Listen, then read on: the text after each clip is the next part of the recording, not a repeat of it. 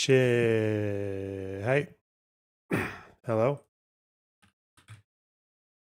What are you guys doing here? God, that is one very spammy chatter. Oh my God.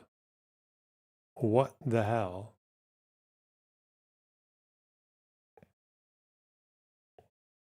Who the fuck is this guy?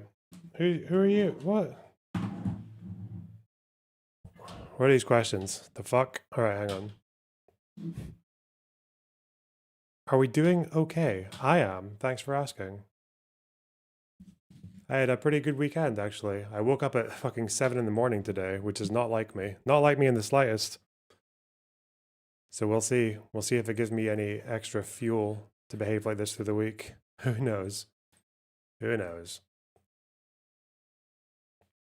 I am such a. I'm trying so hard not to just mauled at the state of fucking British politics, man. Oh, God.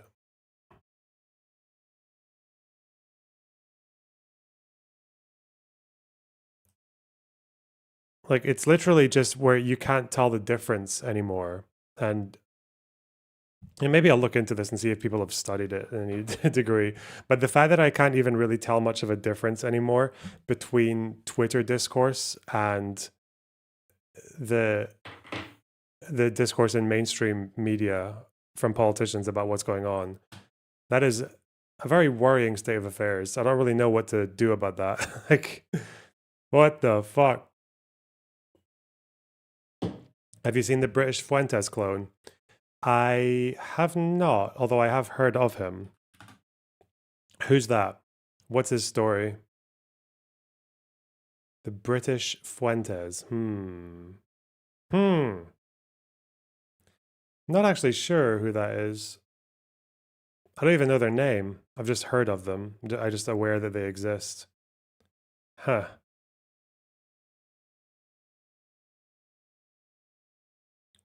I also noticed that someone caught me out. I've been exposed. Someone in the comment section was asking why I made Mamdani browner in this video about him. in this We have to make this clear. video about his laced boots IDF video. But obviously, the reason he looks browner in the intro is because of the saturation that normally goes on intro clips. Like, it's on me as well. Obviously, there's a lot of light on me, so the saturation actually makes me whiter, but it just kind of exaggerates whatever's there. I don't... Dude, why did you make him browner? Fucking brilliant. Amazing. Okay.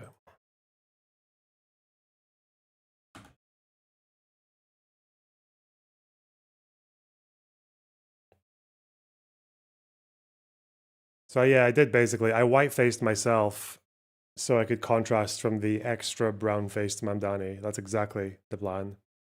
That's where we are. Make sense? I have to set myself apart as a white native Scottish hobbit compared to, because that's what British people are apparently. That's what the Brits are. Oh God.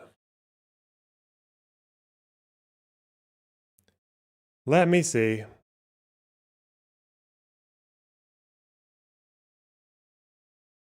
Where do I want to start? Actually, I know where I want to start. I want to start with some goofy memes. What is this? Your background is quite boring. Shut up! How Israel's army got it right. What? My background is cute. Well, compared to this, obviously, there must be a middle ground between what I have and whatever the fuck's going on here, right? I suppose that's true. Because there's a lot of noise going on here. Not more Ryan. Of course, more Ryan. What are you talking about? Lessons can Israel and by extension NATO learn from Israel's post-October 7th conflict in Gaza and Lebanon? I interviewed 50 Israeli soldiers from across the spectrum of jobs, from infantrymen to truck maintainers. Everybody had something valid to say. This video is an AAR or after action review. It's a Every comment is from an Israeli person. What, on this video?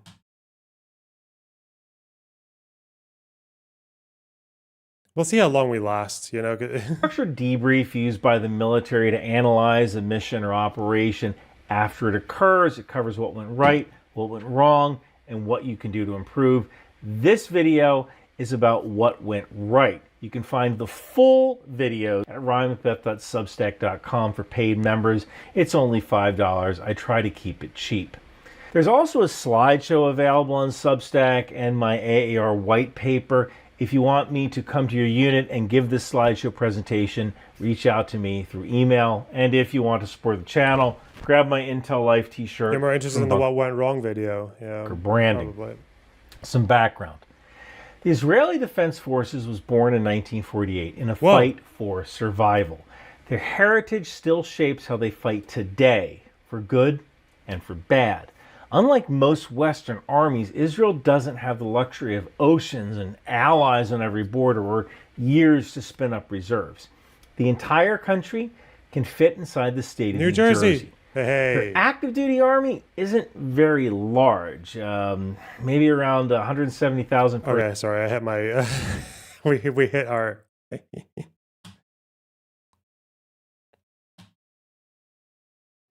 We hit our quota for New Jersey comparisons. We can't do it. No more. Any Israel-Palestine video that mentions New Jersey, we move on. In an act of protest. It happened too soon. Too soon.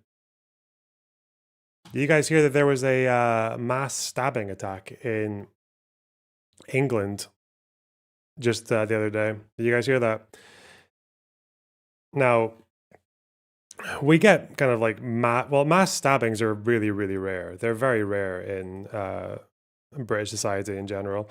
But mass attacks, you know, like vehicle rammings, things like that, they happen a bit more often. We had a mass vehicle ramming in May, I believe, in Liverpool. The difference is though, okay. Watch the discourse. The cops are freaking out right now, okay? Behind the scenes, I can guarantee you, they're anticipating riots. They're anticipating all kinds of chaos because perpetrator was a black man. A man has been charged with 10 counts of attempted murder.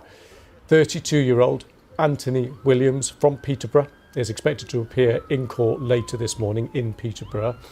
Now, he's also been charged with 1 count of actual bodily harm and 1 count of possession of a bladed article. This is all after the train attack from Doncaster to King's Cross. British Transport Police say the charge of actual bodily harm is related to an assault on a police officer in a custody suite after the incident there in Huntington. Police also say that Anthony Williams... This story is like, I can see why it's kind of visceral in one sense, because obviously like you're traveling on a train and yeah, we have, I think, over 1 billion train journeys happening in the country like every year. We have a lot of train journeys. But obviously I think there's something visceral about the fact that this guy going like just up and down a fucking train carriage, stabbing people until he was eventually stopped by passersby or people in the carriage. Like, because you're in a train, you know, you're moving and you're just in a box. You're in a fucking cage with other people, and the fact that there can be that you're just left with people like that, with someone attacking people, yeah, that is quite scary. Like, I can see why it affects people, but obviously that's not the reason it's got this profound impact in the discourse. The guy was called what? Anthony Williams? Anthony Williams, was that his name? I can't remember. It was Anthony something. But obviously, if you look up whatever the guy's name is on Twitter, it is just up to the fucking gills with people. It was a guard that stopped him. Yeah. With people who have gone away from the, oh yeah, you know, it's not about race, you know, the Islamophobia. It's just about the culture, you know, just a problem with the culture, the Islam. But now that it's like a potentially non-Muslim, because he could be, he'd be Caribbean descent maybe, or even Christian. But the fact that it's not confirmed Muslim in any sense yet, people are now running off to racial shit about how like we need to deport the blacks, the fucking blacks are in the UK, like the people who have been here since like the 1950s or 60s generation wise, right? Like this is the Windrush generation. This is people who came over to the UK because they fought alongside us in World War II. That's a long time. Now there is a thing where knife crime has always been a bit odd in the UK. Like the knife capital of Europe back in the early 2000s was Glasgow. Specifically, really very rundown communities like Carlton and Govan. I went to Carlton once about 10 years ago. The problem had more or less been solved then, but it's still a pretty rundown place. Like, I went to this, like, there was like a radical bookshop, like a socialist bookshop, where it was run by like two guys with like missing half of their teeth, yapping about fucking Naomi Klein and shit, which is pretty interesting. But like, you go past and like there are houses with broken windows. Like it just looks like it's a pretty poor area. But when they were the knife capital of Europe, these were low immigration communities. Scotland in general has had lower immigration than England and Wales. And Glasgow, particularly those parts of Glasgow back in the 2000s, they were white. Like the people who were doing these stabbings were white, these murders. The life expectancy in Carlton for men was something like 54 at one point, lower than the Gaza Strip, largely because of drugs, alcohol, and violence. But we solved that problem because we addressed it like a social issue.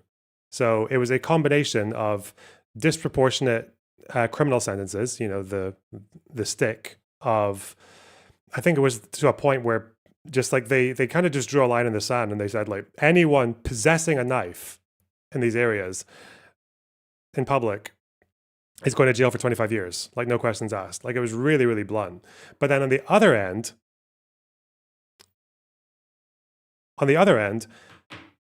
it was there were schemes brought into place to give people jobs, to give people opportunities, education. So they kind of gave people a way out as well as a deterrent. So there's a deterrent from a custodial sense, but then there's also an incentive to not do it as well. Like you gain something as well as you lose something for not doing it. Are prisons still cooked in the UK, or did they fix that? How much did harsh sentencing really contribute? I don't know. I just know they did both. Because obviously, I mean, it makes sense though, right? Like if you are faced with a 25-year prison sentence for possessing a knife, right? Then you might not care about that if you are an addict, or if you're not going to get a job, or if you might even be in a position where you're going to be more well-fed and sheltered if you go to prison, right? So, or you might have like more contacts in prison than you do outside of. So when you have nothing, that makes sense. But obviously a deterrent does actually have that impact on you. A deterrent does make an impact, because if you have something to lose, if you have a job to lose, or if you have education to lose, then yeah, of course. So I can see why it works intellectually, but I don't know if like a jobs program without the disproportionate sentencing would have made a difference. Because obviously the problem back then was it was a lot of gang related stuff. It was gangs or people using kind of knife crime to assert themselves in the community, or because that was like their alternative way of achieving status, right? So right now it seems like the increase in knife crime is largely coming from black communities in London. Like that's like the main area, like Caribbean descended people, which again is like, it's which means it's not an Islam thing. Like as far as I think maybe some people with like Arabic names have been involved in stabbings, but I think most of these are to do with the Caribbean community. Like that's where the rise in like very specific gang related knife crime comes from. Violent crime overall is still down. It's still been dropping since the 90s, but since its peak. But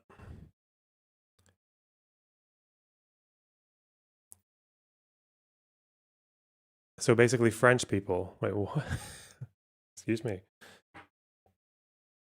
But it's not even a race thing, because we have lots of African migrants, like migrants from Nigeria and places like that, but they're not behind the rise in knife crime. Like, it's very specific to this generation, like this Windrush, like Caribbean group. And obviously that's got to do with like urbanism. It's to do with them being, ironically, it's actually from migrants who have lived here longer. That was a whole thing as well. It was a whole thing where it effectively, because the right wing tried to make something out of this, but it didn't make sense. The idea when it came to systemic racism was that Black Africans and Black Caribbean descended people in the UK had very different crime rates and very different levels of education and different levels of income and attainment. Well, the Caribbean ones were the ones who have lived here much longer. They've lived here since the 60s. So it's ironic. And a lot of these African migrants are either first generation arrivals or they've been here maybe in the last 2 decades.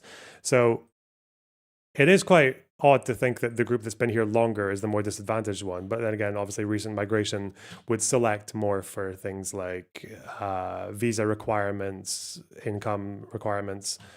So I don't know, it's complicated, but we're just never gonna get past the fucking discourse right now, which is that people are mental and molding because it's, not a white person who done it. Even though, we had a guy in Liverpool actually not that long ago, maybe back in May, who rammed his car into a bunch of football supporters on a busy street, injured like 130 people. And God, the cops were like, it was amazing. It was amazing just watching the police rushing for dear life to inform the public that the perpetrator was a white man above the age of 50. God, they were so, like, it must have been part of like the anti-riot control. They were like, quick, he's a white man, quick, tell everyone, because otherwise there's like, we have to sit there worrying about riot contingencies and shit like that. It's fucking crazy. So, it's a state, absolute state. Yeah, this was the Liverpool attack.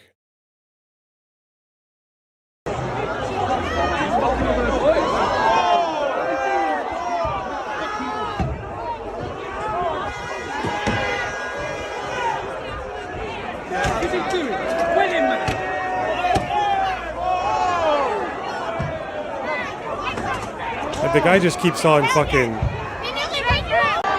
reversing and advancing and reversing and advancing.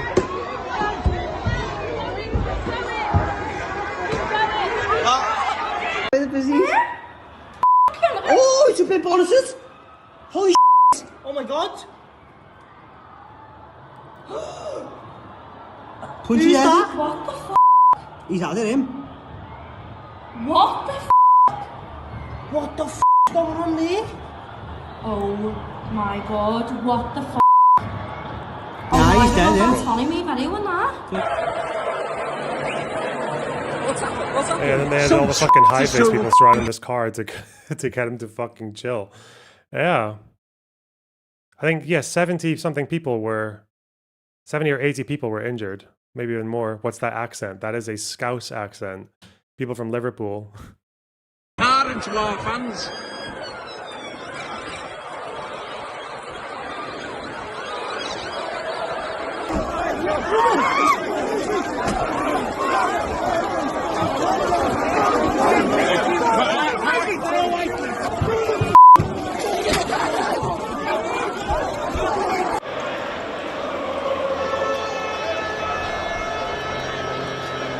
Please translate. On arrival, It's a Creole accent. I've got no... Listen, as a white man, I have no chance.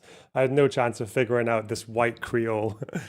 the crews were met with numerous injured people Hobbit speak. and 4 persons Fucking trapped mushroom under heads. the vehicle. Our crews rapidly lifted the vehicle, removed 3 adults and 1 child from beneath, and passed them to our ambulance service colleagues. Sadly, 4 of the injured were children who were enjoying the day with their friends and their families. We can confirm that our teams treated 20 patients at the scene for minor injuries, and these did not need hospital treatment. 27 patients in total were taken to hospital by ambulance. This is like the respectable Liverpudlian or locals. Yeah. Jesus. Okay. Being charged with an additional count of attempted murder and possession of a bladed article in relation to another incident. This in London's Dockland Light Railway, the DLR network, early hours of Saturday. Well, the train that the stabbing attack took place on has this morning been moved from the platform 2 there of Huntingdon Station. It's been stationary there at that station. Obviously, police and forensic teams spent much of the weekend gathering evidence there. And now, for the first time, that train... Did you hear about the IDF leaks? What, to do with this attack? No. Which leaks? As you can see, on the move out of the station. Well, the member of train staff who's been described as a hero is now in a critical but stable condition in hospital. 5 people remain in hospital. And the Transport Secretary, Heidi Alexander, has paid tribute to the train staff. Yeah, so British Transport Police currently have 1 suspect detained. They are continuing their investigations. They arrested him within 8 minutes of the first emergency call coming in on Saturday night in Huntingdon and arrested him on suspicion of attempted murder. I would like to pay tribute to the response of the emergency services, but also the passengers who were on board that service. I can't begin to imagine what it would have been like to have been on that train, but also the response of the railway staff. The train driver who had the presence of mind to phone the signallers in Network Rail and get the train onto that slow line into Huntingdon Station and a place of safety, but also the individual that you referred to there, Sally, who is a member of the LNER onboard train crew. He is in hospital in a critical but stable condition, and the bravery that he showed was utterly remarkable. He went to work on Saturday morning to do his job, and he left work a hero because he... Yes, I saw that as well. Police are investigating whether the suspect in the attack is linked to a stabbing the day before. I think because he was also seen with a knife the day before, potentially. Again, I'm trying to differentiate and make sure you don't get your Twitter videos and shit mixed up with the actual news. But but the worst thing about this is it's obviously like one of those situations where you could, if that were the case, like if he was identified as a threat just earlier, then there could be some, like, it should be opening some discussion about, because I think this stuff he was saying as well is it strongly suggested like a mental health thing. Maybe, we don't know yet. They haven't given much detail on that yet.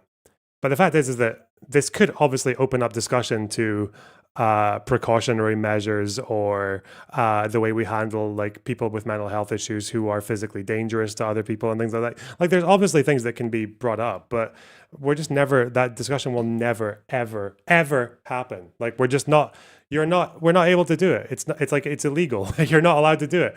We are literally an entire nation, or really, I don't know, like I guess just the totality of the world's liberal democratic powers right now are just in a position where we're making all of our political decisions and our voting and our trajectory being guided by people who read stuff on social media and get mad. Like that's where we are now. What did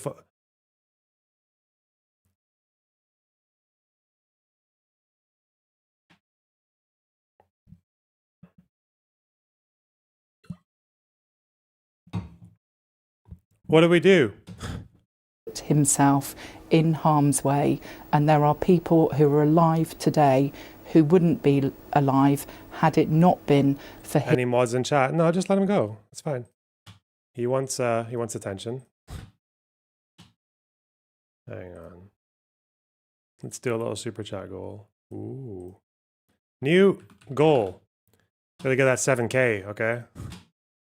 His actions, and so I want to say a very, very big thank you to him personally and to express my best wishes to him and his family. We've seen some horrific images, haven't we, from the incident over the weekend. You know, it was clearly a terrifying situation, but as you mentioned, it could actually have been so much worse.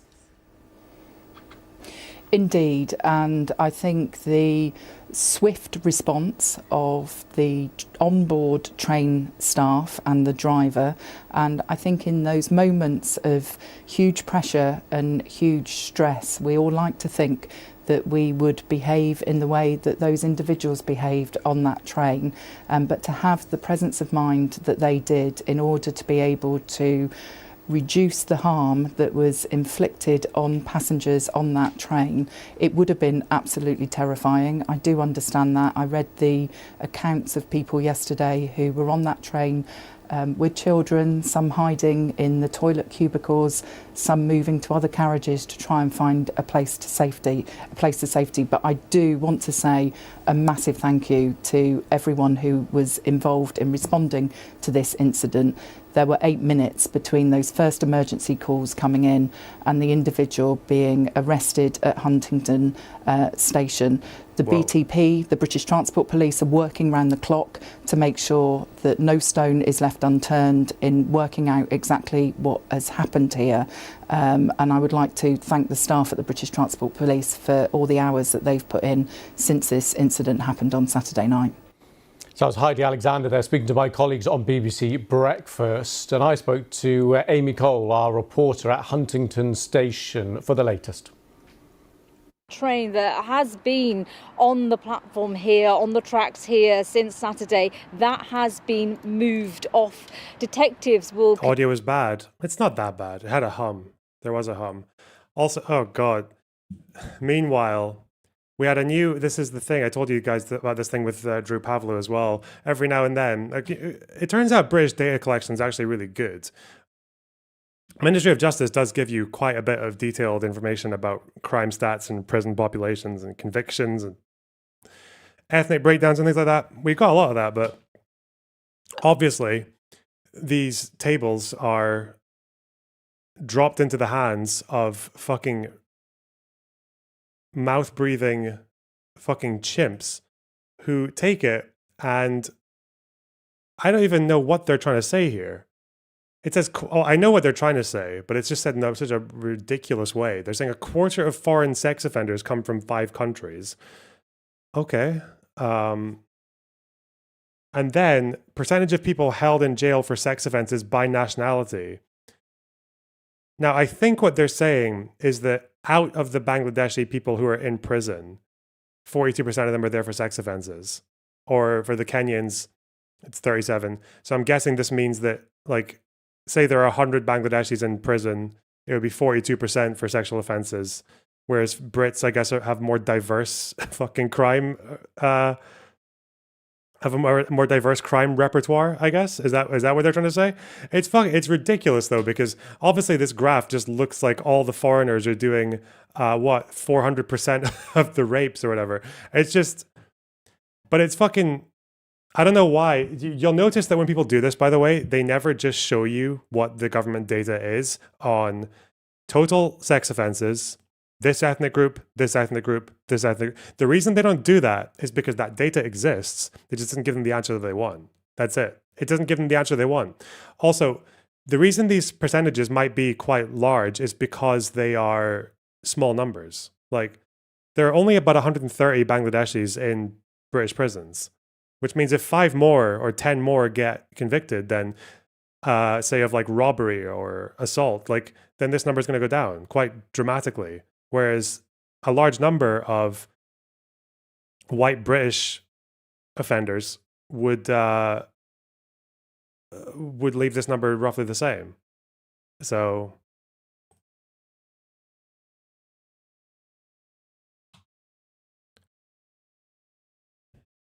yeah, I just don't know why. Well, I know why. They do it because they are so desperate to try and make it seem like Asians are just more like virile sex offenders than white Brits. It's such a stupid fucking, like, horrible manipulation of stats. This could imply that Britons aren't prosecuted as much for sexual violence. It could imply so many things, but what it doesn't imply is that any disproportionate amount of sexual violence is being done by foreigners. That's the one thing they can never seem to prove. You can look at some of the. I actually showed someone how to do it here in my replies.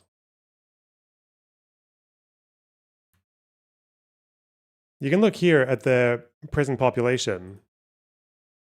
Oh no, this is to do with the offender management. Oh yeah, but this actually works. If you go to prison population, where is it? Oh yeah.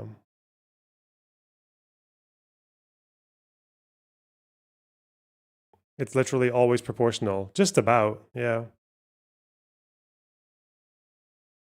Just about. Later.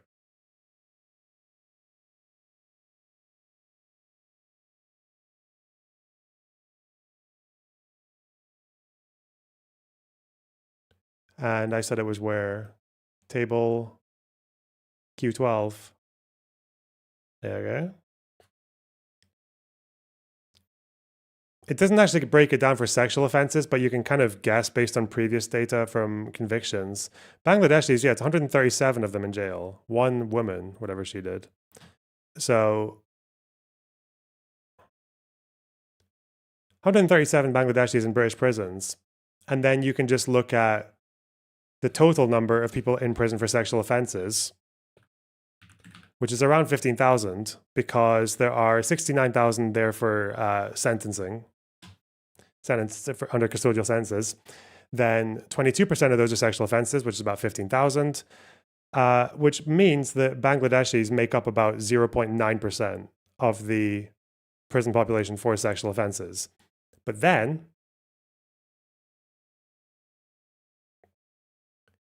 Bangladeshis are 1.1% of the population. So they're underrepresented. You would expect them to be committing more. You'd expect them to be at 1.1%, not 0.9. So they're underrepresented in sexual offenses. But obviously, whoever fucking dipshit made this fucking chart would really not like to have this down at the bottom here, would they? Like 42 just sounds much bigger. I think the total number of Bangladeshis who were sentenced in 2023 for sexual offenses was like 55. So pretty low numbers out of a population of something like 700,000 people. But, you know, Dwayne, thanks for the 5 gifties. I really appreciate that. Damn. Continue to gather evidence. This is still a crime scene. It is closed. You will see the odd service, the odd train going past, but it's still closed. So they're lying with statistics. Yeah, the problem is that we, like, our data for crime and all that is actually, it's fairly detailed. Compared to most countries, we actually have pretty transparent data.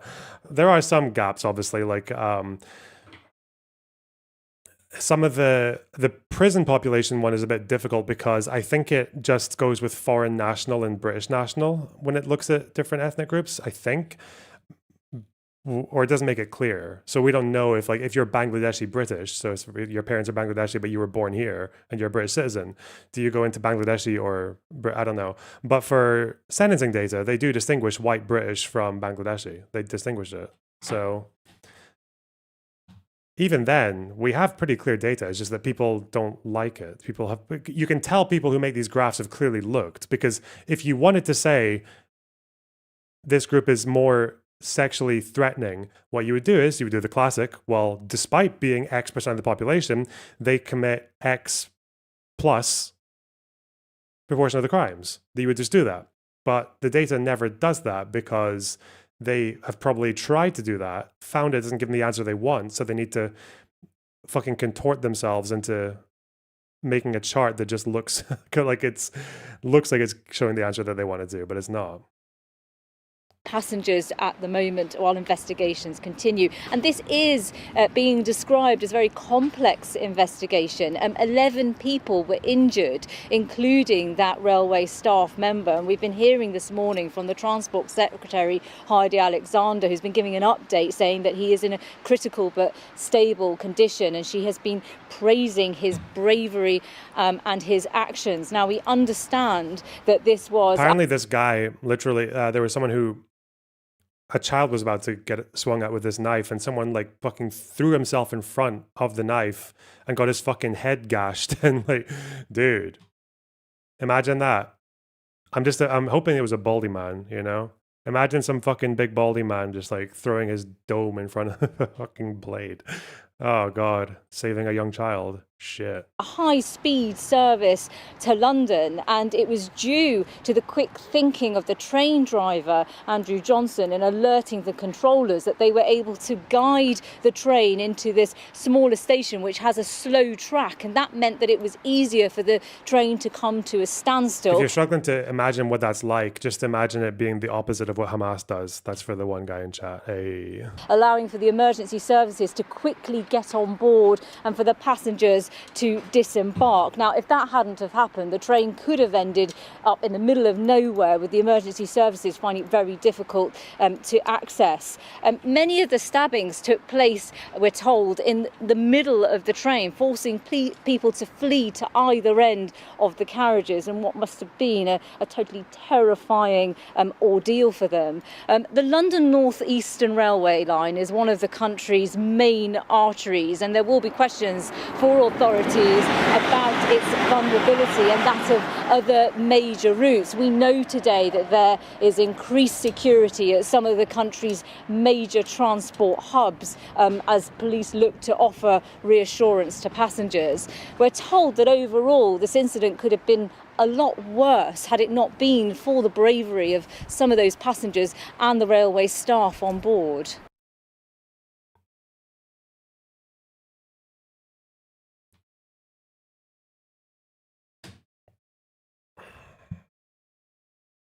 Did you see Reform people jumping on this and calling for mass deportations even though the guys were born in the UK? Yeah, I've been looking, bro, I have seen so much fucking racism on Twitter today. Oh my God. Oh my God. Mental.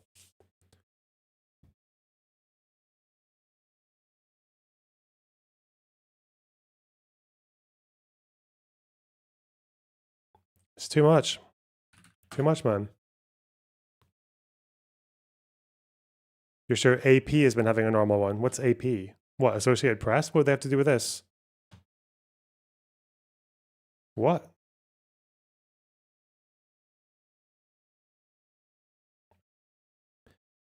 Ooh, wild.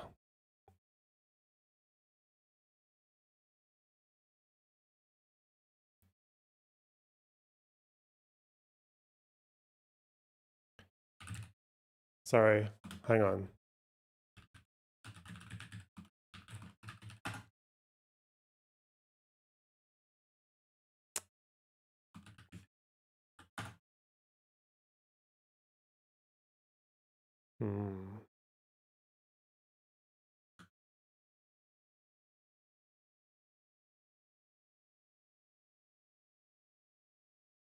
Though the guy isn't obviously Muslim. Well, the attacker? No one's mentioned that he's Muslim yet. I think he's Caribbean. I don't know though, because 2 people were arrested, and I think it's only one person who's actually guilty of the crime. So I think they said one of them was just black and the other one was black Caribbean, suggesting one of them might be African, but I don't know. I don't know. Oh, it's Apostate Prophet. Yeah, that guy. That guy will be absolutely fucking guzzling it. He'll be so happy and mad at the same time. He'll be in an absolute fucking cum rage. Hate fucking his desk. Tweeting about this. Man. I think this is Witnesses talking about it. So when the train came... Oh yeah. Fucking Scouse accents. Let's go. Came into the station... Do you ever get stressed over the thought of being harassed because of your ethnic background? In Scotland, not recently, no. Obviously, when I was a kid, like post 9/11 was very nasty. Like living in a working class community as a kid during 9/11-ish period, that was a bit rough. But otherwise, no, these days it's fine. I mean, I am quite passing, so... The only time when my ethnicity is ever a fucking issue to anyone these days is from lefties, I guess. Although now that I do the migration debates, it's coming more into the right wing as well. People on the right seem like they're a little bit stuck trying to decide whether or not I'm Jewish or a Muslim or a terrorist.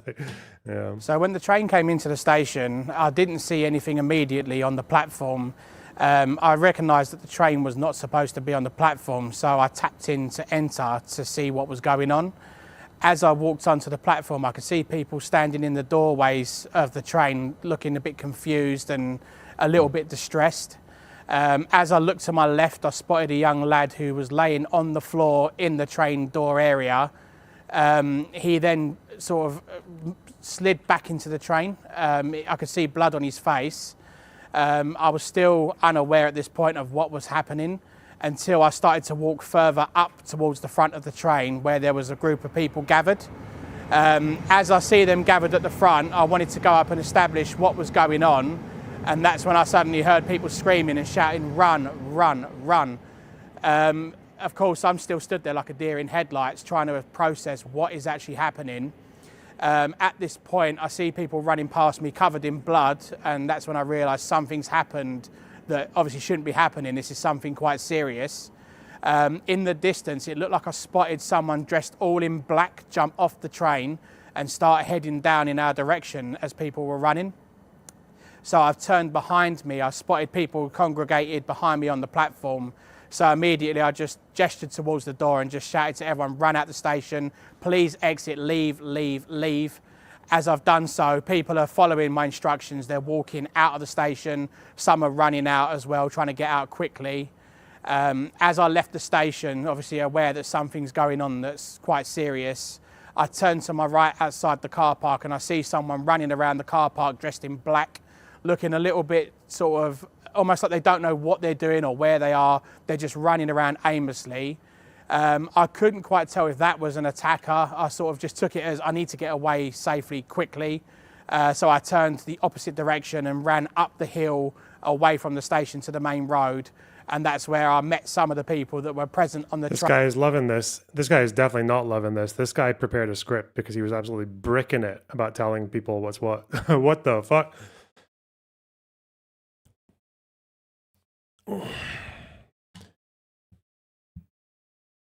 Hold on. Every time this guy says something fucking annoying, I'm gonna like just do some propaganda. Okay, hang on. I mentioned journalists. So yeah, remember this. This was I don't even know if I showed you guys this. This was just a bit of a meme. Reporters with this from 2014. Reporters Without Borders. These are the guys who I think they have there's like 3 different organizations that count journalists killed in conflict. I think these guys have the highest count for the number killed currently in Gaza in this war. This is done in 2014. They open with like this whole section here starts with the story of one journalist, Khalid Hamad, is one of the journalists who was killed by Israel in 2014. Although they don't and never have since mentioned the guy's a fucking terrorist. Fucking hell, man. Isn't that amazing? It's pretty unfortunate that your first mention in your article about journalists getting killed. Holy shit. Dude. Whoa.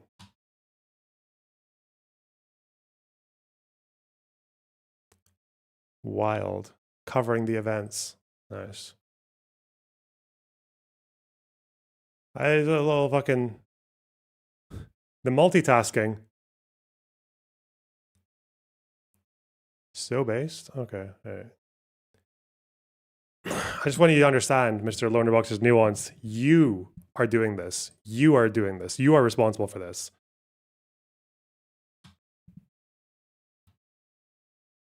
You made me do that.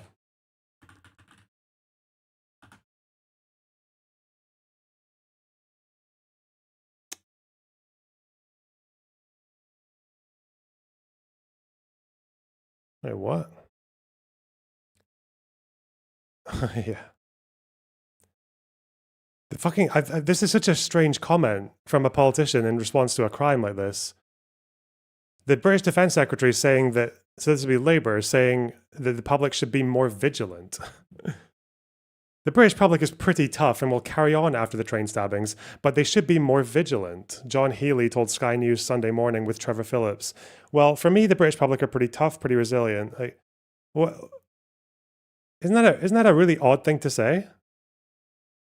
Isn't that a really, really weird thing to say?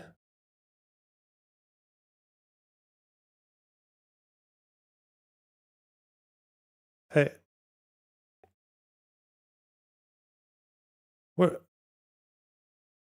He's saying don't riot. Is that what he's saying? He's saying that the British public is tough and should be vigilant, keep tough and carry on. I don't know. Is that actually what he's saying? I thought he was saying that we need good guys with knives. I'm joking. I don't think he actually said that.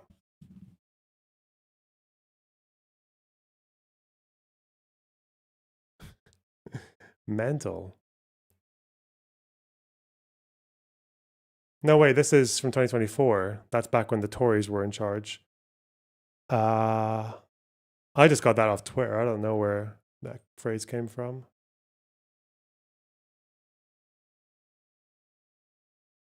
Oh God, it wasn't Owen Jones, was it? Oh no.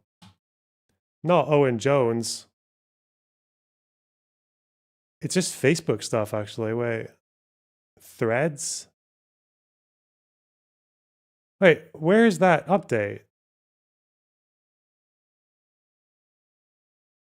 Whatever. You're pretty sure the guy's a stalker? What, the guy called Lornerbox is Nuanced is a stalker? That's crazy.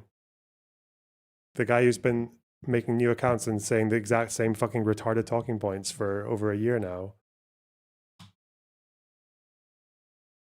That's wild. Ooh! Chris Blessing, thanks for $2. It sounds like a call to action. What, if being vigilant is an action? I guess so, yeah. Whatever. We good. We good.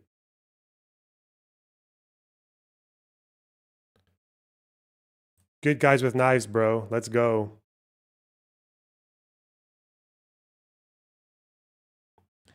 I don't know, man. British politics is fucking... It's just this. It's this the entire time. It's all it... Look.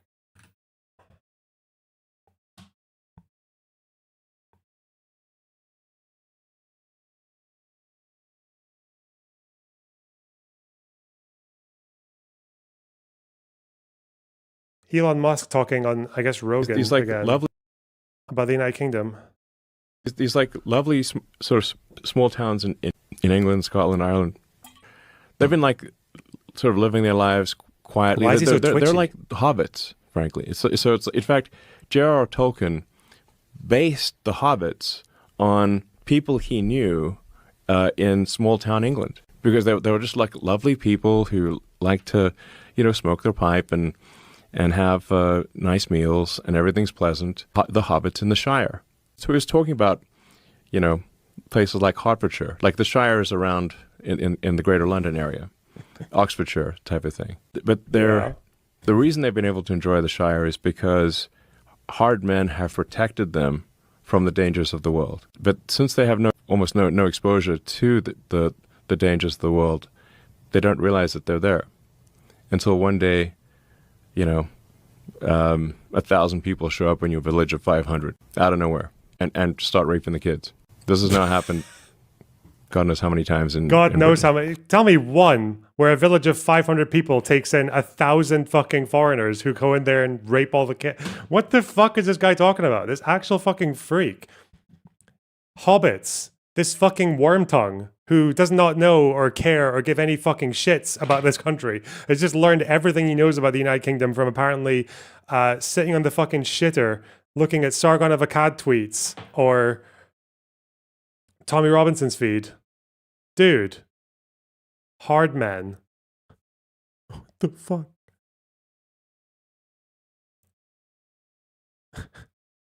It's fucking pathetic. Do you think this guy has you just know, I don't even need to ask, you know this fucking deeply unimpressive, brain-dead fucking loser, this worm-tongue fuck, literally has the fucking Riders of Rohan theme tune in his head every time he goes live in the United Kingdom and gets broadcast one of those stupid fucking Tommy rallies. Dude. Fuck me.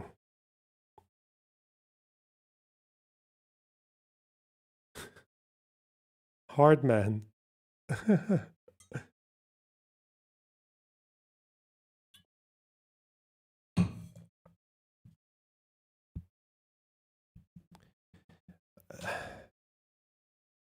$1.4 million views.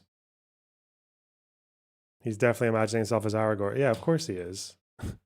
Of course he is. What a fucking dipshit, man. Unbelievable.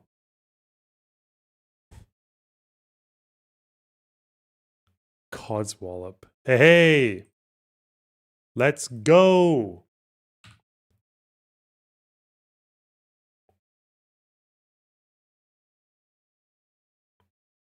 Hard man. Yeah.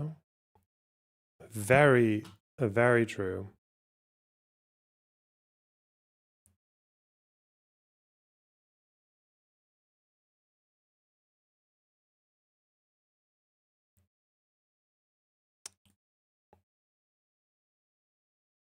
Okay. Let's see what Mr. O'Brien's saying about it.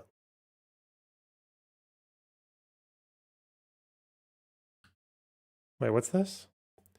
Further incidents potentially linked to the train attacker. Oh, this After is new. any shocking event come stories of bravery and heroism. As investigators continue the meticulous job of searching for evidence after the mass stabbing on this LNER train on Saturday evening, more information has emerged of how an even worse disaster was avoided. The train driver, who has now been named as Andrew Johnson, an ex-Navy Iraq veteran, another rail worker at the scene said the driver had overrode the emergency stop button to divert the train to Huntingdon, where emergency... When someone attacked someone from a different ethnicity and Lonerbox's Nuance is asking what other society has this. Are you literally that fucking retarded? Are you that much of a fucking ignorant, like brain-damaged, Jew-hating cunt that you're just sitting there being like, wow, someone did an ethnic crime and got away with it, which is fucking horrible, by the way, and I've never supported that ever, you fucking lying retard. And now you're sitting there like, where does this happen? What other country would ever possibly do such a... Okay, wow. services were racing to meet it. The driver was very quick in his response. The controller was very quick to act. I mean, the journey time between Peterborough and Huntingdon is around 10 to 15 minutes. So the driver had to act very quickly, and obviously you've got to think this train is travelling at 125 miles an hour tops. So that driver has mere minutes to act and make sure that people are aware of what's going on and get that train stopped as quickly as possible in the best place and get everyone off that train as soon as possible. So that driver's actions and the controller's actions made a massive impact on how quickly this could be dealt with. And more details. This guy is a meatball. You're wrong. He's our meatball. He is a glorious meatball. And he did a good job, okay? He prepared that speech and he delivered it very well. Of a yet unnamed LNER staff member who tried to stop the attacker and is in a life-threatening condition in hospital. Detectives say it's clear his actions were nothing short of heroic and undoubtedly saved many people's lives after they reviewed the CCTV from the train. Today, Anthony Williams, believed to be pictured in this CCTV image, was named as the suspect and charged with 11 counts of attempted murder. He's yet to enter a plea. One of those charges relates to a different attack. Inverted question mark, inverted exclamation mark. What gives inverted question mark? The hard men I've known don't live in fear and anxiety like a pill-downing neurotic. Wow. Thanks for the $10. In the early hours on the day of the mass stabbing. Shortly before 1 a.m. that morning, the suspect allegedly knifed a DLR passenger at Pontoon Dock Station in London. Cambridgeshire Police have referred themselves to the police watchdog after 3 further incidents believed to be linked to the alleged attacker. 2 relate to a man with a knife in a barber's in Fletton on Friday evening and Saturday morning, and another where a 14-year-old boy had minor injuries after being stabbed in Peterborough town centre on Friday evening. The government ruled out any bigger changes to stop these type of attacks, but said they would step up police presence in the immediate aftermath. The immediate response has been to provide more reassurance at mainline stations, because I know people might be feeling anxious about getting on a train. These incidents are very, very rare. It's right that we have this small surge of reassurance at our stations, and the wider work that we are doing to improve security on the railway network, be that through CCTV, facial recognition technology, we will make sure we're working at speed to get that technology in place so that people can feel the benefits of a safer railway. Police confirm the second male arrested in relation to the train attack was released without charge. British Transport Police say they will continue to sift through footage of the attack, which could result in yet more charges. But their work on the train in Huntingdon Station is now complete, as it was finally moved off the platform where it had come to a terrifying unplanned stop 2 days ago. I'm joined now by the MP for Huntingdon, Ben Abessi. Bro, how the fuck do you share a Twitter video? How, like, you can tell this person here has got the video from someone else. They've been like, when you do copy video address, it doesn't actually work. So how do you do it? How do I just want the video embed. I don't want to retweet this person. I just want the fucking video. How do I do that? What the fuck? source. Huh? How do I post video? I'll download. Okay, I'll download it. And will it? No, you need a check mark to do that. Fuck off. Whatever. I'll do it. It's fine. Jetty.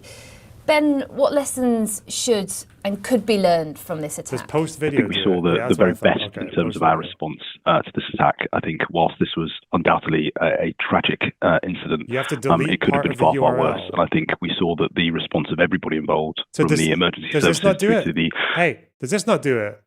Holy boomer. Normally you just had to copy address and it would just do it. Is this right? X like, is that right? Let's just see what happens. You know, we can afford to. Hey, nice one. Well done. Well done, guys. Ugh, no problem. Didn't even need to think about it. Train staff and signallers acted exactly how we would hope that one would act in such a circumstance to enable this to be as resolved as quickly as possible, and you know, all being well with a minimum loss of life. I think if we look at how we could improve things going forward, I think it's about refining the process and looking at where perhaps individual aspects of this response didn't go according to plan. I'm sure there were things that the police, the ambulance service, fire service, train networks feel could have been done better. But from my perspective, I think things went as well as they could have given the emergency nature of the situation. The Transport Secretary has ruled out scanners at train stations. In some countries, in Spain, for example, they use them on high-speed trains. Should we be looking seriously at that?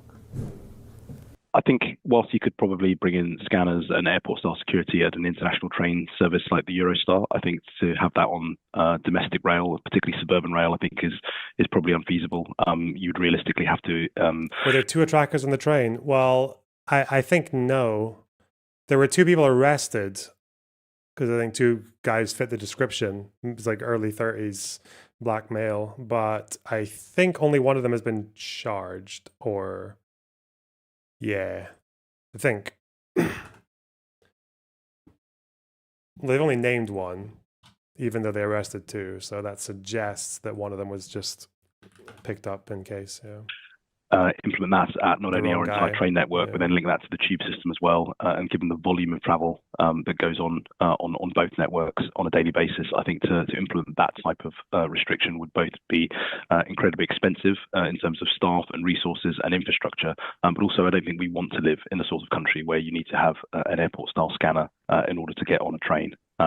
Whilst this is a tragic incident, it is a very, very rare incident to have taken place. And I think to that extent, I don't think we can afford to change the very nature of our entire society to accommodate what is such a rare occurrence. Police now name a suspect's ethnicity in events like this. Do you worry that plays into conspiracy theories rather than stops them? I think there's an element of that. I do think it's it's unfortunately a necessary evil in that 10 injured and none dead. Imagine if you had a gun. Well, 10 people are, I think, quite a few of them are critically injured now. Like they're they might die. Well, we'll see. I think the longer that nothing is confirmed and the absence of an update and the news vacuum effectively that was created, and there was even one, despite everything being responded to very swiftly, there was one on Saturday from the time of the attack through to the statement from British Transport Police on Sunday morning. I think if you don't fill that void with facts, then people will speculate. And in this day and age, with social media being as it is, it's very, very easy to speculate. It's very easy to spread misinformation. And I think dealing in only facts and not speculation, rumours and misinformation is what's key. I think otherwise you can quickly spiral a situation out of control, as we saw last year with the riots. So I think it's vital that the police get on the front foot when it comes to confirming things like ethnicity and background. But it also, while sometimes it will play into the hands of people who want to push certain narratives, at other points it will stop that narrative dead in its tracks. And I think that is the nature of the world that we live in today.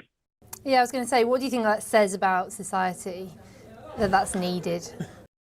I think it's a pretty damning indictment of society in the way that we function, the way that it says we are a nation of average age 40-plus-year-old fucking idiots, of troglodyte hobbit fucks who can't help but build a fucking story about some brown Muslim dude on a fucking boat who arrived here just so that he could stop people on a train. And we will believe this until proven otherwise. We will believe that his name was Islam ibn Jihad bin Suicide Bomber Khalifa.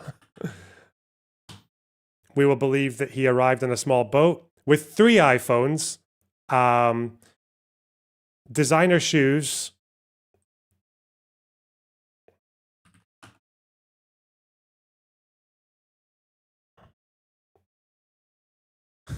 definitely did some taqiyya by saying he was from a different country or something, and has already committed 4,000 rapes.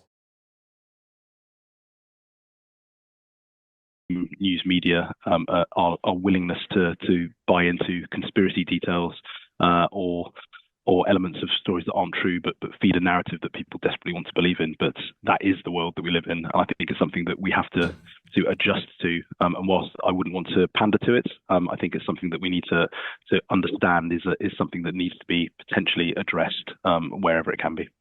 Do you worry about, members of Parliament and other high-profile figures stoking those fires of division along lines of nationality and race? And what can be done to stop that? I think it is beholden on us as parliamentarians to recognise that our platform carries with it a weight of responsibility that we need to be mindful of. And I think it means that language has to be chosen very, very carefully. Sometimes that language is chosen very, very carefully in a sensible way, and sometimes that language is chosen very, very carefully in a manipulative way that suggests things that aren't necessarily true. But whilst I don't think there's necessarily anything that we can do to stop people from leveraging that to their own ends, and the nature of politics is that will always be the case, I suspect. I think we do have to be very, very mindful that words have consequences. Do you worry about the direction of travel in that sense? I know you've spoken before about receiving abuse. I do slightly worry about the direction of travel, to be honest. I receive an awful lot of abuse. I don't think that's a secret. I often share examples of that abuse on social media so people can, as much as anything, so people can see that this type of abuse, does exist. It's not something that I'm making up. I do worry that increasingly we've seen that there's been an explosion even in the last few months, let alone the last few years. And I think that is symptomatic of the direction that we're moving in, that I think no one would want us to move in. I think it's something that we should address sooner rather than later, because it's very, very quick.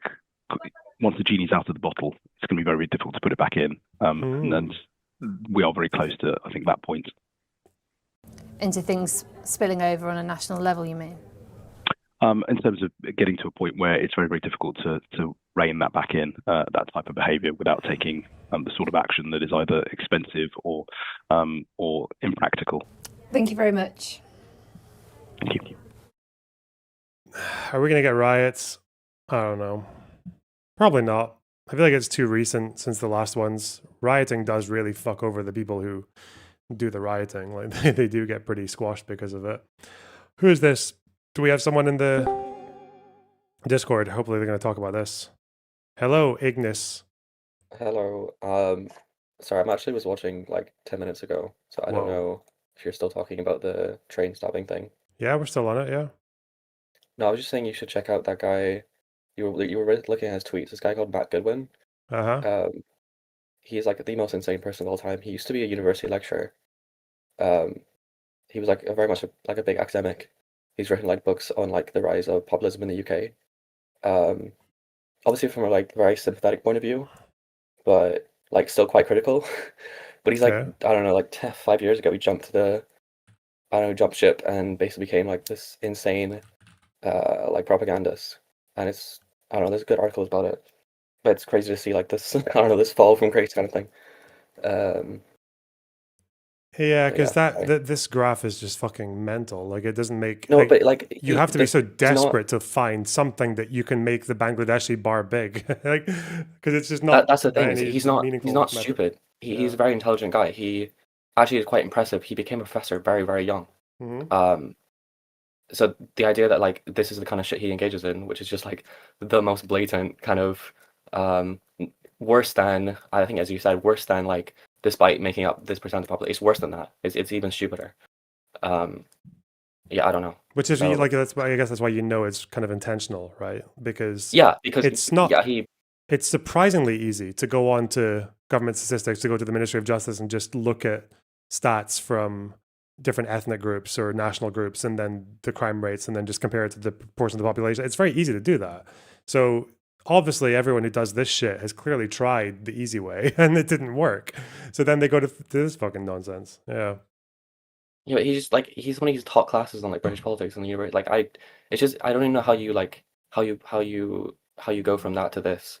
And like in I've read a couple of his books. Like in his books, like his explanation for populism is not just like brown people bad. It's a failure of elites. And I disagree with his analysis, but it's like a lot more intelligent. I just like there are interesting people in academia in the UK who are on the right, who are even somewhat sympathetic to populism. But it's like, I don't know, like it doesn't seem like they're actually good arguments because this is what they fall back on. It's like, how can we make the Bangladeshi bar as big as possible? I don't know. It's fucked. Yeah. Fucking wild. Do Oh you, well, I I didn't mean, do know you that he think was. I thought he was just some random GB News dipshit, but that's even no, not more to, I mean, not scary. to Yeah. dox myself, but I've had classes with him. Oh.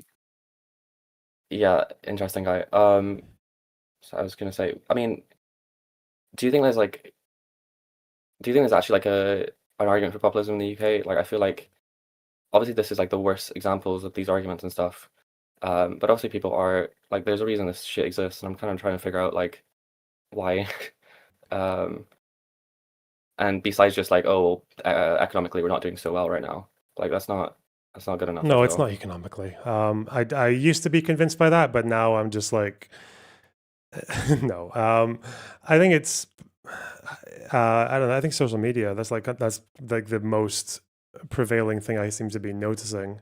I feel like on one hand, people lost their fucking minds during the pandemic, and like, I don't know. Like, I know that the average Twitter user is like quite high income compared to the average person in society. I think Twitter is still kind of exclusive. Maybe not anymore, but it used to be not that long ago. Facebook is still used by lots of people. Like, yeah, every time I have these conversations about UK politics, especially about immigration, I just know every single time I'm talking to someone who is just got a curated feed of crime incident by brown person after crime incident by brown person after crime incident by brown person, and it's just informed their entire worldview. Like they do think the country's being overrun because their fucking feed has been overrun. But it can't be that simple, right? It can't just be that people have become more Yeah, reliant that's too on easy to answer. dog shit media. But that's true though, isn't it? People are more reliant on like trash media. Especially, well, I don't know if it's especially, but like older people surprisingly are seem to be getting all this information from like infographics and shit like that, which makes people, I guess, more fucking vigilant, more fight or flight, like more threat mode, which is also left over from COVID. Yeah, I don't know. I'm finding it really difficult to think of another explanation that beats that one. I think I mostly agree to a certain extent. But like, I don't know, it's just too easy an answer. Like because fundamentally, then what the fuck do we do? Besides like massive regulation of like internet or social media and stuff like this. Like it feels like I don't like that answer because it feels like then we're not culpable. Like I mean, us as in broad liberalism in the UK or whatever is not culpable for this like rise of like far right politics, and far right politics as well to a certain extent. But it's like then we're not culpable. Then we haven't actually done anything wrong. Then it's kind of just like, oh well, it's just social media, and we're just like it's just new technology. It's just like the radio in the 20s or whatever. It's like not really our fault. And I don't like that answer because I feel like then I don't know what we're supposed to do. Well, the thing is that they obviously latch onto something real, right? So things that but I think all of this is still secondary to social media because, but at the same time, it is true that net migration was insanely high in the last couple of years. A lot of it was just to do with bad policy. Like it was expanding those student visas because they wanted to get more Indians and Nigerians in, and just like having no checks and balances on dependents coming in. So I think like more arrivals on student visas were actually dependents, not the students themselves. Like that doesn't really make much sense to me. Well, it's just because the only reason the higher education sector in the UK exists is because of international students. Yeah, it is. But obviously, like the numbers that we took in under the Tories, and the reason they had to close that loop, that provision was because I think more people, it was like there were more dependents of these students than the actual students themselves. Yeah, I mean, that's good policy, but it's not like they did it not realizing. I mean, they probably didn't think it'd be as bad as it was, but they knew it was going to like lead to a lot more people coming. They just thought it would make the UK a very attractive place to come for students, and therefore they would come and spend a lot of money in universities that were going to fail otherwise. And they are failing now as a result because a lot of them aren't anymore. Well, are we still now that you can't bring dependents on a student visa? Are we not getting enough student arrivals, or no? It's like I think it's gone down a lot since COVID anyway, but even after that as well, with changes to regulation, it's gone down. But I think it's like 40% of UK universities are like basically about to go bankrupt. Like a couple of them already have. There's universities that have like been annexed by other universities in order to save them from going completely under. Everyone is cutting everything. Like I don't know, the sector is like completely fucked. And I mean, obviously that's more systematic than just internationals being down, but that's what was keeping it afloat before that. Well, obviously because first it was EU, then it was, I guess, Boris trying to replace them with Indians and Nigerians, and then now, who knows? Yeah, I mean, the Boris stuff was also not just the dependents, but also I think he introduced the graduate visa, which is the 2 years, soon to be 1.5 years you get after a student visa to work without like having any salary requirement. Okay. Well, the other thing I know you say is like it's not economics, and so it doesn't really matter. One other guy who's like like a right-wing academic guy, Philip Cunliffe, who talks about this kind of thing as well. His argument is a lot to do with like economic decline and like to do with the fact that there's no like manufacturing, there's no industry in the UK anymore. And like yes, there are places in the UK, especially London and the southeast, that are like provide to the economy a lot, but they're not like jobs that people feel as connected to, or there's not like I don't know. Like a lot of the UK is very, very, very, very deprived, which I think is true. And his argument is that's a better argument for why populism is rising now than previously. I know you say you don't agree with that, but like I'd like to hear a little bit more why than just. I agree with the social media stuff, but it's a question of like finding where the correlations actually go together, because obviously if you look at like British polling from like if you say what percentage of people in the UK think we are overrun by migrants or there are too many, right? I'm pretty sure still the highest numbers that we've ever seen for that were from the 60s and the 70s. That was when you would easily get like 3/4 to 80% of Brits to say that there are too many migrants in the country. Whereas that was like Windrush, right? Yeah. And then after the deindustrialization thing was pretty much done, very few people cared about immigration in the 2000s. Also, another time when people didn't care that much about immigration was just around 2019, 2020, was when Brexit was going through. Even though the numbers were still going up, right? Like, actually, I think the polling on immigration as the top issue, I think it was less than 10%. It was back to single digits, not even 5 years ago. What, you mean after Brexit? Well, Like I guess after, Brexit was a process, but I guess it was what, 2020, 2021, right? But obviously after but Boris it won, it actually, was like, it's getting I mean, done. actually went through in like, did it actually went through in like 2020? Am I thinking Well, right? But it 21 actually was get, when freedom of movement ended, but yeah, okay, that's what I'm thinking of. but obviously I think since Boris won, the consensus was like it's getting done, right? But at that Yeah. point, I can maybe go and find it, but yeah, the percentage of people in the UK who thought that immigration was the biggest issue had plummeted. It was down to like single digits. And even though this was when the only decline was in EU migrants and the number were already being made up by people from outside the EU, like the fact that this all happened in the last 5 years is very, or maybe just people temporarily felt like the Yeah, I was going immigration to say thing had that. been That's the solved, argument for but yeah. that's the argument thing is they broke Brexit, so they thought it was finished, and then they like started paying attention again. I guess they figured out they weren't satisfied with what had happened. Yeah. I don't know. But there's not, but the fact is that it didn't seem to be like, it's not really tied to any like tangible experience then, because obviously immigration from outside the EU was increasing that entire time. Yeah, but do you think the populism stuff would be? Do you think it's just about like I know it's just about immigration right now, but do you think if there wasn't immigration, like if they couldn't use this as an argument, they wouldn't focus on something else? Like, isn't a more fundamental feeling? I'd need to look more into countries like that don't have as many immigrants, like Poland or Hungary, or like how much is populism an issue in Well, places like that? well, they're run by populists, right? They're saying So no, yeah, well, that's actually, what no, I no. thought. Yeah, I mean, yeah. So But that's a wholly different experience. That's like a former Eastern Bloc kind of thing, of like corruption in politics and oligarchs and shit. Like, well, not really Poland with that, but more Hungary. I think that's a fundamentally different political experience to the UK. Like, I don't. We tend to group all populists in Europe in the same camp, but I don't really think they're the same.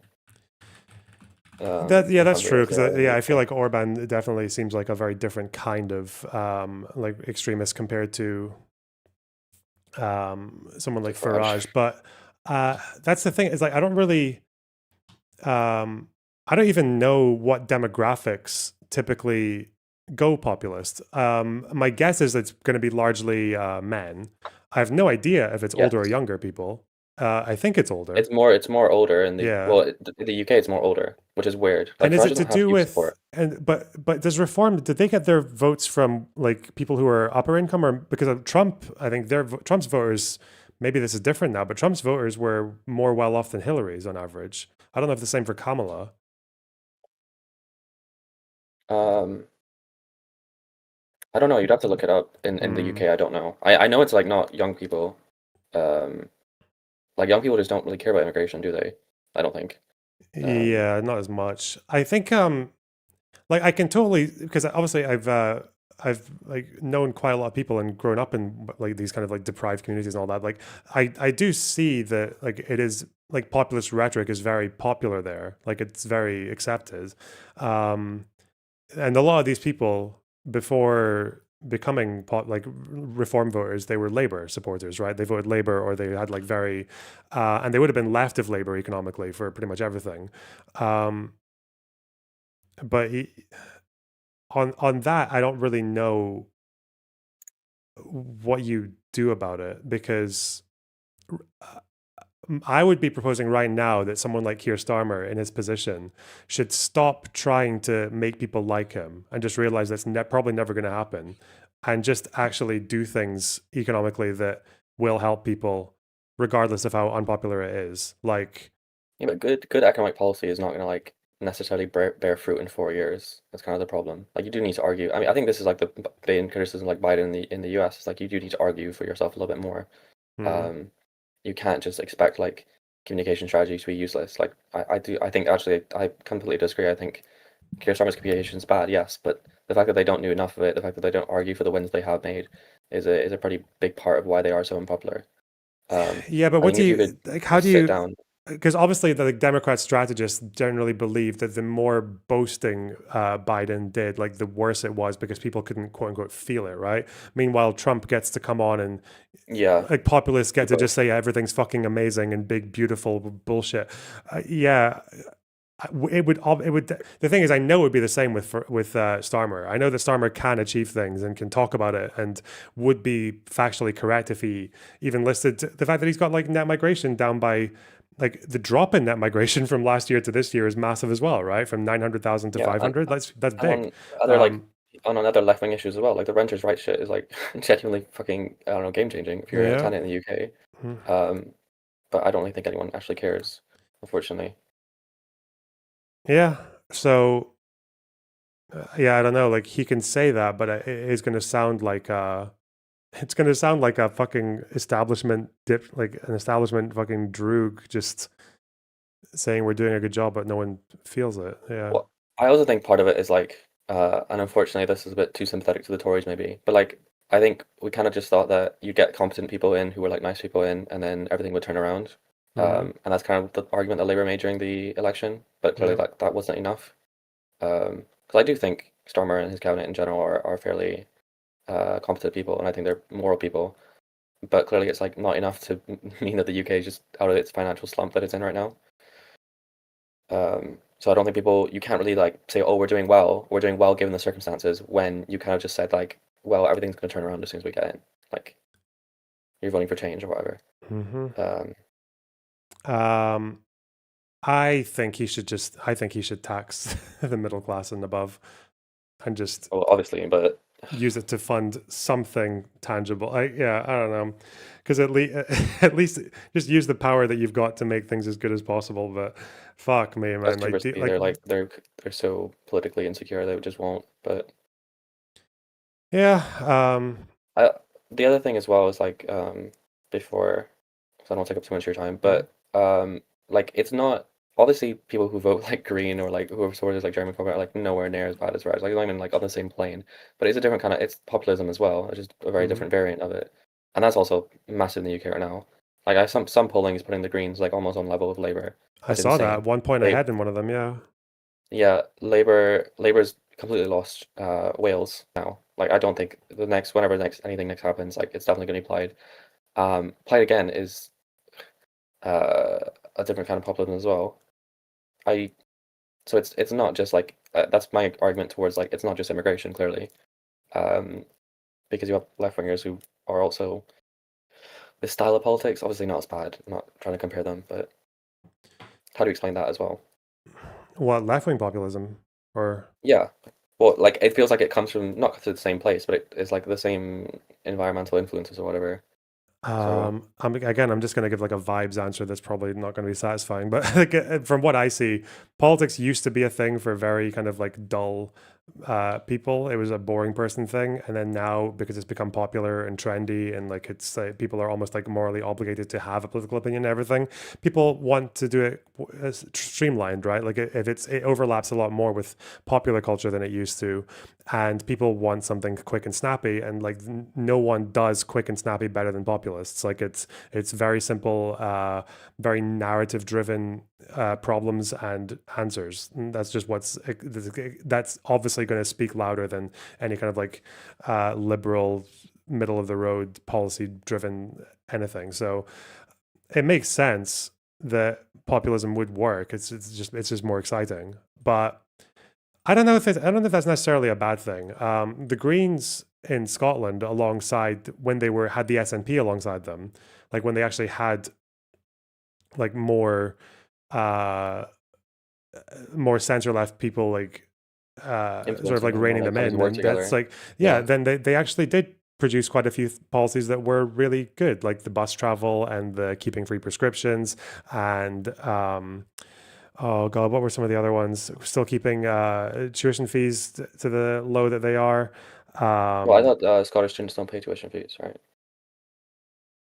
Yeah, we still don't. Yeah. So, exactly.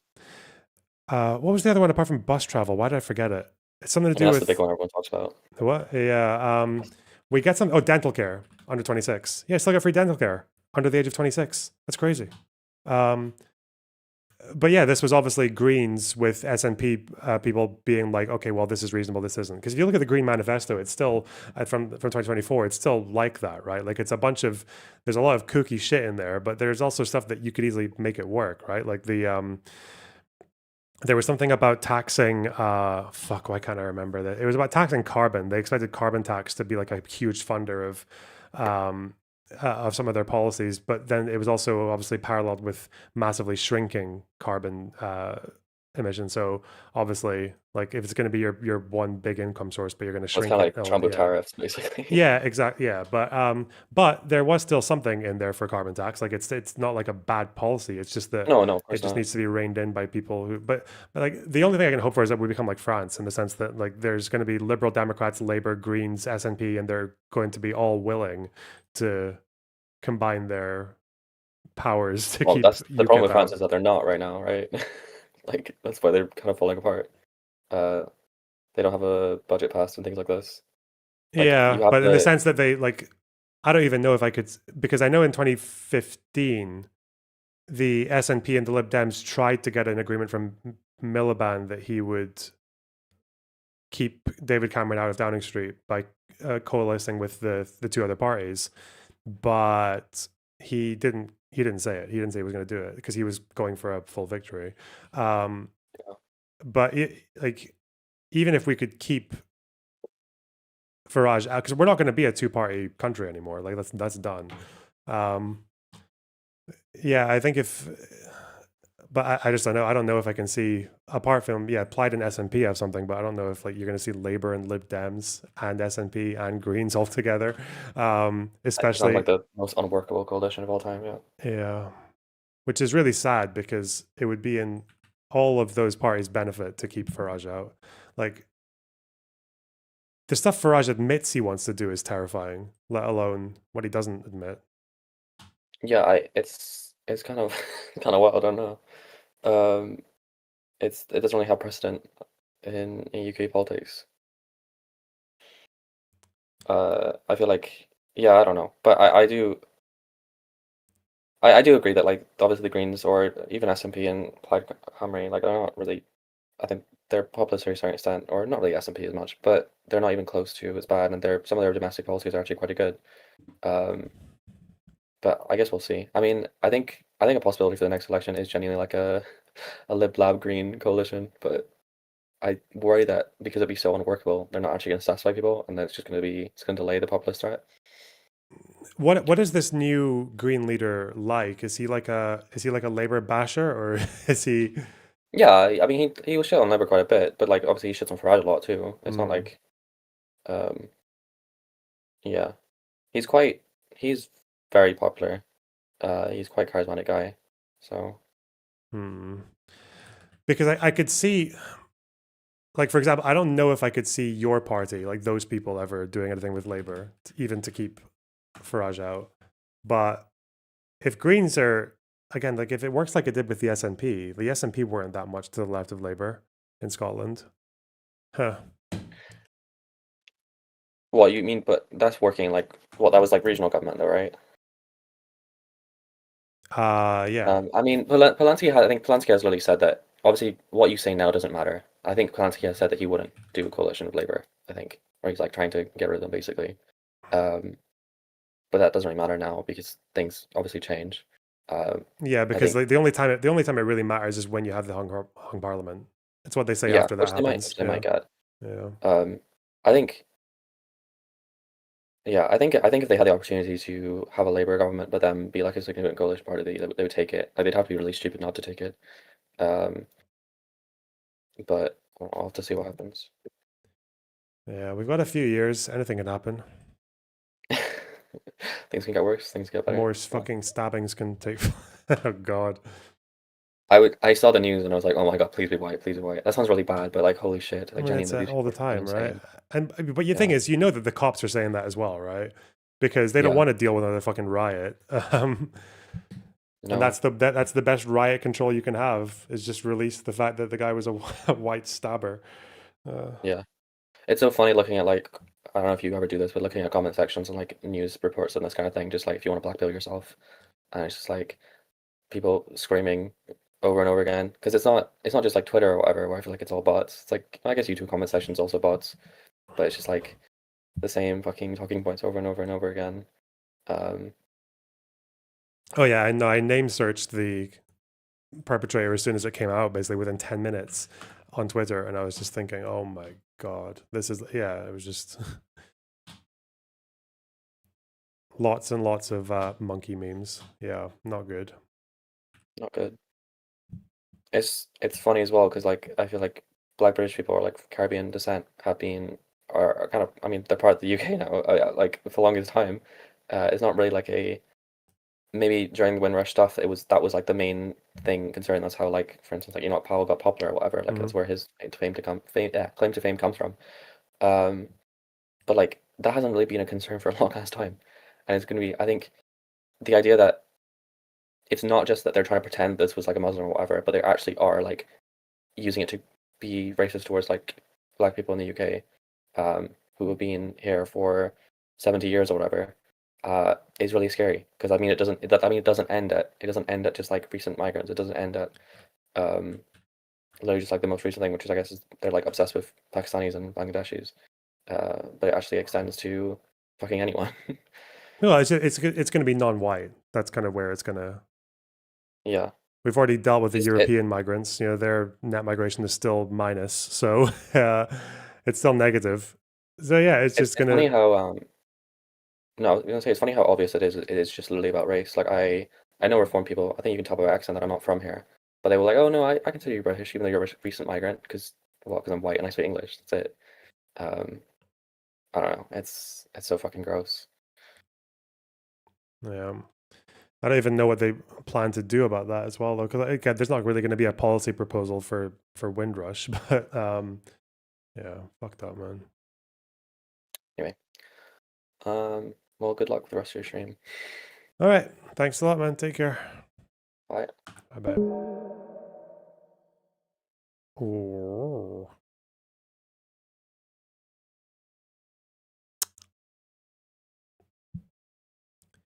Fucking wild. Woo. Can we watch that video of the Southport riot where the guy gets hit twice in the head and in the balls by his own mate? That was by bricks, right?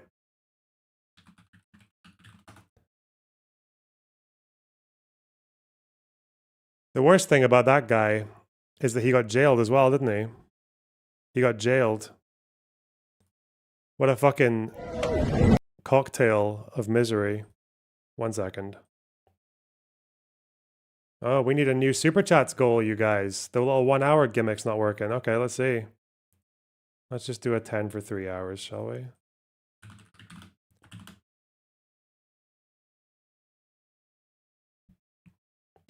It's quite loud.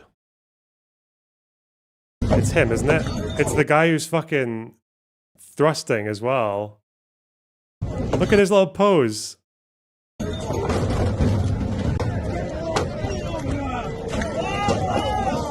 It's like it's coming from its friendly fire.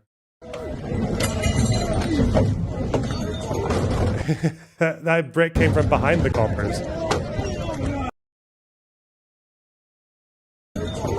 You got one in the head as well. You got 2 bricks. He gets one in the front, one in the back of the head. And then he gets whacked in the fucking ghoulies as well. After the thrust.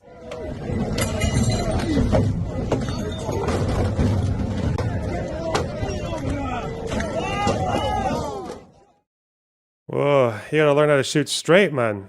The fuck?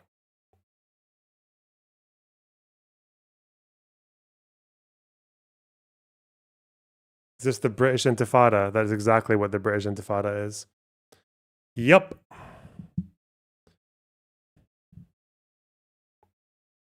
Solid bin throw, though. Yeah, well, someone was putting in the effort. The heavy lifting.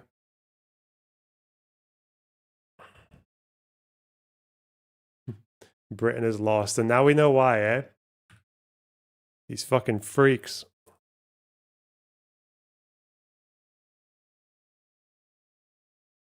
Apparently, Mockler has noticed Drew Pavlu. Is that true?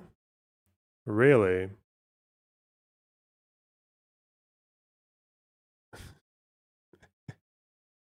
Boof Clouds, thanks for the super chat. 20% of brick-related injuries are due to friendly fire. And Kai Fao, wow, double shekels. Nice one. Almost 7,000, guys. Today marks 30 years since Rabin's assassination. The GOAT, looking at footage from then, it's hard to believe it's the same country. Here's hoping next year we can vote out Bibi Bless. Well, perhaps. Where did Mockler discover Drew Pavlu? Where is that? T-Steps, thanks for the $4.99. You guys are so generous. Wow. I just need to do a little call to arms and then you guys start donating? That's crazy. Wait, where? Someone said that Mockler was noticing Drew Pavlu on Twitter, but I can't see it. What? But these guys do tweet a lot. Maybe Drew noticed him? Norby's discovered Venti and Empath Chan. Yeah, I saw Brittany Venti on my feed. It's been a while. What was she doing? Who are you talking about? Who's fighting with fucking Drew? I don't think I can see it. And Drew tweets way too frequently for me to notice. Venti was doing blackface. Ah. Queen. I'm joking. Joking. No, I do not see Mockler fighting with Drew. What are we talking about here? Which is a real shame.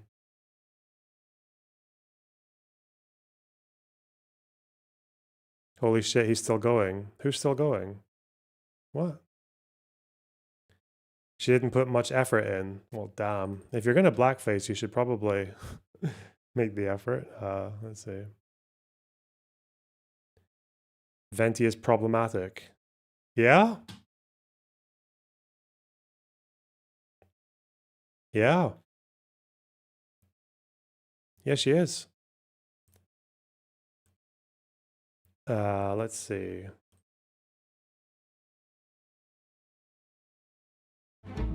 Whoa!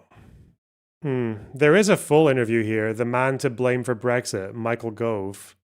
Michael Gove is a total fucking stooge. I don't know if I can watch 2 hours of him. Because he's not really relevant anymore, is he? Tory MP. The Tories, remember those guys? The Conservative Party. Fucked up, man. Rest in peace. All right, I'm going to go to the bathroom and then I'm going to watch this. Be right back. Get Israel in troubles by saying that they are attacking Christians. People of the world should know this atrocities by Hezbollah by terrorizing Christians and using them as a human shield.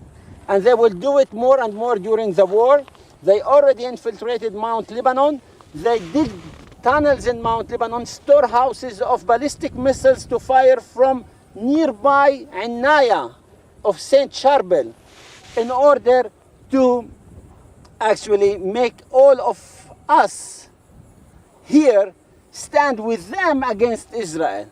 If you don't, as Maronite, get rid of this threat in your area, in Mount Lebanon, your area will be hit also. I ask my Maronite brothers to act now before it's too late. There is here another town called Avivim. And there is the Hermon Mountain in front of you. You maybe see the peak of it. That's the Hermon Mountain. Syria front start there. So all this region, from the west to the east, all of it together about 72 kilometer distance or long. And this is what we call the northern front.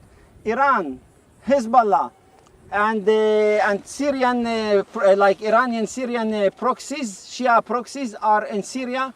They call it what we call Ring of Fire and One Front Iran. Today, you think we are bordering with Lebanon. I don't see it Lebanon. I see Iran here. I see Hezbollah, which is Iran. There's no difference. So it's all Iranian who are planning that.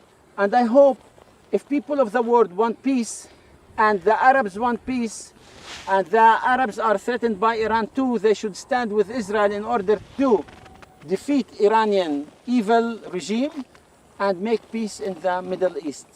That's what we should act and how we should act in the future. If you have questions, let me know in this front and I will explain it.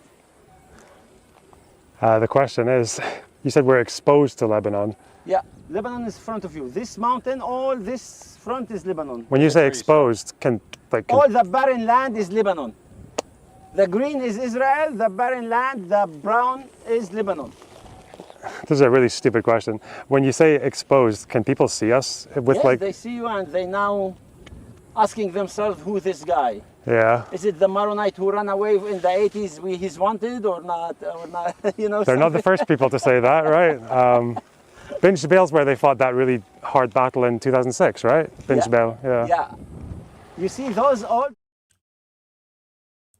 These gents, the finest of British society, the lords of posh bastards. Actually, I think Michael Gove, is he Scottish? I have this memory of him being in an Aberdeen nightclub one time. Or did he go to a Scottish school? I don't know, something like that.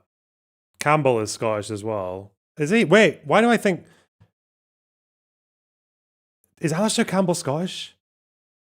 Why do I think he is? I don't know if he is, actually. Maybe I'm confusing it with someone else.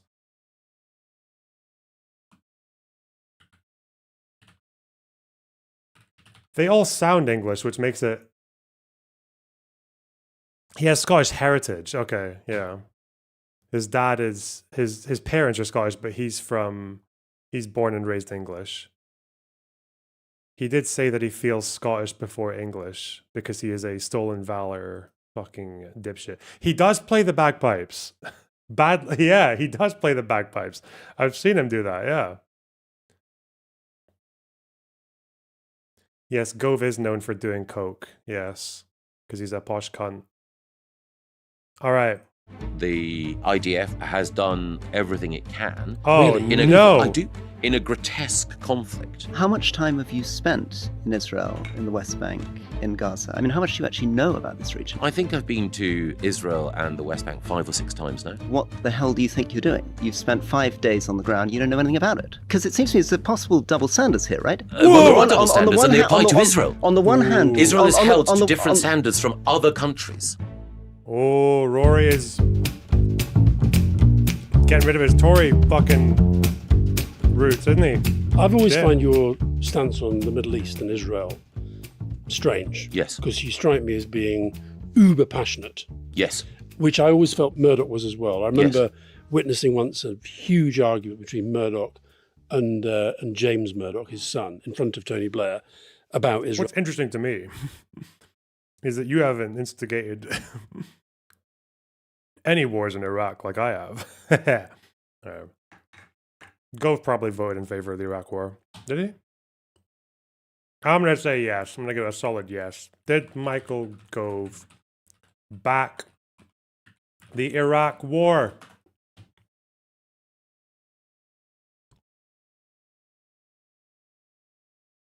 Did he vote? Fucking hell.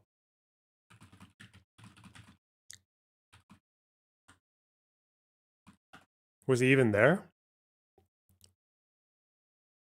Oh, he wasn't an MP. Damn. He wasn't an MP. We'll never know. Shit. Palestine.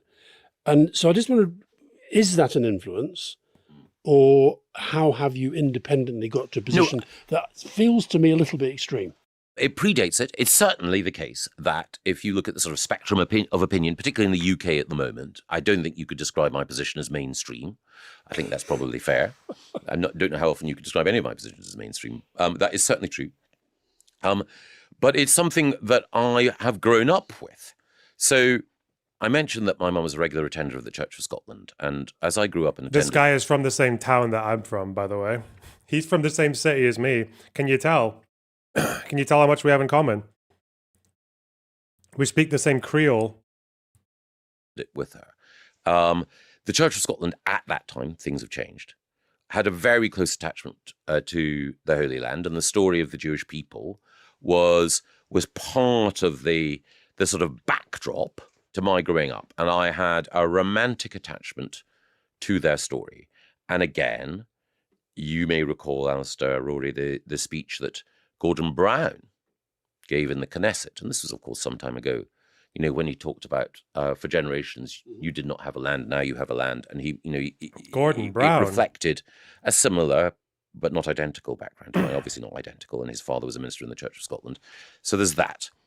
And then the second thing is that I feel a very strong identification, love actually, for the Jewish community in Britain and everything that they've achieved and done, and admire so much about it. And then the third thing is that when I look at the position in which Israel finds itself, I can run through my understanding of the history, which you both might want to correct or challenge. But it just seems to me that this is one of the most amazing stories in humanity, and Israel's achievement is one of the most moving and powerful. And that obviously doesn't mean that it doesn't make mistakes. But my overall view is there's a queue of people who want to criticize Israel, and that's fine. But I'm not going to join them. I'm going to be on the side wherever I can defending it. Even when they're doing what they're doing. You always know someone is being like very propagandistic when they say it's like mistakes, right? Because it's basically just assuming that Zionism was like it's assuming a perfect or like otherwise harmless endeavor, just some mistakes went with it, and not that there weren't like very, very fucking inherent issues with going to a place where people already lived there and trying to carve out a wee country. That's just,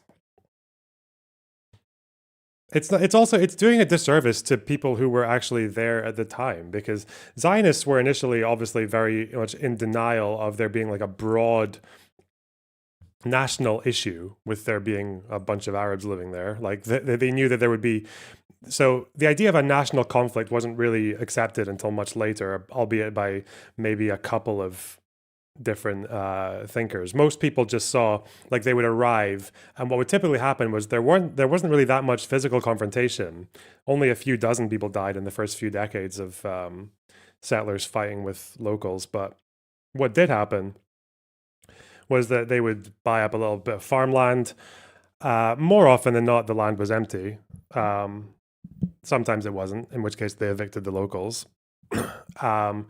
Even when the land was empty, the problem was that locals tended to they had this custom where they would have a right of usage. So if there was land that could be grazed, for example, by animals, everyone was allowed to do it, regardless of who owned the land. So there's a lot of communal ownership and a lot of sharing, just as the culture made it. So in the 1850s and onwards, when the Ottoman Empire starts bringing in reforms that are much more leaning towards like liberal Western private property rights, then that opened the door for Zionist settlers to come in a few decades later and to buy land and start building fences around that land and things like that. And obviously the Arabs are seeing land that they didn't necessarily always own, but that they were able to go in and use as they pleased, suddenly being fenced off to them.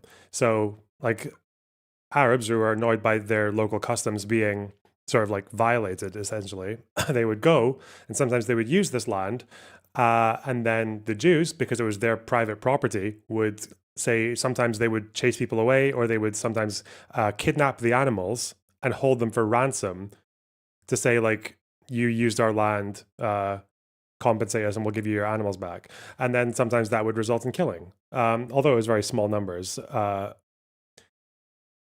It wasn't until like just around maybe 1910s, like just around before World War I, where Zionists eventually like accepted that there was a growing Arab national movement and that it was going to be at odds with what they wanted to do. There was no way around it, but they accepted it. They accepted that there was going to be some kind of clash, and they thought, like, people had different proposals. Some people thought, well, if we learn Arabic and if we liaise with the locals and understand them to a point that we can share in the benefits, like that was one of them. Another small handful of people occasionally gave sort of whispers about transfer, which didn't become a mainstream Zionist opinion until like the 1930s. But for the most part, people just kind of acknowledged it was there, but didn't really know what to do with it. They just didn't know what to do. They just put it under the rug. That was the most popular approach, was just to say, well, you know, we'll figure this out later.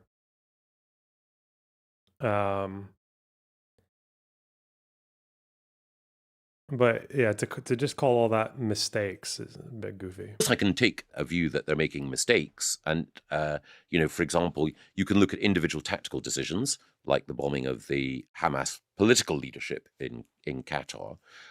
In Gaza, I think that the fundamental issue there is Hamas's control. But if you'd have been part of a war cabinet Yes. in Britain, Yes. engaged in a military conflict with whomsoever it may be, would you not have wanted to argue more for genuinely seeking to protect civilian life? Well, I believe that there were people who did, and I believe that the IDF, which is a citizen army in a rules-based democracy, has done everything it can. Really? You believe that? I do.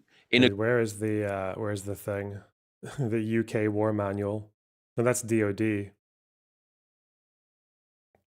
I don't know if we've ever actually, if we've done this recently, but where is it? I can't get over this. The way this is worded is just fucking mental. It's about siege rules in the British Army Manual. Encirclement poses problems for the attacking commander if there are civilians in the encircled area, especially if the encircled area is or contains a town which is inhabited by civilians but is defended by enemy armed forces. In any bombardment, the normal rules and precautions in attack apply. So do the rules preventing starvation of the civilian population as a method of warfare, or those protecting supplies indispensable for the survival of the civilian population. So they mention supplies here. Supplies indispensable for the civilian population's survival. There is also an obligation to allow essential relief supplies through to the civilian population. The effect of these provisions may be to prolong the siege and render an attack or bombardment more likely, especially if the attacking commander has to act within a limited period. In those circumstances, consideration may be given to allowing all civilians and the wounded and sick to leave the besieged area. He would then be able to prevent food as well as other supplies from reaching the defending troops, and he would be less circumscribed in attacking them. Wow. The military authorities of the besieged area might decide not to agree to the evacuation of civilians. Or the civilians themselves might decide to stay where they are. In those circumstances, so long as the besieging commander left open his offer to allow civilians and the wounded and sick to leave the besieged area, he would be justified in preventing any supplies from reaching that area. That's essentially saying that you surround an area with a military and civilians there, you give them the opportunity for the civilians to leave, but if they're forced to stay, or if they choose to stay, then the commander can prevent supplies from reaching the... That's crazy. That's like a... That's the British Army Manual, basically saying, by the authority of the Crown, one is permitted to go medieval on that ass. That's fucking crazy. That's mental. But I do wonder when the last time is that the UK has done this. I know that there were periods where humanitarian supplies couldn't get into Mosul in the war against ISIS, but I don't know if that was because of policy of blocking or because it just wasn't possible. Like, it was just too dangerous. I don't think the British did this in Iraq, although, again, there were situations where there was very limited aid going into areas. Yeah, I don't know. It's just mad that it's there, though. Like, reading that just fucking floored me. Shit. a grotesque conflict. And arithmetic here is horrendous because we're talking about individual lives lost, and we're talking about the lives of innocents who've been caught up in this horrible, horrible, horrible war. But the arithmetic would suggest that if you're talking about counterinsurgency warfare in an urban area, the level of casualties that the IDF have inflicted has been lower than we did or the Americans have done in similar, though not identical, conflicts. Now, it's horrible because previous generations as well. How do you explain the Al-Aqsa pogroms of the 20s if it was a secular materialist anti-colonial struggle, Loner? That is an insanely loaded question for you to call them the Al-Aqsa but okay. Religion didn't have nothing to do with the Israel-Palestine conflict, even in the 20s. Like, the fact that the Palestinian national leader was a cleric, that was already quite unusual for colonial relations in general. But as far as the motivation for the anger against Zionism from the Arabs, like, just because it had religious language used about it and because religion was influential in it, does not by any means suggest that they weren't also pissed off about people encroaching on territory that they thought was theirs.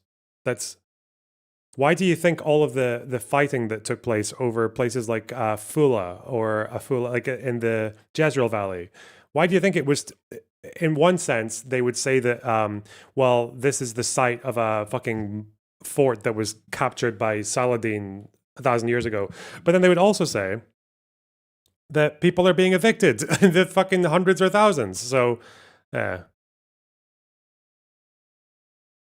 just saying it can quite easily be a bit to do with both.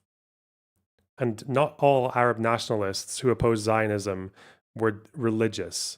They were, or like religiously motivated. A lot of them were actually, by the time, quite a few of them who wanted Palestine to be left alone or whatever were secular. Some of them were obviously anti-Semitically motivated. Like, yeah. Attitudes change. Yeah, attitudes change and so on. But we have never, thank God, been in a position where we've endured what Israel endured on October the 7th, nor have we faced what the people of Gaza have had to face. So emotions are bound to be engaged overall, and it's difficult to put oneself completely in those shoes. But as I say, there are so many people who, I think fairly and with sincerity and good faith, will criticize Israel. I sometimes think those criticisms are wrong, but I don't think that, there are some people who do argue in bad faith, but I think it's important to have some people who do see things instinctively as a starting point from Israel's point of view. And the instinctive bit interests me, because given that you've decided to take such a strong position on this, how much time have you spent in Israel, in the West Bank, in Gaza? I mean, how much do you actually know about this region? What worries me, obviously, listening to you, I think, spent a lot of my life working in that region. Yes, of course. And when I was in Parliament, I avoided taking pro-Arab or pro-Israeli positions when you were right in there. Yes. How much time have you spent in the region? I think I've been to Israel and the West Bank 5 or 6 times now. And for how long at a time in the West Bank? Do you spend the night there? I have never been overnight in the West Bank. I've spent days there. I've visited Ramallah. I've talked to people in the Fatah political leadership. I've talked to... The siege of Oman by the PLO in 1970 was somewhat similar to Gaza. I think you mean the siege of Amman. Amman, not Oman. That's a country, not a city. Oman is not in Jordan. And I think you mean the Jordanians besieging Amman, right? Or at least the parts of Amman where the PLO were. But otherwise... I don't know much about that battle apart from that a lot of people died in a very small space of time. Wasn't it like fucking between 5,000 and 10,000 people died in like 6 days? Fucking dude. Jordanians did not fuck around. people in Palestinian civil society. So you've been there for I've talked to Palestinian academics. You've been there for a few hours. You've been there maybe 20, 30 hours? I would say, yeah, that would probably be. I would say more than that, but not much more than that. Okay, so 20, 30 hours. So if I said I've been to Manchester. This is the problem. Western leftist ventriloquism of indigenous knowledge production. The instrumentalization of Islam. It can never be a coherent epistemology that produces meaning. Those are definitely words that exist. I don't think I completely agree, but okay. I mean,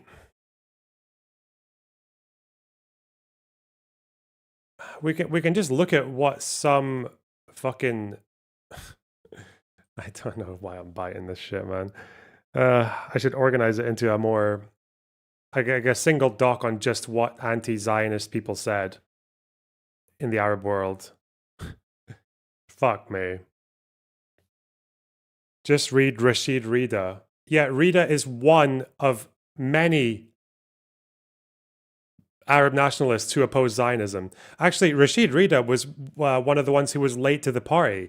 Rashid Rida actually kept open the option of the Islamic and the Jewish world, like of actually negotiating with the Zionists until quite a bit later than a lot of the Arab nationalists. He was late to the party on that one. When people much more secular than him had already been like, yeah, get these people the fuck out. So I don't know, it's interesting that you chose Rashid Rida, because obviously he's like the most religiously, like rhetorically religious people that you can have. It's like saying just read Haj Amin al-Husseini, but only the parts where he uses religious language. It's so fucking stupid. Why would you do that?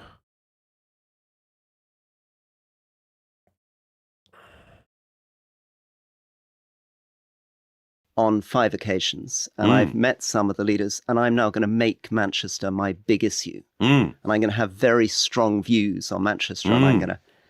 Would people not say, what the hell do you think you're doing? You've spent 5 days on the ground, you don't know anything about it. Well, whoa. The first thing is, I have been there. The second thing, though, is... I've been to Manchester too, but I'm not setting myself up as an expert on Manchester after 5 days. No, I'm not setting myself up as an expert for the sake of argument. Yeah. The precise boundaries of... And also, you may remember that the country's tired of experts. We'll come back to that. The precise geography of a particular settlement in a particular location. The other thing is that the fate of Israel concerns us all. You think interwar Arab nationalism is secular? I'm not saying it's completely fucking... I don't know why you're so binary. I know why you're being binary. It's because the only way that you can feel like you're making a point.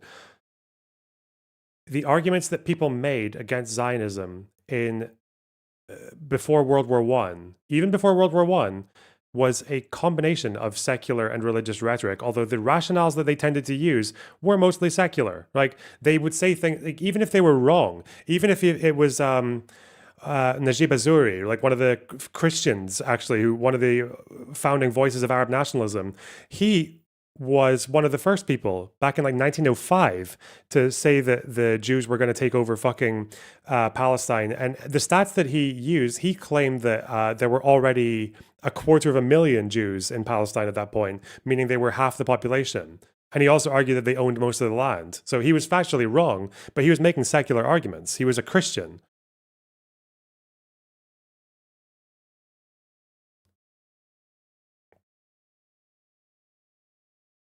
Or the same with Najib Nassar, the guy who wrote the 64-page pamphlet on Zionism, mostly based on things he had read in the Jewish Encyclopedia. Like there's anti-Semitism in there, there's secularism in there by saying that they're losing the country to people who are fucking encroaching or whatever, that we won this land with our blood and all that shit. But again, it's like, how much of that is religious language? It's not that much.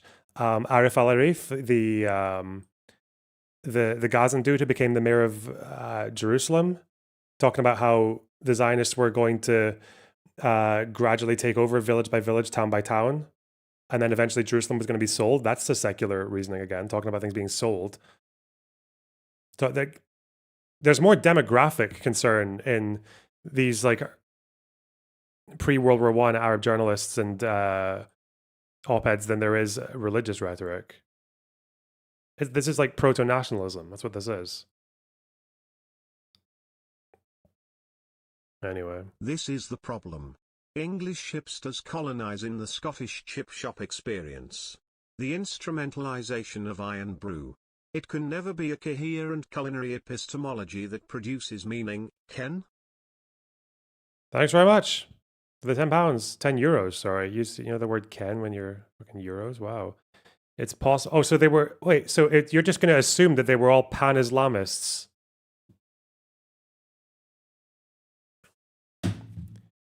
Oh, okay.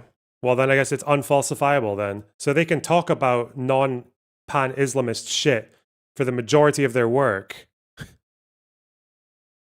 and you'll still call them a pan-Islamist because. What? Because it's not incompatible with what they're saying. Okay. Because okay. it is. You're fucked, man. You're cooked. Okay, keep on reading those Rashid Rida quotes. Right. Good luck, buddy. Case that the criticism directed at Israel falls into at least two categories. There's the natural criticism that one democracy would extend towards another when it believes that a fellow democracy or an ally is falling short of the standards that you would expect. But it is also the case that there is opposition to Israel, not because of what it does, but because of what it is. Israel's success is a standing rebuke to a particular view of the world, two particular views of the world. It's a standing rebuke to the Islamist view of the world, and it's a standing rebuke to the left-wing decolonization narrative. Whoa. Because Israel is a nation composed almost entirely of refugees and asylum seekers. Oh, no. With no natural resources. That when it was born, had all of its neighbors attempting to strangle. That's not what Hassan told me. Yeah, loads of natural resources. What? It in its cradle. It's now become the single most... Michael, you don't really need to give me a lecture on the history of Israel. No, but I have to explain that it is the single freest and most impressive jurisdiction. You're right. Most of the Middle East was secular in the 1900s. You are so retarded. Like, you don't deserve to have any country. Like, Jesus Christ. What a fucking stupid thing to say. Find me the time where I said that these people were mostly secular people. I'm not saying they were secular. I'm saying that their fucking gripes with Zionism were not religiously motivated in nature. As in, like, the way you guys are talking is that both of you are making it sound like you think, had these guys not been Muslim, they would have accepted Zionism. That's just not true, though. You take away the religion, and all the arguments that they make against Zionism are still there. And they're still real. They still have an internal logic to them.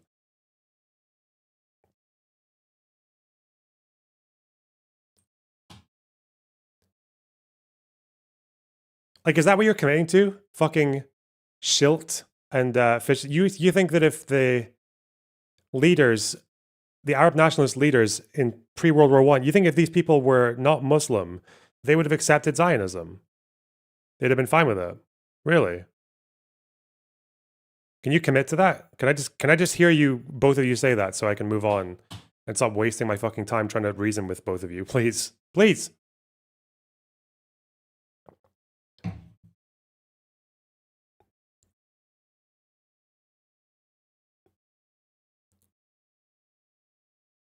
Especially, not least of all, with the fact that the pioneers, like the earliest, loudest voices of Arab nationalism, which always rejected Zionism, were fucking Christians. It was Christians first coming up with fucking, like, screaming from the rooftops about Arab nationalism and Arab unity. It was Christians. It wasn't fucking Muslims. Muslims came later. Ugh!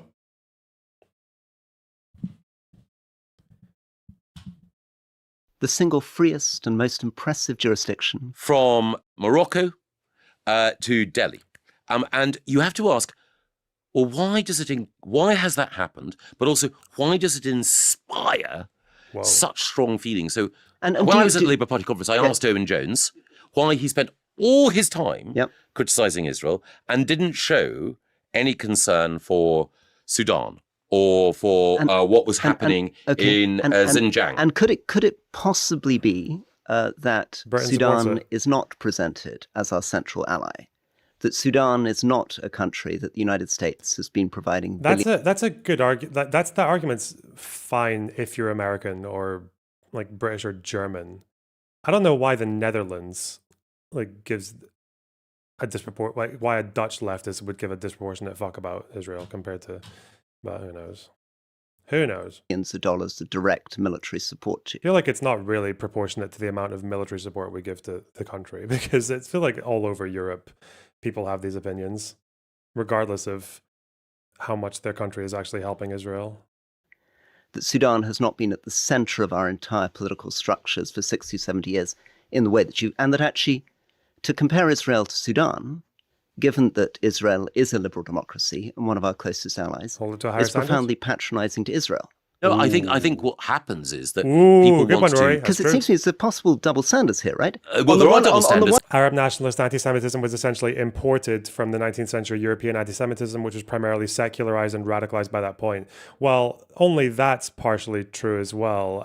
Yes, they did start to adopt more European-style anti-Semitism, especially like protocols and things like that. But no, they still, like the ones who were more religiously leaning, like the clerics and the people like Rita, like they would refer to the Quran, right? They would talk about the sons of pigs and apes or whatever. Like, yeah, they would draw from, but like the European anti-Semitism, it took root in an already, in a society that was already quite like open to anti-Semitic ideas, even if they weren't like loudly expressing them. What's interesting is that when a lot of these Palestinian politicians in the pre-World War I period were opposing Zionism, even back then, they would give speeches talking about how they weren't anti-Semitic, they were just anti-Zionist. Like even in like 1908, like people were, after the Young Turks Revolution, people were going to the Ottoman Parliament and addressing them and saying, no, the Jews, we like the Jews. The Ottoman Jews, they're our brothers and everything. We just have a problem with these Europeans coming in, right? Like, yeah, they would say that. They said that even before the Balfour Declaration, they were saying stuff like that, which I think is interesting.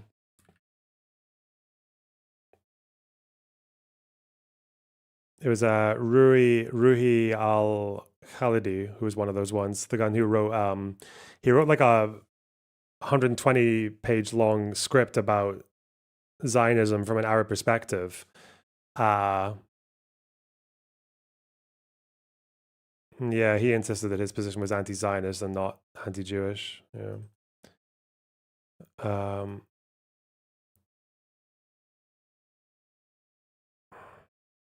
Also, both of you, by the way, I'm still expecting, I'm not going to respond to your fucking concern troll bullshit questions until you can both fucking admit right now that you're saying that had the Palestinian Arab nationalists not been Muslim, they would have allowed Zionism. They'd have been okay with it.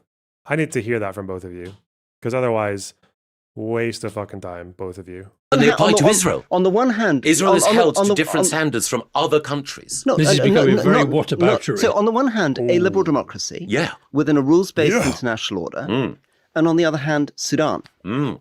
Okay? These are not comparable countries. Why not just talk about the fucking facts? Oh my God. Yeah, two of the finest minds in the United Kingdom here. Yeah, like the amount of fucking education, the cost of the education of these two men probably higher than than what some of you will make in your entire lives. Shit. That's right. If Denmark suddenly started doing something, and I said, "Well, how come you're not criticizing Congo in the same way that you're criticizing Denmark?" Facts. The answer would be, Israel would hope to be held to a higher standard than Sudan. And it does operate to a far higher standard. But the question, of course, is why is it that the United Nations has chosen to single out Israel in the way that it has, with the Zionism is racism? That's a better question, because the UN does table a fucking shitload of resolutions against Israel, far compared to any other country. If they were Muslim, there would be no problems. I'm not asking you if the Zionists were Muslim, you fucking idiot. Of course, I'm asking you if the people living there were secular Muslims. If they were all secular Muslims, do you think they would have accepted Zionism? If they were just culturally Muslim? Motion being passed. Why is it the case that there is such hostility that's directed towards it? American support for Israel is like American support. Yeah, of course, if the Zionists were fucking Muslim, there wouldn't be problems sharing the land. Do you know what else would have happened, actually? with sharing the land. If the Zionists were all Arabic-speaking fucking Ottoman citizen Jews, then there probably would have been less a problem as well. If they all turned up, spoke Arabic, and lived like fucking Arabs and did the fucking... and got citizenship as Ottomans, then they'd probably not have an issue either. Would they? That was also, by the way, one of the complaints that they made far more often than complaining about fucking Muslim shit, was them talking about how they come here, they don't learn the language, they do their own thing, they don't respect the rights of usage, or like, whatever. Germany and NATO. Still would have been jizya, though. I don't think they were paying jizya in the 1880s, no. I think jizya was gone by then. Support for a democracy, or democracies that have been in I think, don't quote me on that.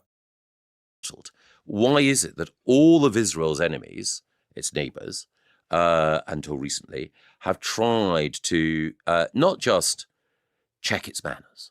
So immigration east to west is okay, but north to south is bad. Okay, I'm going to give you a long fucking break because you are such a bad faith fucking loser. You come back when you are willing to engage with a single point or a single question or a single line of thought. Holy fuck! Always bringing out the best of people, eh?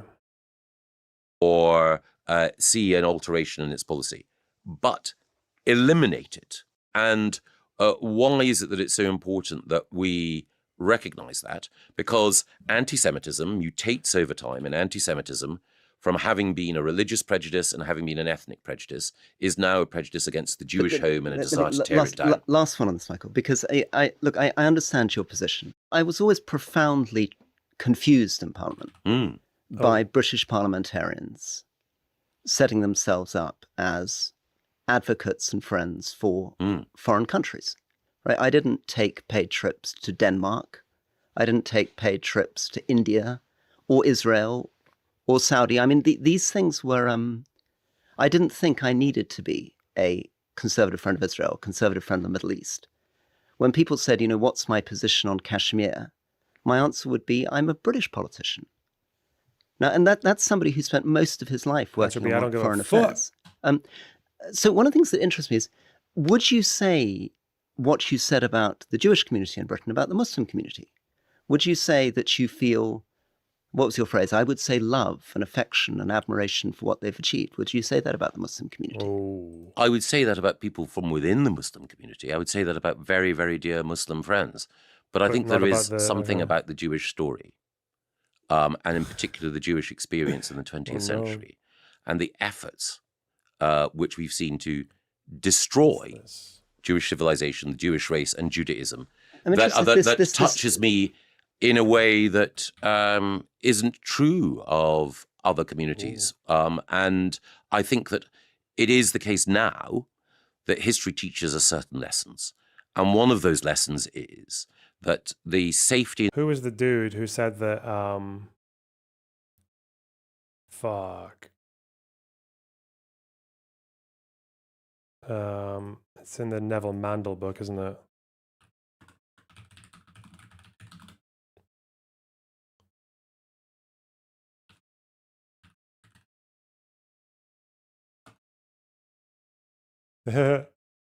Who is... This was an interesting one. Who is this guy?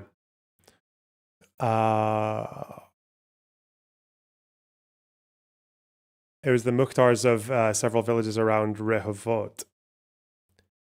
They petitioned the governor of Jerusalem, saying that Russian Jews were coming to kill, pillage, and violate Muslim women and girls. Based?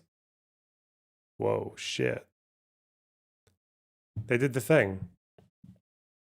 That's another thing as well, by the way. If you want to talk about the rhetoric of anti-Zionist leaders in Palestine, some of it is very religious and very, some of it's very anti-Semitic, some of it's very European anti-Semitic, some of it's very Islamic anti-Semitic. Some of it just sounds like fucking Tommy Robinson. It's very Tommy Robinson-esque. Insecurity of the Jewish community in any country at any time is the surest guide to how... As a Tory hater, I'm ashamed that I kind of liked Rory Stewart. Oh, Rory Stewart's kind of a very black sheep Tory, though, isn't he? He's not like the other ones. admirable and liberal that country is. As opposed to how we look after the poor, as opposed to how we look after prisoners, as opposed to how we treat Muslims, as opposed to many other I think questions. it is the absolute acme. It is the gold standard of how civilized a society is. Why, logically?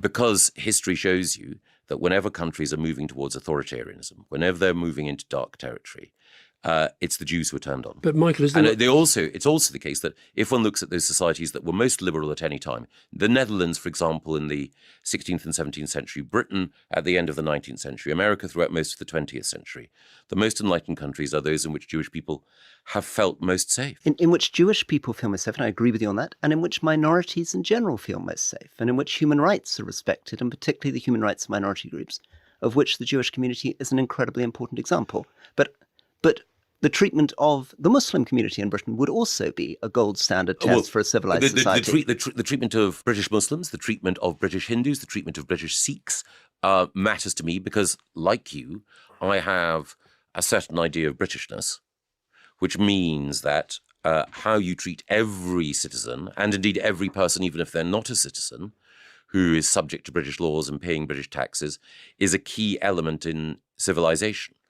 All I would say is that there's never been, thank heavens, anything to compare with the Holocaust.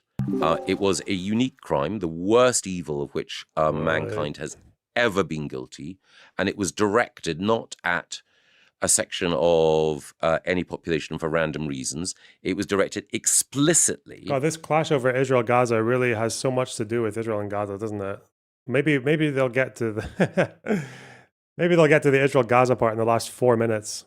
At the Jewish people, and that is why when we see a rising tide of anti-Semitism now, it's a moral obligation on all of us to ask why, to look at it, and certainly, of course, you can make a judgment about the government of Israel and its actions, but to blame the government of Israel's actions automatically for an increase in anti-Semitism, as though that were a mathematical formula and a rational one, is once again to blame Jews for prejudice against them. Who's doing that?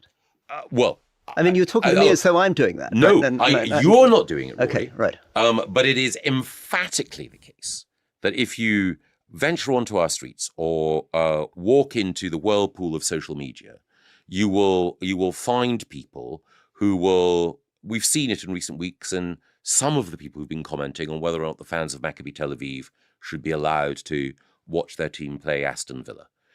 That doesn't mean that you can't make a judgment that might be a mistake in good faith, but there's a lot of bad faith out there. But Michael, there are a lot of Muslims who feel deeply unsafe in Britain right now. Yes. If you were walking through central London when Tommy Robinson had 150,000 people out on the streets, and I mean, I don't like the whataboutery, but I sort of feel they're being lost in this debate. And I also, would you not agree with me that one of the consequences of what's happened in the last couple of years with the Israeli debate is it's kind of been exposed as a bit of a myth that they ever really believed in a two-state solution? Well, I don't think it's a myth. I think that it was very strongly the case that a lot of the Israeli population, a majority, have believed in a two-state solution. There's a very powerful speech that Bill Clinton gave, I think, when he was campaigning for Kamala Harris, when he explains the missed opportunity where Christian Arab nationalism was embedded within Islamic civilizational framework. Okay. Well, damn. I say that they weren't Muslim. The first proponents of Arab nationalism. And you hit me with that, well, there were Muslims living near them. Get fucked. Okay.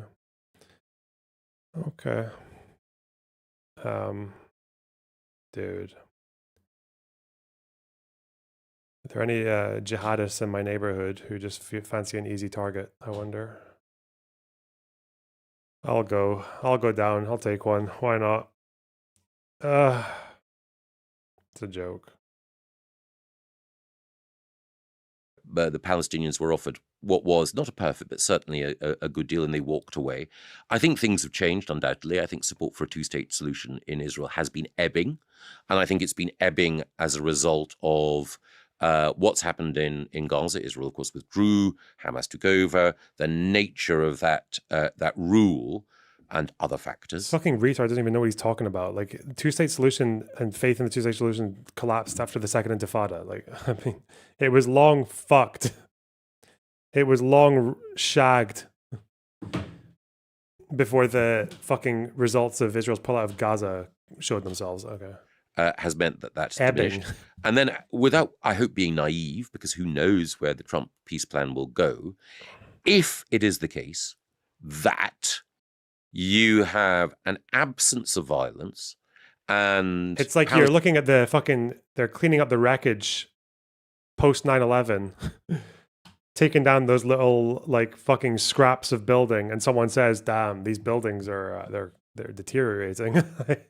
Okay, yeah, I guess they are, aren't they? Palestinian civil society is given the chance to develop, then I think that you could see support for a two-state solution within the Israeli population growing again. Because I think the number of people in Israel who actually think the Palestinians should never have a state is small. The number of people... very powerful. There are some very strong advocates of that position. That's not your position. No. I think that there are a number of people in Israel who think, I can't contemplate a Palestinian state at the moment if... I mean, as far as never, like, I mean, getting Israelis to... getting a majority of Israelis to support a Palestinian state, dude, you're pissing in the wind for the next fucking generation. I don't know what he... Palestinian state is going to be literally like Abbas goes out there and gives fucking speeches that like every Zionist has been wanting to hear for the last 100 years, talking about... He's like fucking explaining to his interview guest about how most of the Israelis are Middle Eastern Jews and they were kicked out of the Arab world, and talking about how they don't want an armed state. We don't want arms. We just want like fucking... by or under the influence of the sort of people who were running Gaza when October the 7th happened.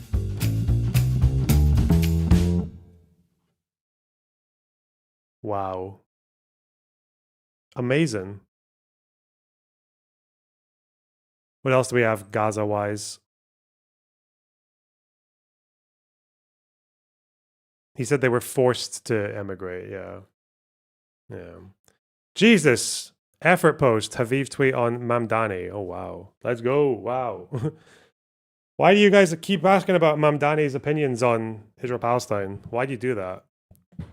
And what? You shouldn't do that. You should talk about the things that Mamdani wants to talk about. You should comment on the things he actually speaks about.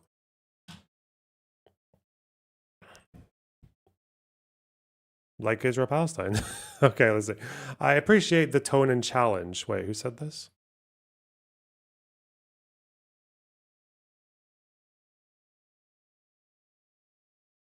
Defending war crimes.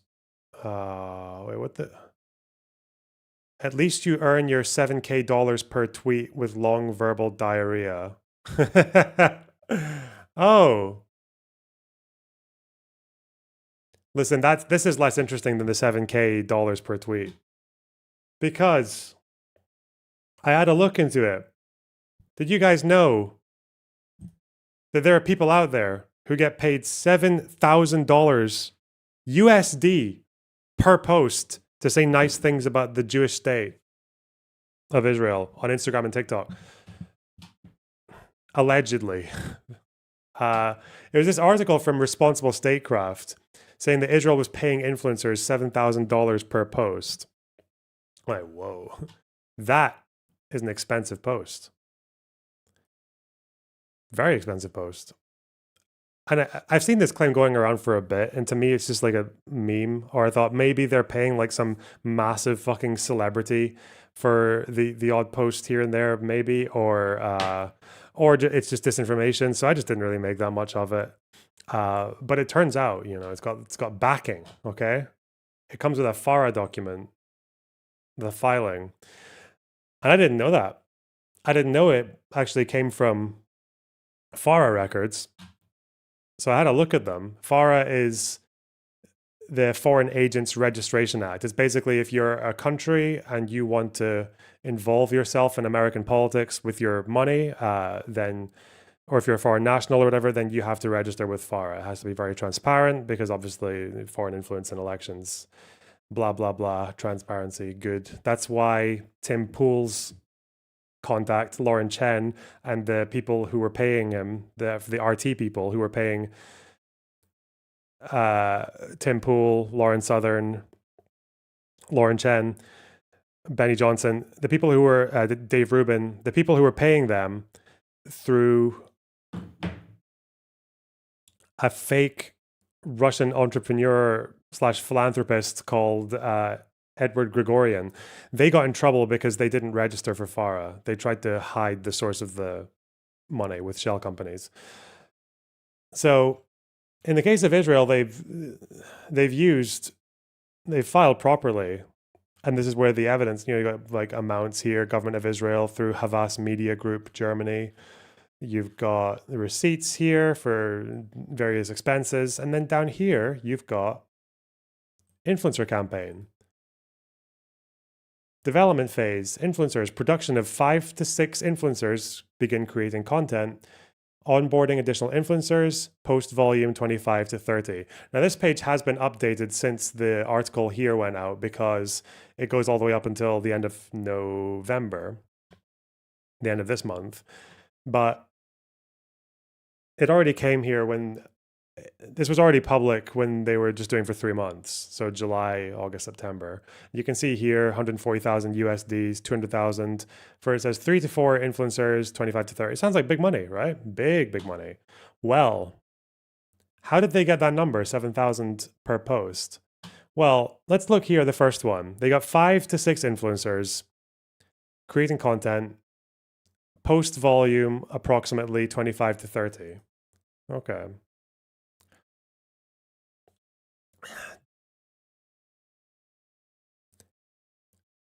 Do we think they're saying 25 to 30 posts in 1 month each, or between the 5 or 6 influencers?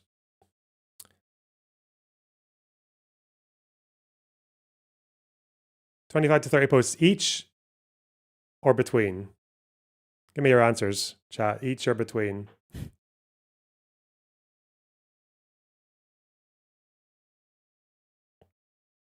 Because if you do the maths, it turns out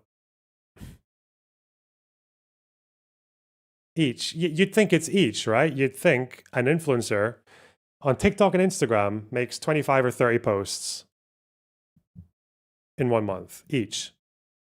Okay. Well, that's not what these guys did, because if you take the total here all the way up until the end of September, you get something like just under $650,000. And you subtract up here, because here are some additional expenses involved in the total. So banking fees, legal fees, project services, consultant fees. You take that away and then you're left, and this is how they did it as well, $552,000, just under 553.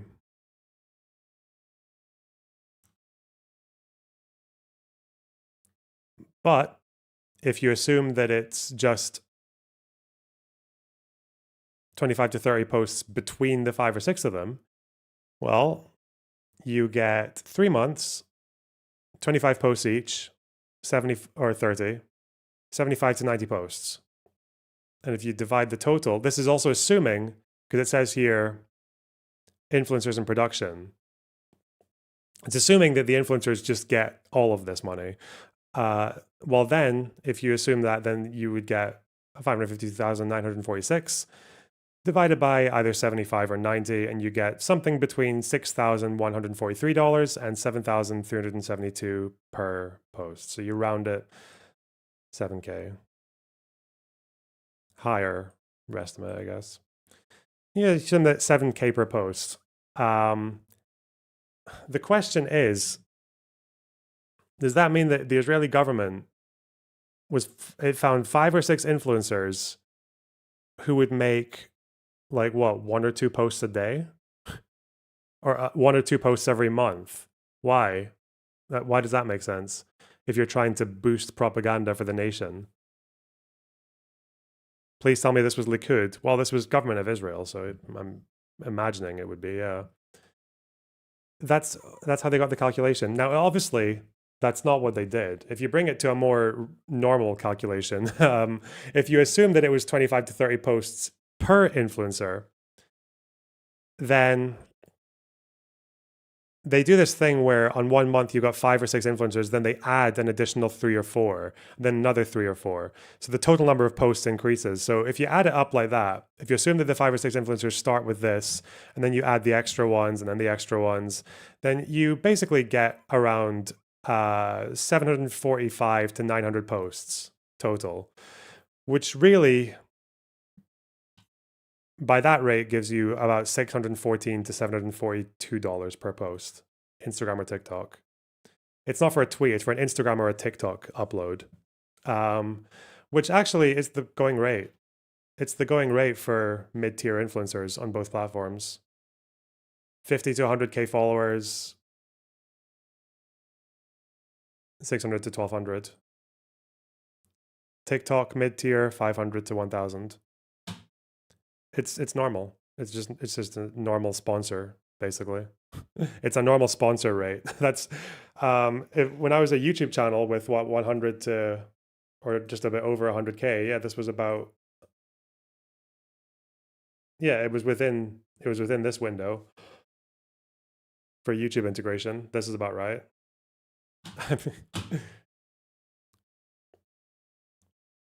They just paid going rate. The 7,000 a month is just, it's just one of those things again. Like you can say it's a bit, you can say it's pretty clownish for the Israeli government to be expecting any kind of positive results from spending this kind of money on what was close to, which is close to $1 million, I think. Spending this kind of money on Instagram and TikTok influence, like that's going to make things any better for you. But no, it's not. That's so cheap to sell your soul. And that's assuming that they're selling their soul, because my guess is if you're an influencer and the Israeli government comes to you saying, I want to give you money for your posts, chances are these influencers are already saying something the government likes. That's the chances are the government's already liking what they're saying. Unless the creator is very dumb, unless the creator actually is okay with being exposed, quote unquote, for shilling the Israeli government, and they're not just happy to do it anyway. Like, imagine if it was like Azealia Banks getting, she'd probably get paid more than 600 per post on Instagram. But if it were like Azealia Banks, I don't think she's going to give a fuck, right? Like her soul is already, her soul is already got a fucking Star of David etched into it, so. Please let it be Drew. Well, this is TikTok and Instagram, I think, is where the money was going.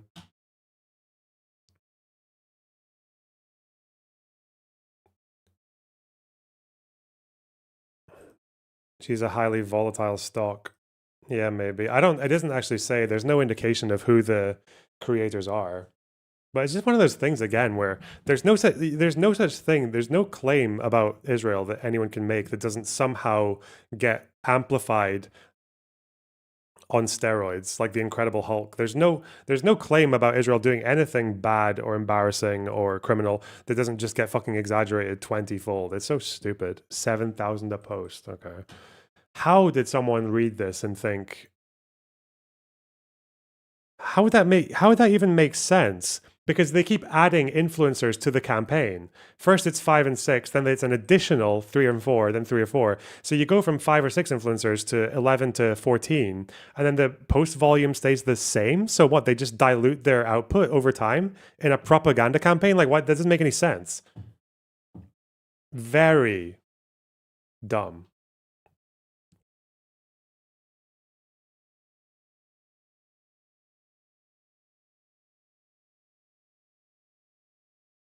Well, that was funny. Anyway, in other news, totally unrelated. Thank you for the shekels, Marcus. Really appreciate it. Damn. Majority Report, Humanist Report, and even Moist Critical talked about this.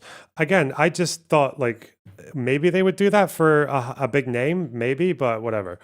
Yeah, it's just it is the most obviously simple and stupid error. Like, whatever. I don't. Actual brain rot to make that assumption. It's so fucking dense. Anyway, what is this guy saying? Do I want to read all this about Mamdani? Does the dollar amount matter that much? Yeah, the truth matters, yes. If people are being stupid in a insanely obvious way, yeah, it's worth calling that out. Of course it is. The cost of the total campaign stays the same.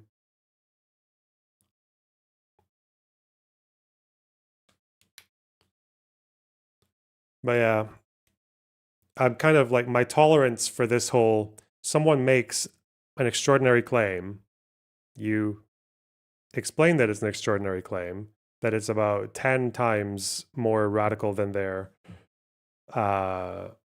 making it out to be, and then they go, oh, still bad though. I'm just like, no, I mean to the commentary. Well, like, does it affect the way they comment? It's probably to do with the size of influencer, because the way that people pay influencers is based on the influencer's following and how much attention they can muster. So if you're a YouTube channel with 100K subs, and you can, the assumption is that you can, for a 60-second integration, ask for about this much, which makes sense.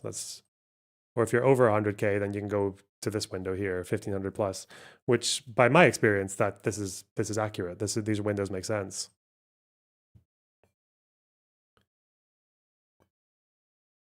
Would someone's opinion change if it's 7K? I cannot. It would take an exceptionally strange person to look for influencers who are repeating your message and promoting your message, and to find one who doesn't agree with you, but to pay them to change their mind. Why would you do that? There are two roads ahead of you, right? One is there are easily more than 14 influencers in the world, believe it or not, who will happily push the Israeli government line on social media and drape themselves in a flag and shit on the Arabs and all that shit. Why would you go the other road and try to change someone's opinion and try to compromise? It doesn't make any sense. It's unreliable. They could just expose you. Like, why wouldn't they? Yeah.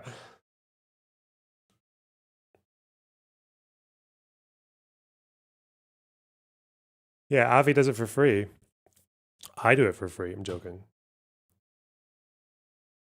I don't do it for free. Imagine that.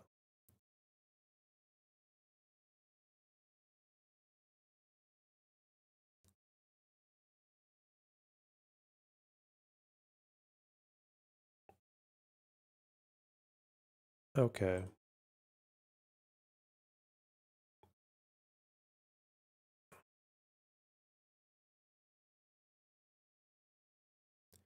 Dang, no reading. What, the Haviv tweet? It's too long. What's he even saying? Nah, I'm not reading that for free. Fuck off.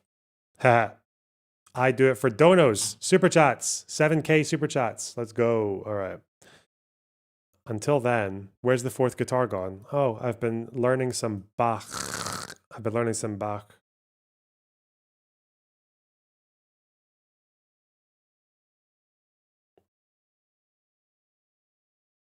What is this? He's saying Mamdani's a progressive anti-Semite. Okay. 7K to read the tweet. Nothing's for free, guys. Nothing's free. Do you ever play bass? Yeah. I don't have my bass guitar anymore. I need to buy a new one. But yeah, I played bass in a band once. Actually, twice. And when I would record my own music, I would do my own bass parts. This is a new video of Sinwar? Okay, I guess this is what people need to see. תיעוד בלעדי שאנחנו חושפים הערב נראים הימים האחרונים במסתור של מנהיג... Shut up. It's just a video of Sinwar running around shortly before he died in a thing. Hey, there's Hagari. Let's go. The boy. I wonder why they felt like they needed to film him doing this.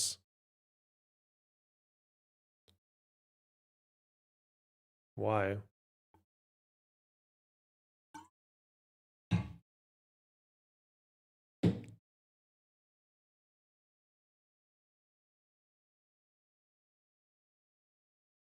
The walking stick, very wise.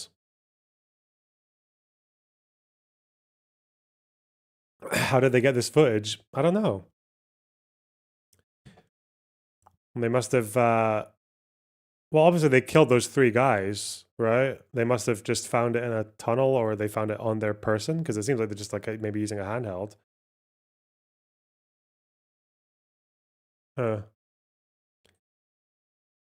Oh, wait. No, this is a few days before he died, right? This isn't just like his final moments. Is it IDF footage of them fighting him?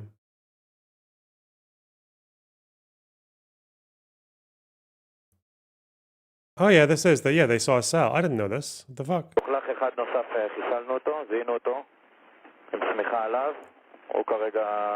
Yeah, we've seen this.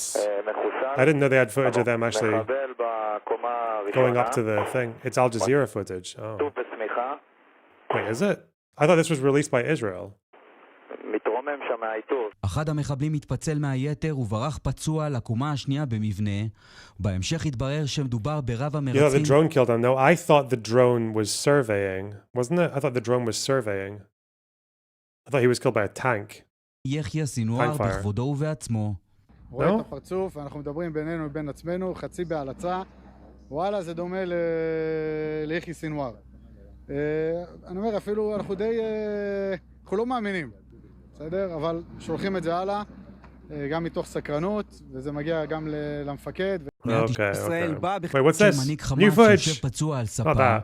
אדריכל טבח 7 באוקטובר עוד ניסה לפגוע בו באמצעות מקל. בעוד זמן קצר הוא יחוסל בירי מקלעים וטנק מגדוד 198 מבית הספר לשריון. המצוד אחרי רב המרצחים מסתיים. יכולים לראות כאן את החור שנפער בתוך החדר. מכאן נכנסים פגזים של טנק. כאן סינואר. Yeah, okay, that's a tank shell. That's definitely a tank killing him there, right? Is that him? They need the red triangles. מכאן נכנסים פגזים של טנק. כאן סינואר מת. כאן ישראל בא בחשבון עם רב המרצחים. בצילומי המחבלים שהגיעו לידינו וחשפנו הערב, נראים ימיו האחרונים של סינואר לצד מאבטחיו. הם עברו ממקום למקום בעזה חרבה מחשש שהתגלו. בעוד ימים בודדים רב המרצחים יחוסל במצוד של צה"ל, שנמשך יותר משנה. Wasn't the soldier who killed him gay? So I heard, yeah. But I don't know if people are fighting for the credit on that one. I mean, they didn't know who they were. They didn't even know who they were hitting until afterwards, did they? They didn't know. They just thought they saw 3 insurgents, 3 random dudes.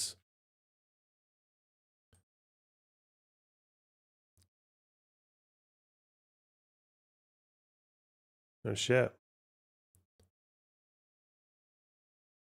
James O'Brien on the ethnicity. What were we like before our brains were collectively boiled by events, whether it is the madness of some relatively recent political decisions or the proliferation of unregulated online propaganda and misinformation? How 10 years ago would we have reported or responded to the horrific events on that train coming out of Peterborough at the weekend? And remember, charges have now been brought, so we... Soldier got him back from Mahmoud Ishtiwi. Is that the gay Hamas commander that Sinwar killed? By accusing him of being a collaborator. Is that who you're talking about? I remember that person. That story is very sad. It's a very sad story. We can talk about quite correctly, very, very few aspects of that now developing case. And we have to talk about suspects until convictions are secured, or suspects singular. And anybody who doesn't understand that is probably listening to the wrong radio programme, but will no doubt be able to avail themselves of all manner of misinformation and prejudice fueling fury online. And I don't know the answer. I'd like to think that the heroism of one of the members of staff would have been even more prominent. I honestly don't know. Who does know? I'd like to think that this man who acted in incredibly quick thinking, the driver, indeed, of the train, the former Royal Navy operative, became a train driver in 2018. It was him that asked for the diversion to Huntingdon so that passengers could get off the train and police could arrest the knife man, the alleged knife man. And you think perhaps that would be the main headline rather than a little insert in the story 10 years ago. But of course, that is not how it works. A lot of the coverage today, once the details have been established, move immediately to the various claims and counterclaims about how the police handle the ethnicity of suspects in major incidents. That's extraordinary, isn't it, when you just pause for a moment to think about it. Police forced to disclose to battle far-right speculation is one headline, and police should have released nationalities of suspects far quicker, says Chris Philp. I mean, there is a lot of competition, but to become the most ridiculous conservative in the country is clearly a mission that Chris Philp has set himself. The police should have released identity details by now, as they said should happen, and as happened in other recent cases. How, I mean, and inevitably Farage pops up. Farage. We need to know who committed Nigel these Farage. awful attacks as soon as possible. To which one response, I think, would be why? So that people can be encouraged to go and set fire to asylum seeker hotels again, full of people that had absolutely nothing to do with any of these events. Why do you want to know? Because it will hopefully fulfill my deep and abiding hatred of foreigners or immigrants or asylum seekers. Well, what if it turns out to be someone who is none of those things? As, of course, was the case in Southport, when people did set fire to buildings full of people who had absolutely nothing to do with the atrocity. Why do you want to know? Has anyone actually stopped to wonder that? Because what we do know is that police are being forced effectively to So I can figure out who are deporting, baby. Let's go.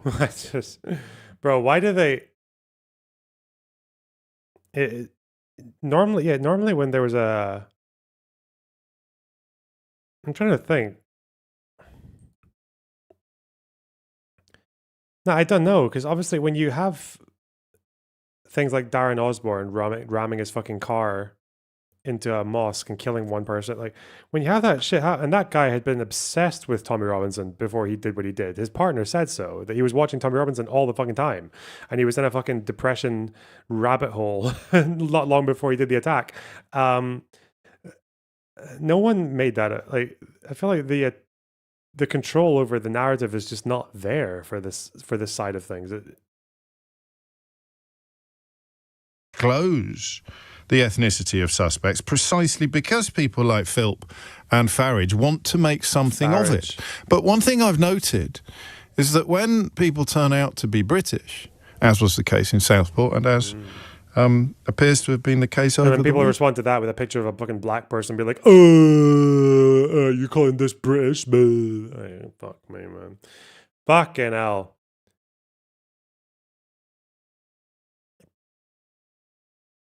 And then you'll go to people like that and say, "Yeah, look, this person, British citizen, you know, like Windrush or whatever," and then they'll say, "Yeah, deport them too. Fuck him." Yeah, because really, they spent so long saying it's not about black and white. It's about Muslims, it's about Islam and culture and all. No, it's about fucking race, then, isn't it? Like if you're the person who's literally, there are so many people online right now who have spent 20 fucking years saying it's not about race, you know, it's about culture. It's not about race, it's about culture. And now they're saying they've just gone to race. They've just gone to race because it's a group that's been in the UK for the best part of like fucking 60 years. Some of these people, they've only ever known the UK, most of them. They've been born and raised here. Their parents were born and raised here in most part. Mad. When suspects turn out to be British, it doesn't actually change anything. So what does this really achieve? What does it stop people doing? Why do you want to know? Does it hurt more? Does it change the nature of the offence? Do the families grieve less? According to the ethnicity of a perpetrator or an alleged perpetrator? It's a funny one. I don't know that they have any choice. They have to, and this is a report from another newspaper, the third headline in the same space, how police sought to quell web speculation. When reports emerged about multiple stabbings on an LNER train on Saturday night, the first question many asked was, is this a terrorist attack? And I don't think you will be cross with me if I suggest some people, perhaps the people who are most desperate to know the ethnicity of suspects, some people seem to really hope that it is, don't they? Have I got that right? Am I going a bit mad? But some people seem to really hope that it is a terrorist attack. Some people, no doubt, will still claim that it was, or that it is. The definition of what constitutes a terrorist attack is fairly clear. In the beginning, they thought there was more than 2 people, so it's understandable people thought it was terrorism. You can say it's understandable. I don't know why people can't just go to the good old days of, well, it's breaking news. Let's wait and see what is said. Understandable.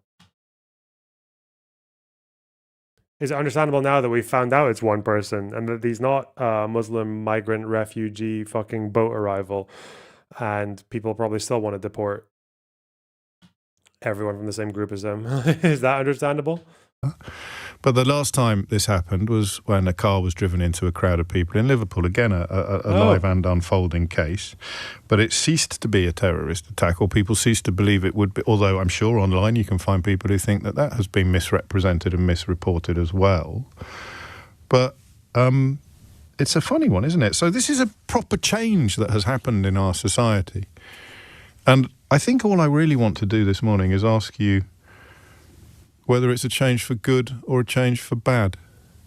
So when a terrible thing happens, now, the police feel that they have to disclose ethnicity of suspects. In this case, a 32-year-old black British national who has now been charged, and a 35-year-old British national of Caribbean descent who has been released with no further action and apparently had absolutely nothing to do with anything.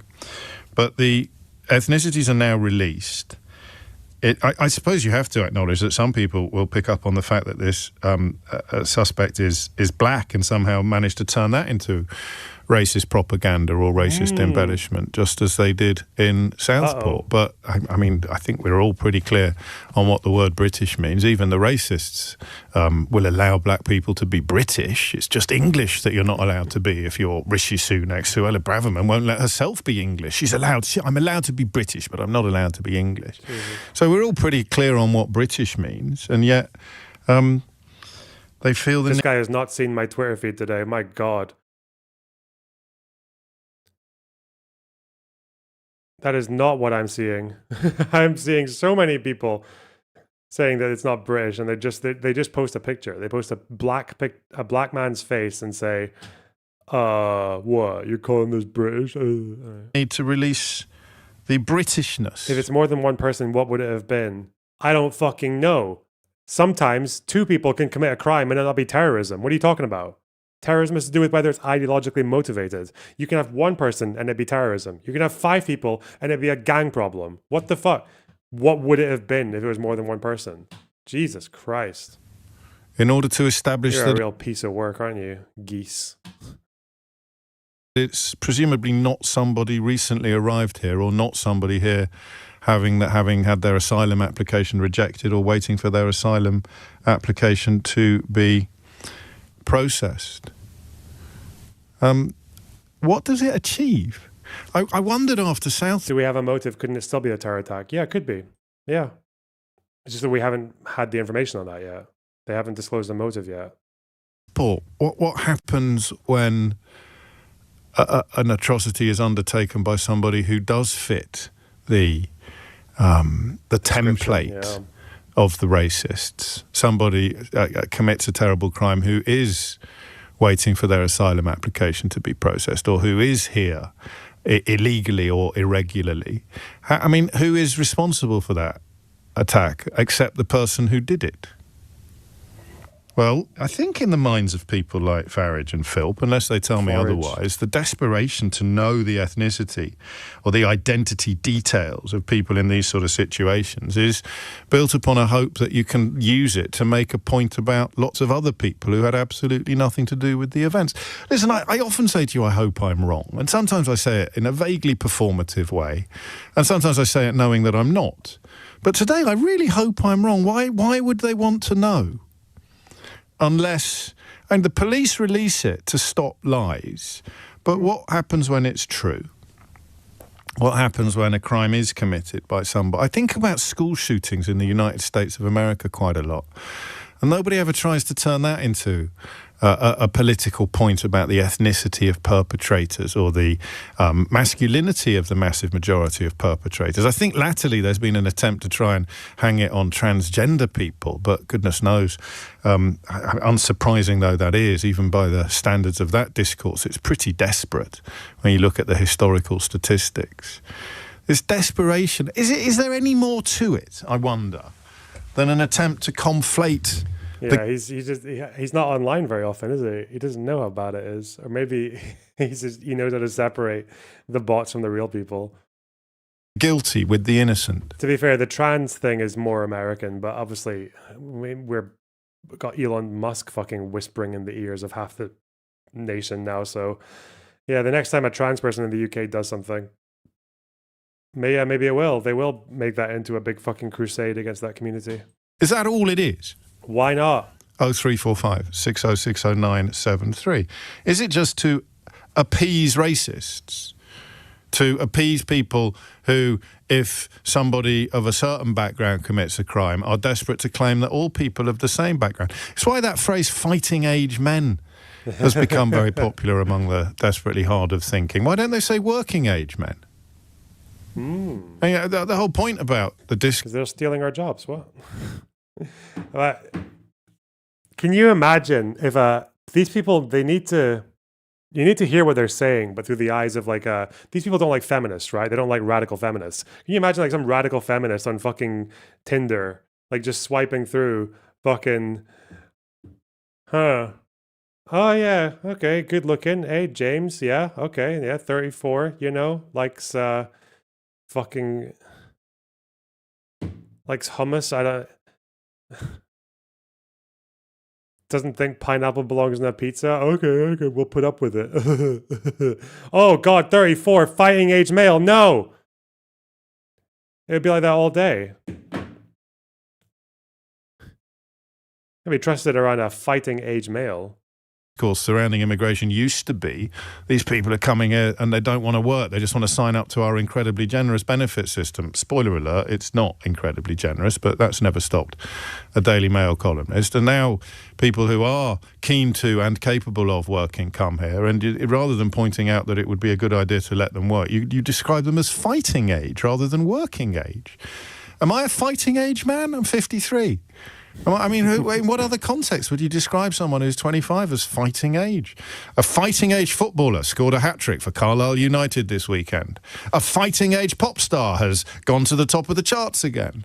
A fighting age politician has been elected. Oh, I'm so sorry, Geese. I didn't realize that you asked me a question and I wasn't answering it. I'm so sorry. I didn't realize that you were the center of fucking attention. There's your... Get the fuck out of here. Oh my God, what a fucking entitled piece of shit. Not answer my question, Jesus. to the council. I mean, it's nuts, right? Unless you're trying to create the idea that they are all a threat, that they're all a danger, in which case I've got some wonderful advice for you. Try counting. Just do some counting. And then you'll be able to work out exactly what the threat is. Speaking of counting, how many knives do you think were removed from the streets in England and Wales under a new surrender scheme in the last 12 months? Yeah? You're right, 60,000. What percentage do you think knife homicides have fallen by in the same period, the first drop in more than 4 years, in the first year of the current government? Knife homicides have fallen by almost 20%. Knife crime overall has fallen for the first time in 4 years, dropping by 5%. Oh, load of woke nonsense. People just don't bother reporting it anymore. Okay. Well, and no one gets reported for a fucking stabbing. Dude. Well, let's look at the NHS hospitals in England and Wales and see if the number of admissions for knife assaults has gone down. Because let's say you're not going to support it, or report it, you're probably going to want to get treated, right? That's down by 10% as well. And yet, every time I open my newspaper or turn on my radio, there's someone from the United Arab Emirates, where Sharia law is literally real, claiming that London isn't safe. Or there's someone from America, where school shootings and street homicides are endemic, claiming that London and the United Kingdom isn't safe. It's insane. So, 2 or 3 questions for you.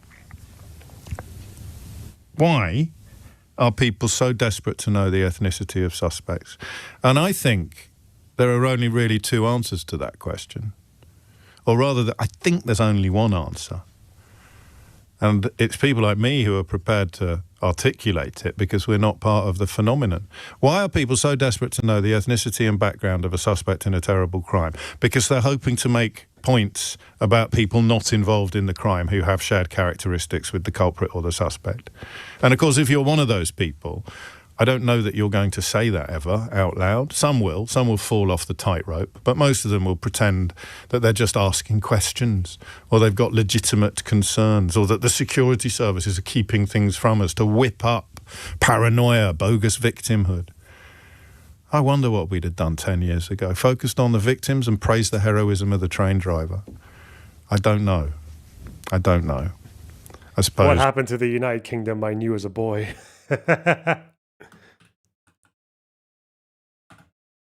10 years ago, it just wasn't like I don't remember. Was it really a massive story when people would go out and like fucking injure and attack people? I don't think it was. Because we have events like this. The mass stabbing thing is not very common, but things alongside that kind of, even recently when things like that happen, it doesn't get like massive fucking headlines, but I guess maybe because it happened on a train, like I said earlier, it's more visceral when stuff like that happens in a closed space, and you can like easily empathize with it because everyone's been in a train. You can think of being stuck on a train with a stabber going around, like fuck that. I don't know. I really don't.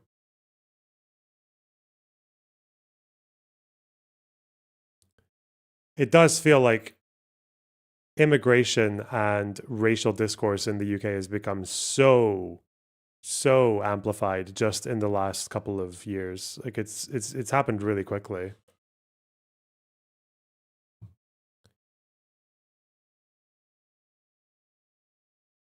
Do you think the fact that we have mostly right-wing press makes it harder? We've always had quite right-leaning press, though. I don't know if it's because of the press. It really feels like it's just people are moving away from mainstream information and just getting it all from social media. It really feels like that. I don't know. It feels like people are on social media and they're holding their phone like this and they're just looking at shit that makes them mad all fucking day.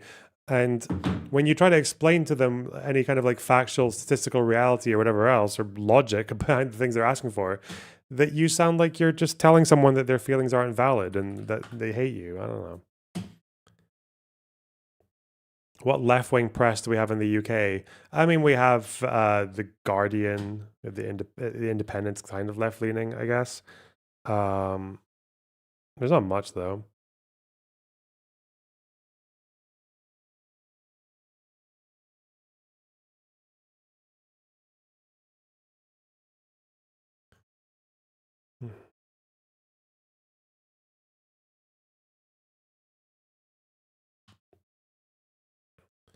The BBC, well, yeah, Lib Media.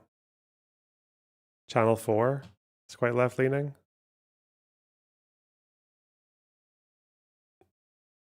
Does Novara do local stuff or mostly foreign policy? Novara used to do a lot of local stuff. Right now, I don't know what they do. I haven't looked on their page for a while. Oh, they're growing. They've always been growing. 1.1 million subs. Damn.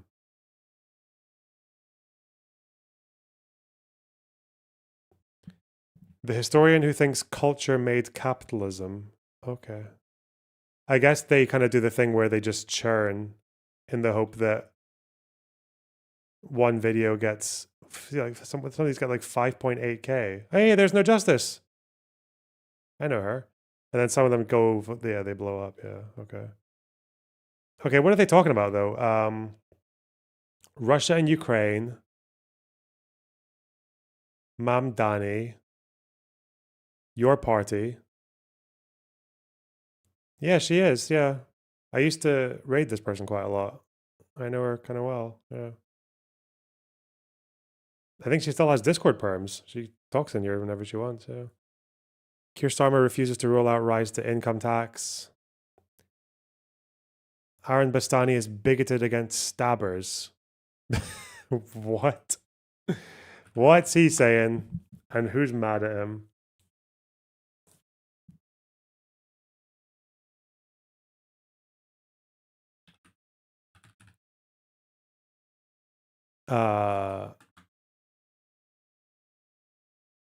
Oh, something to do with trains. It was to do with crimes on trains, wasn't it? Or police or some shit. I think it's because John the Duncan, that fucking retard, was saying something about how, oh, actually, police presence only begets more crime. I'm like, okay, dude. Okay.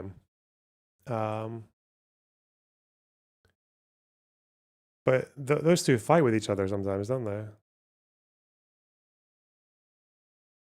Oh, he's fighting with Sargon. Oh, shit. These debates can be traced back to antiquity. What's he saying? Nationality as a function of rules is a very American perspective, Aaron. It's important to highlight that just soil, citizenship by birth on soil, was an outgrowth of English common law and unrestricted until the 80s. It goes back hundreds of years and obviously precedes the United States. You can see how this works. You're not English, you're British, becomes you're not British. That's the point. Interesting. This is exactly the kind of fucking shit for brains debate that would take place if utter yank nonsense. What?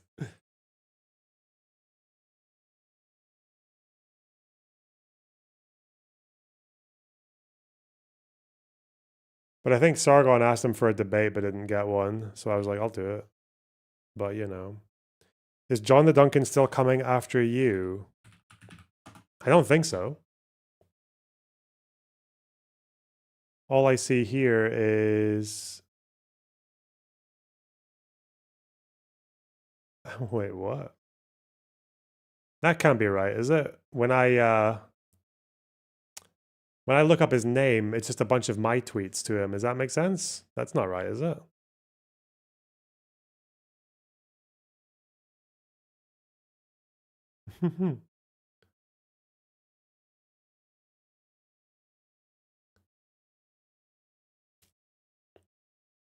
Bastani is just a reactionary. Okay. What did he say that's reactionary?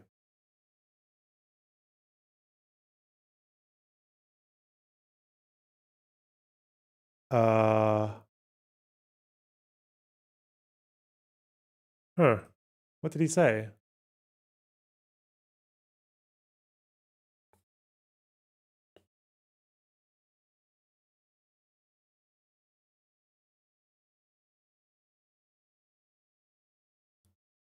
Oh, he's been tweeting all fucking day, man. What's the point? There's no way. I can't.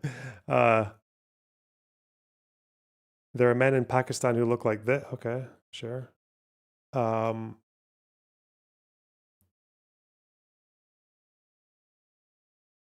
Mamdani. God, everyone's talking about the New York mayor, aren't they? Wow.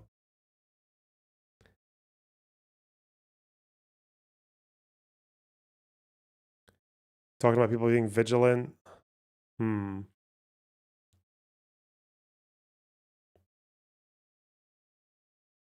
I don't know. I don't know what that's referring to. He probably said stabbing's bad or some shit, and John Duncan felt like he had to make a point about sociology or some bullshit. Okay, let's see.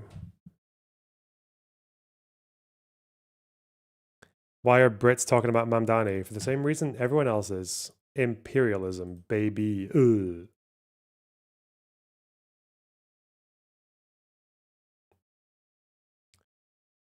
Taito, thanks for the thanks for the 9.99. Is there a reason you didn't go as hard on those dipshits calling out Dan for going after Hassan for Collargate? Wait, what?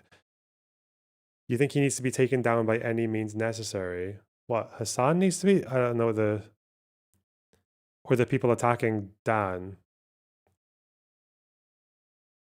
I probably don't defend Dan as adamantly in particular context because I don't always agree with what Dan does or says. Maybe? But if I do, I would defend, so I don't. What? Yeah, it was the brothel story that I didn't defend Dan on because I didn't agree with his line of attack, but whatever.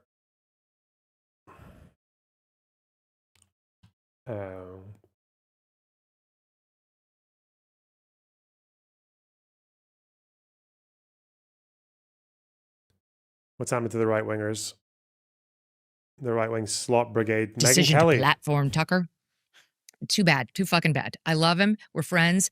I don't think he's an anti-Semite at all. I don't listen to all of Tucker's shows. I don't listen to all your shows. I don't have that many hours in the day. Broadcasting 17 hours a day. Yeah, it's like, seriously. So God, the fucking like they're so in sync, man. They're so in sync. Because Megyn Kelly, who used to be a very sort of like whatever, when Republican extreme used to be like extreme hawk, bomb ISIS, like Fox News, those kind of people, love Israel. But no. Now Tucker Carlson is not anti-Semitic. I Okay. like to imagine Mamdani as a clam.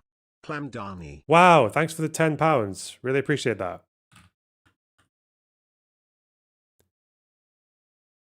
He's not anti-Semitic. Where was Tucker Carlson's cackle? Please.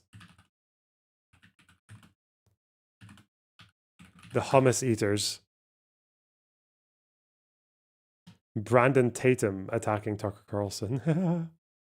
Okay. Is this New it? at 10, conservative commentator Tucker Carlson is facing backlash tonight for Just give me the clip. And a lamp thing that you can do. And promoted anti-Semitic Okay. conspiracy theories during his speech. so it's about 2,000 years ago in Jerusalem, and Jesus shows up and he starts talking about the people in power, and he starts doing the worst thing that you can do, which is telling the truth about people. Just like me, the populist. Let's go. Yes, Jesus was a right-wing populist, social media, Russian-funded, cackling, bow tie-wearing, cuck, dipshit, fucking loser, groiper, daddy-o. Yes. And they True. hate it. And they just go I agree. bonkers. They hate it. And they become obsessed with making him stop. This guy's got to stop talking. We've got to shut this guy up. Jesus went to the grocery store in Russia and was surprised at how cheap everything was.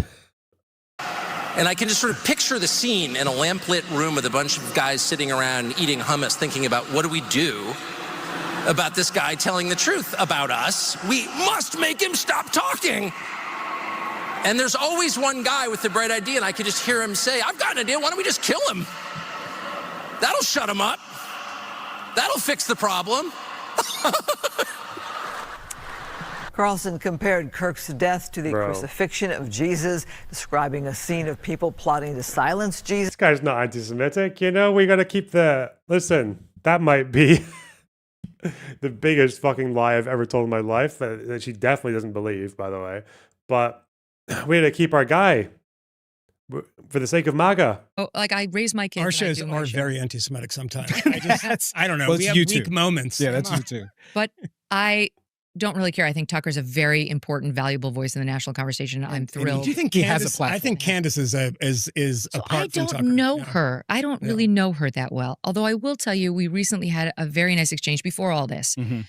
And I was just reminded in my own head that Candace is a young mom of like 3 young kids. She's under a lot of pressure. She's got a big show. She's been under attack since she came onto the public airwaves, and she's been under attack constantly. And it's my prerogative if I folks, say to myself, that is not someone I wish to attack. I do not feel that way. I don't want to do it. Yeah. And I felt this way. And now Dude, Candace Owens is a fucking psycho Jew-hating nutter who's trying to fight on every possible front of the Jews did Charlie Kirk's assassination, and here are my receipts that definitely show it, and I can't sleep because of all the information I've got about Charlie Kirk's Israel assassination, and also Macron's wife is a man for some reason. Like, it's just fucking... Candace Owens is mental. She's a fucking psycho. She's doing it to herself. The fuck? It came to me in a dream. Well, I guess Ben Shapiro is going to be one of the guys on the front line of this. It's going to be the shittest fucking civil war ever. You understand this, right? That MAGA are going to have this rift between the Groyper anti-Semite fucking... Monobox, you have to understand, Candace has been kicked off 109 separate platforms, and it's never her fault. Wow, thanks for the £10. You understand that what's happening here with the MAGA split or the MAGA rift over anti-Semitism is that you're going to have this like rift. You're going to have the ones who love Israel and are a bit more neocon and are a bit more hawkish, and they're going to go against the ones who think the Holocaust is exaggerated, or that the Jews did 9/11, or that the Jews did the Russian invasion of Ukraine, and that they all love Russia, like the Tucker Carlson, Groyper, America First bullshit. And then really, it's going to be a conflict for as long as it takes them to find out what Trump's going to commit to, and then they'll just fall in line or shut the fuck up, like, or nothing will happen. It's never, like, these kind of inner conflicts are just never going to actually hurt the movement in any substantial way. Somehow they can have, because these are pretty fundamental disagreements, like on basic reality, right?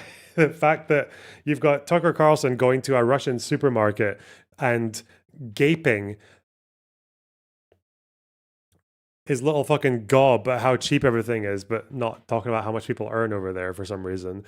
Talking about anti-Semitic conspiracy theories of the Charlie Kirk assassination, asking questions about fucking 9/11 and the dancing Israelis who were why were there Israelis on holiday in New York City? Why was that happening? That's crazy. In fucking Brooklyn, what? But on today's, it's just the fact that difference it's tolerated. It's just, despite how massive it is, it's crazy. Imagine.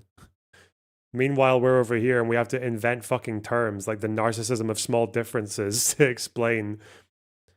I mean, they're not really small differences, but God, somehow, I guess they both, because both sides, Ben Shapiro, Tucker, they support the party. They support Trump. They rally behind the flag. And that's what it takes. Anyway. Be right back. Oh, God. I'm still a thorn in their side.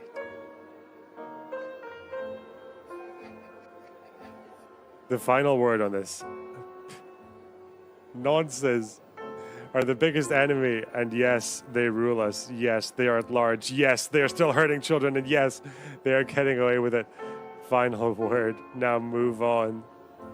He didn't take his own advice. Holy fuck. I'm going to start banning everyone who didn't listen. Fuck. Okay. Got it. All right. Imperialism's really bad when white people do it, but China is perfectly justified. Taiwan, South China Sea. The Russian invasion of Ukraine is actually very understandable when you consider the and oh no, the Holodomor, yeah, like, well, technically. Oh God. And also, everyone who agrees with me on most things, you're just not...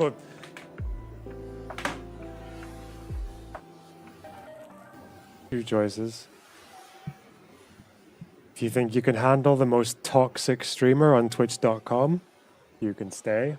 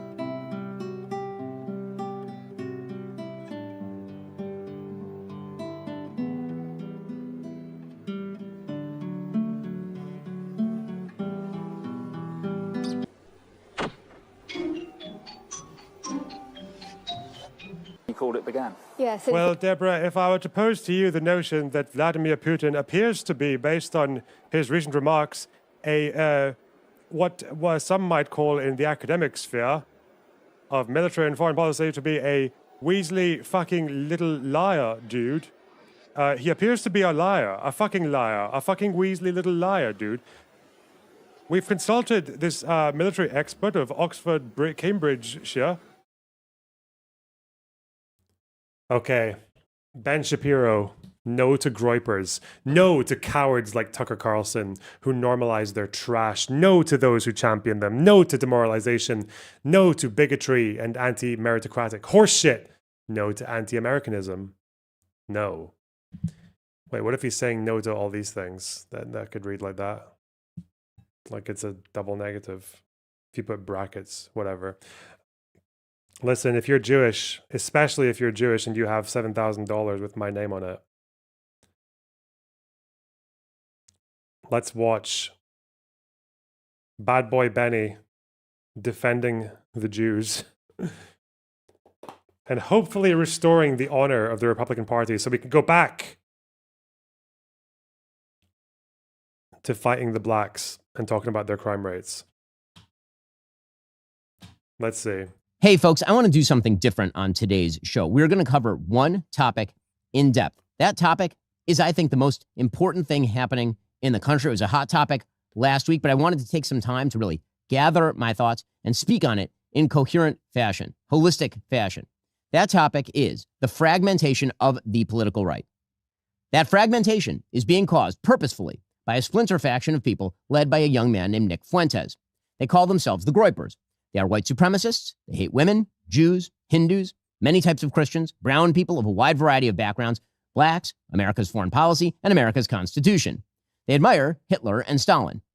And that splinter faction is now being facilitated and normalized within the mainstream Republican Party.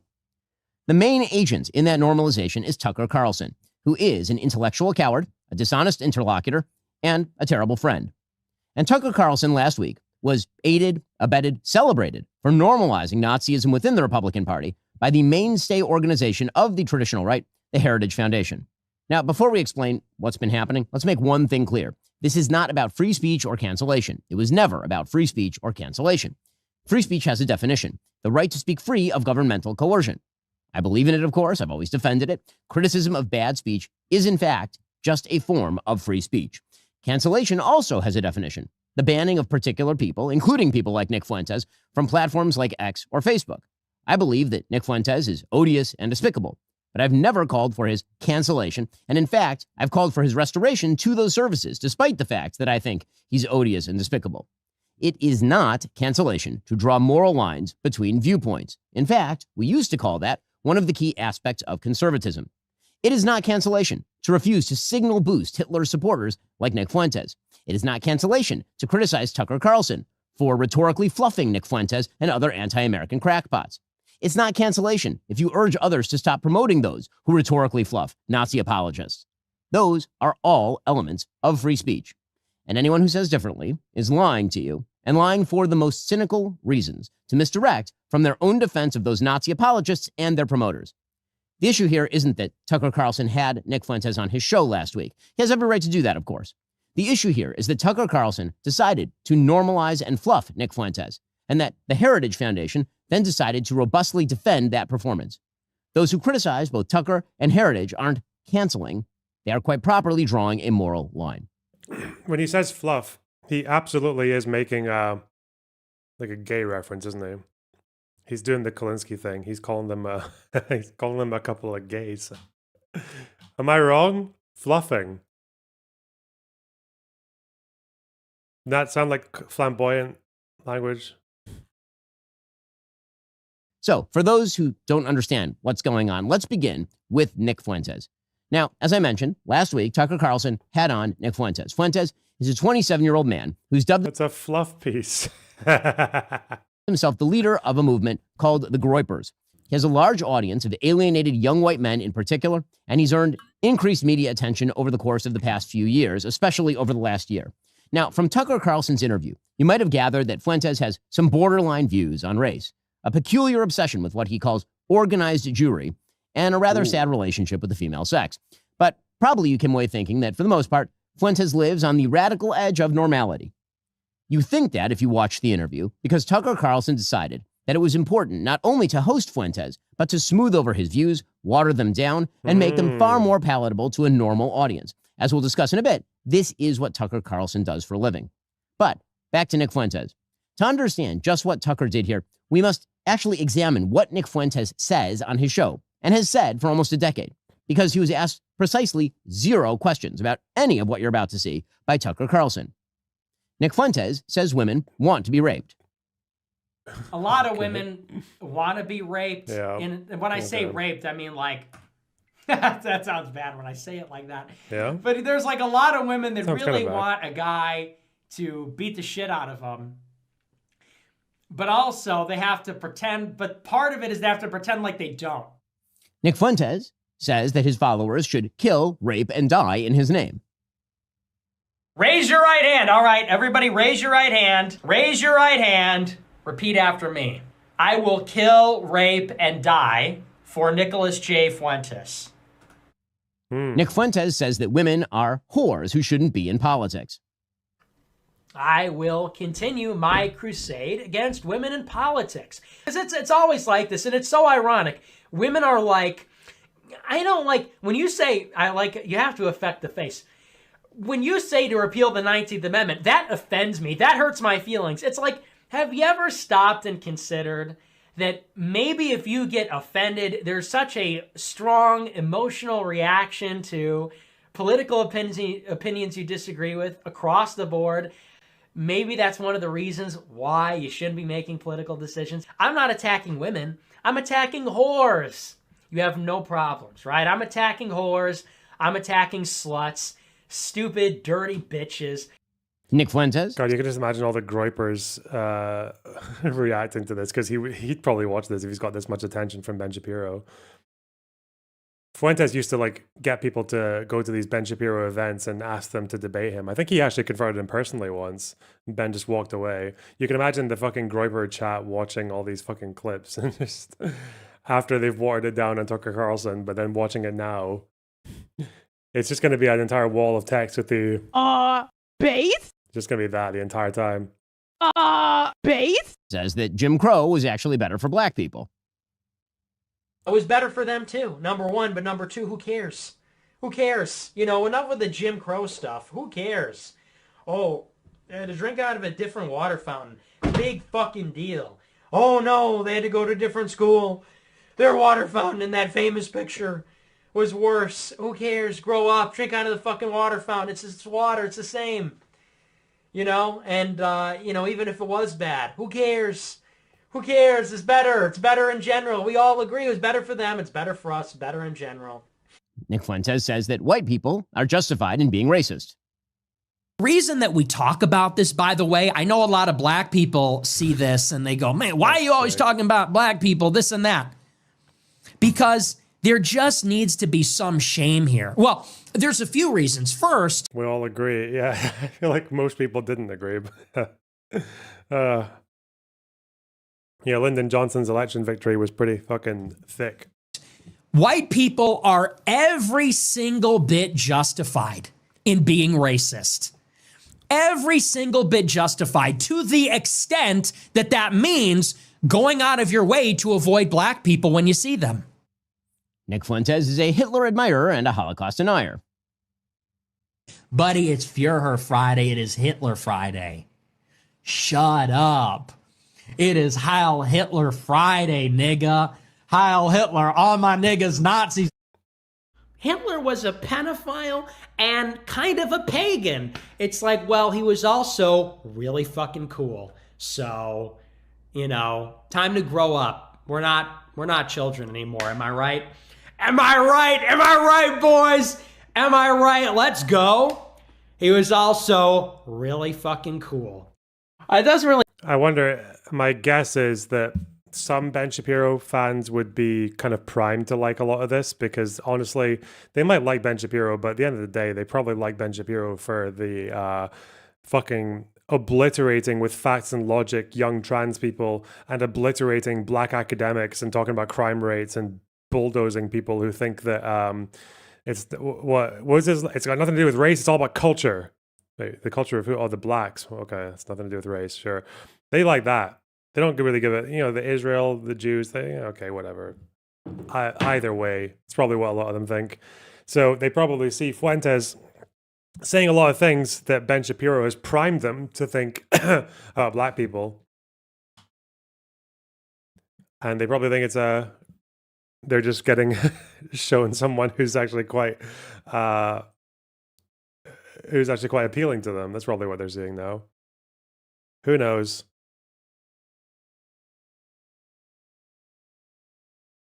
I wonder what the comment section of this video would look like on his channel. It's hard to tell because Groypers have this thing where they will say, they'll pretend to be fans of the person in the video. So they'll be like, oh, I'm a Ben Shapiro fan. But this Fuentes guy seemed kind of based. Like, they'll probably be doing a lot of that. That's my guess. Really sound correct to me. Wait a second. It takes 1 hour to cook a batch of cookies. And you have 15... Okay. Every fan base does that. No one does it as aggressively as the Groypers do.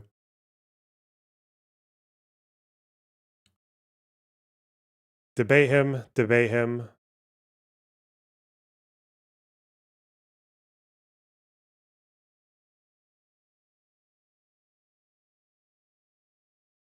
Debate him.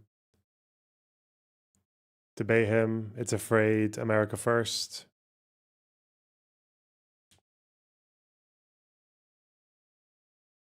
America first, inevitable. No, there's not really as many of them. I don't see any so far.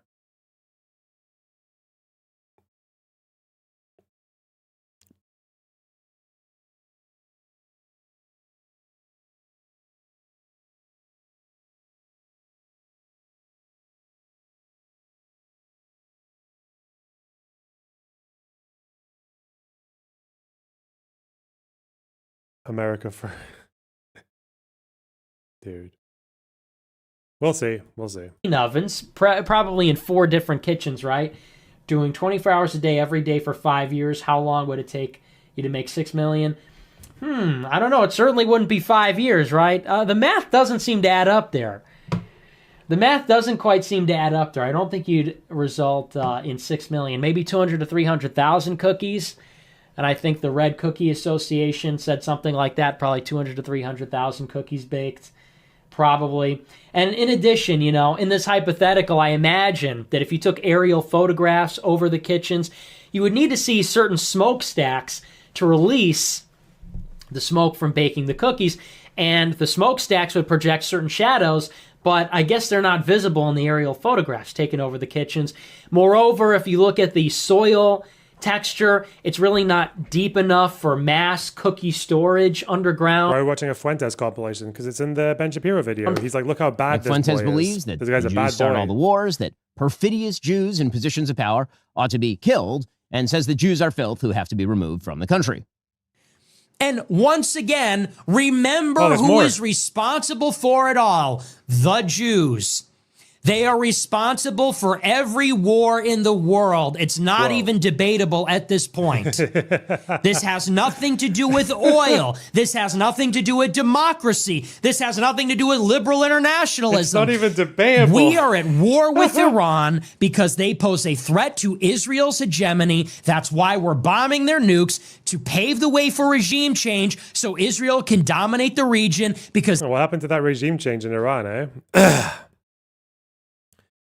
I love it. All these fucking retards, like Fuentes included, they get to do this thing where they just say this thing's happening the entire time that it's not happening, and then it doesn't happen, then we move on, and they just act like they never said anything. I fucking hate it's so annoying. Like, how I would be so ashamed. I'd be so ashamed if I spent 12 days being like, it's this regime change, they're trying to regime change, they're trying to get rid of the Ayatollah, and then it doesn't happen, and I'm just like, I couldn't do it. I couldn't go back to just talking about like that never came up. Just regime change, huh?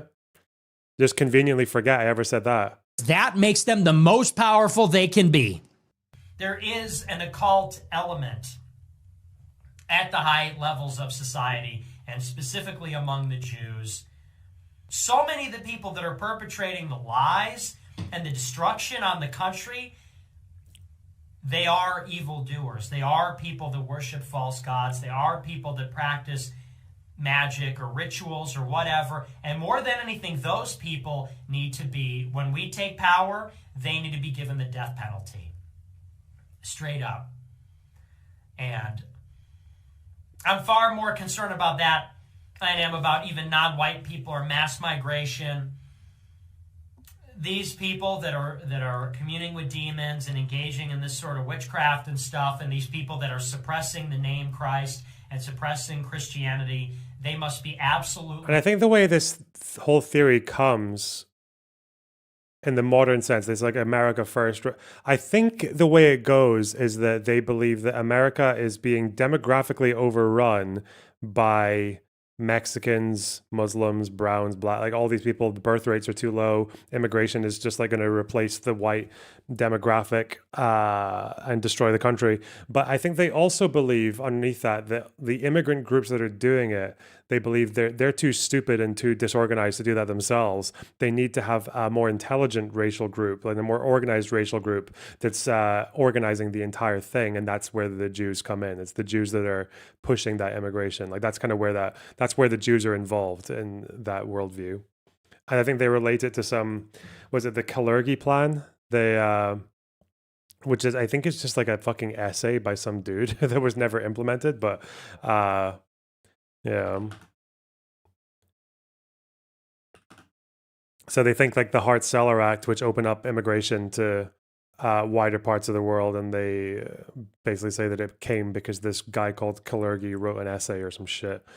It's actually not that different, because I've heard that in Lebanon there are Lebanese nationalists, and they can be usually, I think, Christian, but some Sunnis and Shias as well. They believe that the Syrian refugee crisis was engineered by Israel so that it could destroy the demographics of Lebanon. Like I've heard that said before. But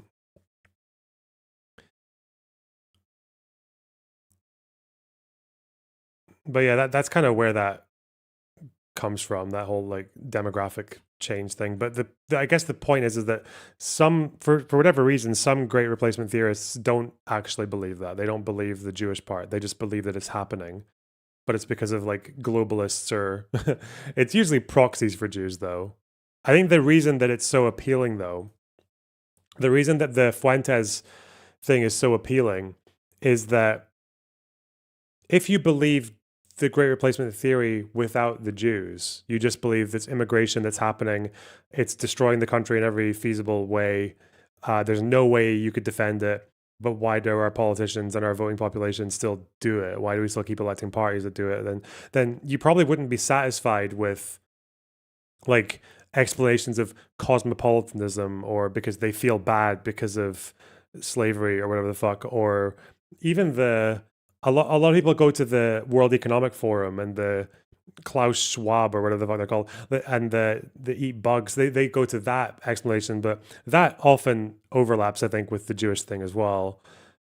I think the Fuentes thing is more appealing because it fills that gap of like, okay, well, all these bad things are happening and my countrymen are doing it to themselves. Like, why? Well, there has to be some force of evil behind that shit, right? And I guess that's where the Jewish thing like answers that question. It fills that gap very conveniently. The grand conspirator, and obviously if you're racist, then you're going to believe, well, Jews are the smartest ones, so they've got the capacity to do, yeah.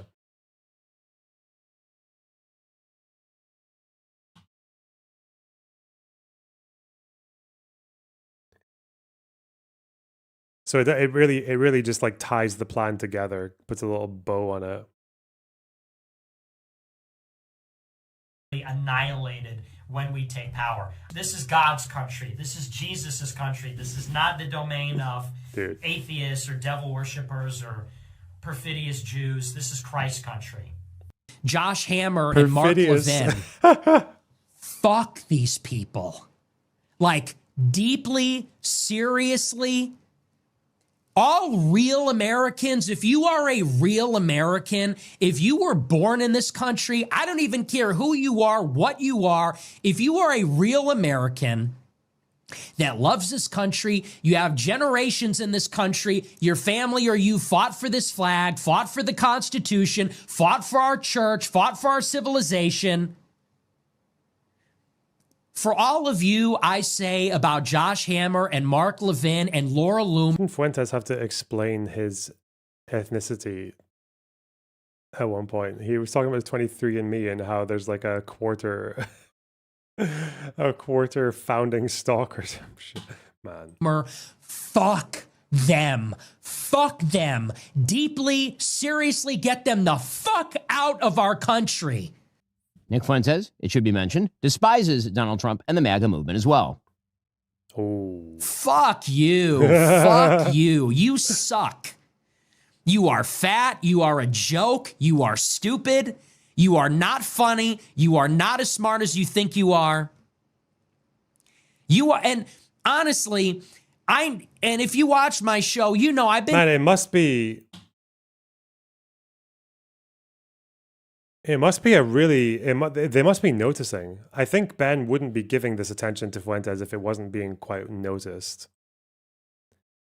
Yeah, the founders were not Catholics. They actually were quite mean to Catholics who came to America. But, you know, it's not coherent. None of this is coherent. Very critical. I've never been this far. This just goes to show this entire thing has been a scam. When we look back on the history of populism in America, we are going to look back on the MAGA movement. If Fuentes is correct, he's arguing that they're unironically superior magical beings, and if they are, they technically should be in charge. No, because, and this is where I think it overlaps a lot with the Nazi thing as well. Like when they say that Jews are more intelligent and more cosmopolitan and more sophisticated and all that shit, they're saying that because their ideal is actually not intelligence or like educate. Like their ideal is a more simplistic life. Like people, like the traditional family where the wife fucking churns butter and makes 7 kids and wears a white dress all the time and has amazing cleavage and maybe some like subtle lip fillers. I don't know. These guys are fucking weird. Perfect makeup all day, every day.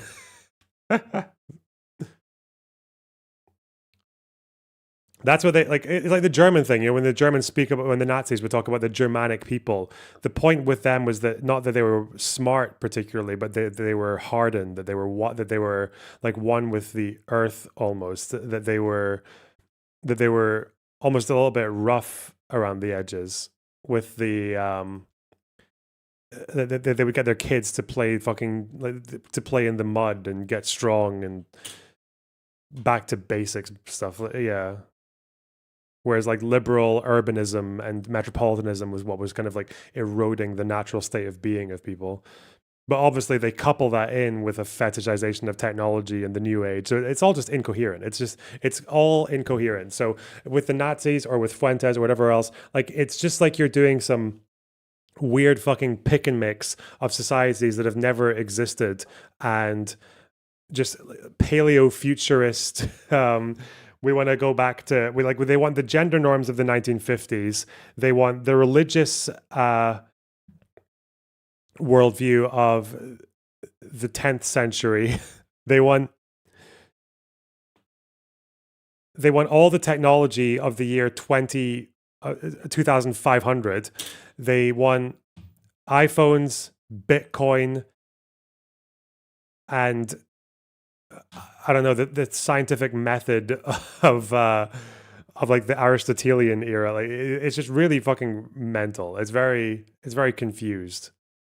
Yes, I'm going to call it paleofuturism. Yes. As the biggest scam in American history. And the liberals were right. The MAGA supporters were had. They were. So, that right there is just a brief glimpse into the twisted mind of Nick Fuentes. And there's plenty more where that came from, of course. Hours of it per day, in fact. I don't know what that means. Well, far be it from me to explain Nazi Germany, Vosh, to my viewers. But because people talk about paleoconservatism, which is like a very back to basics, like old school, return to tradition conservative thing. But people from the present day, obviously people like streamers who are utilizing the new media, or especially when the Nazis did it, like, yeah, they would talk about technological dominance and military might and all the best fucking weapons and the new buildings and all that. Like, there was this thing where fascists will often combine very disconnected ideals and romanticized aspects of history. So when it talks about like marriage and kids, they want that very traditional, they want the trad wife thing, right? Like they want a wife who's just going to make babies and have kids. But also, whenever you look at the memes that they use, like she also fulfills every single contemporary 21st century fucking beauty standard, right, as well. Even if it maybe means getting fucking surgery and shit, because a lot of these like fascist wives do that as well. And then there's not to mention they're always quite into things like crypto and like new media and things like that. But then they also reject a lot of the modern education system and the kind of things that can produce those technologies that they enjoy, and they want to have a religious perspective that's very old, like because there's always like a lot of nostalgia, which is why like Fuentes going back to like Catholicism basically. And then there's also like the ethnic makeup of 400 years ago, so it's all just these like disparate sort of pick and mix elements of a society that they want to just kind of fuck together into some society that, but most of these people wouldn't even like living in anyway, and it would collapse in like fucking 3 years because they always do. Remember, the Nazis lasted what, just over 10 years?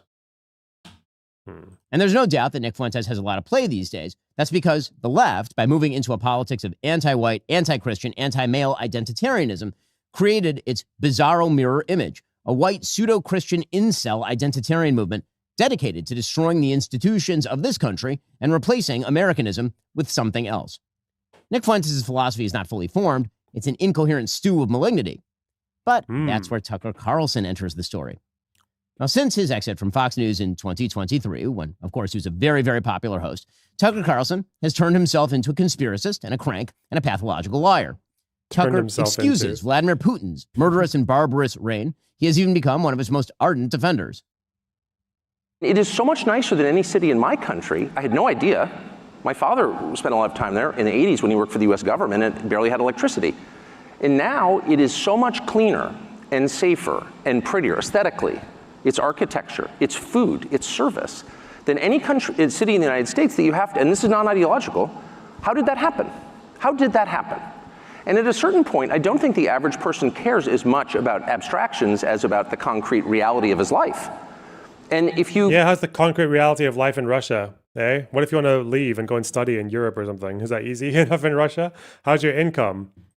How's the prospect of getting drafted and sent into the front line like a fucking slab of meat to get just to take up some fucking space for the day? Get a few more inches of territory. You can't use your subway, for example, as many people are afraid to in New York City because it's too dangerous. You have to sort of wonder, like, isn't that the ultimate measure of leadership? And that's true, by the way, it's radicalizing for an American to go to Moscow, I didn't know that, I've learned it this week, to Singapore, to Tokyo, to Dubai and Abu Dhabi. Because these cities, no matter how we're told they're run and on what principles they're run, are wonderful places to live. So I guess you'd rather be drafted into the IDF for real. Dude, I'd rather be drafted to the fucking Nukba brigades than the Russian military. Because at least if I died as one of the Nukba guys, I would die in civilian clothing and everyone would just call me a fine, a nice college boy, a nice academic. You know, they'll sweep my little RPG out of the photo. I got a really nice obituary and everything. Put in 10 rubles here, and you get it back when you put the cart back. So it's free, but there's an incentive to return it and not just bring it to your homeless encampment. I went from... It's a fucking... We do that in the UK, bro. Why are you so fucking shocked? What, you put a coin in the trolley, you know, your coin back. Wow. Amused to legitimately angry. So we were guessing what this would cost. Everybody hears from the United States buys groceries, and we didn't pay any attention to costs as we were just putting in the cart what we would actually eat over a week. And he's just in we an all Aldi. came in around $400, about $400. It was $104 US here. And that's when you start to realize that ideology maybe doesn't matter as much as you thought. Corruption. That they earn a fuck ton less money, you fucking retard. If you take people's standard of living and you tank it through filth and crime and inflation, and they literally can't buy the groceries they want, at that point, maybe it matters less what you say or whether you're a good person or a bad person. You're wrecking people's lives in their country, and that's what our leaders have done to us. When Tucker Carlson interviewed Vladimir Putin, by the way, Vladimir Putin was so amused by Tucker Carlson's easy questioning that he actually mocked him. Tucker Carlson has massaged the Iranian dictatorship and admitted to not asking any difficult questions of the president of that dictatorship. The interview is limited by a couple of factors. One, it was done by remote through a translator. That's always awkward. For another, I don't speak Persian. And there are all kinds of questions that I didn't ask the president of Iran, particularly questions to which I knew I could not get an honest answer, such as, was your nuclear program totally disabled by the bombing campaign by the U.S. government a week and a half ago? There's no chance he's going to answer that question honestly. I didn't bother to ask it. The answer, in fact, from an American perspective, even from the CIA's perspective, is unknowable. Tucker bizarrely worships at the altar of Qatar. They're mad at you because you don't put your parents in some institution. Maybe they're trying to break up your families. Well, it can be a reason. Honestly, I don't know what is really the. I'm pretty sure it's not just the amount that they earn in Russia. I think even if you adjust for the price of goods, the American wage still gets you more bang for your buck. Like, it's just, even when the cost of living is a shit ton more expensive, higher than Russia, you still get more purchasing power in America than you do in Russia with the average wage.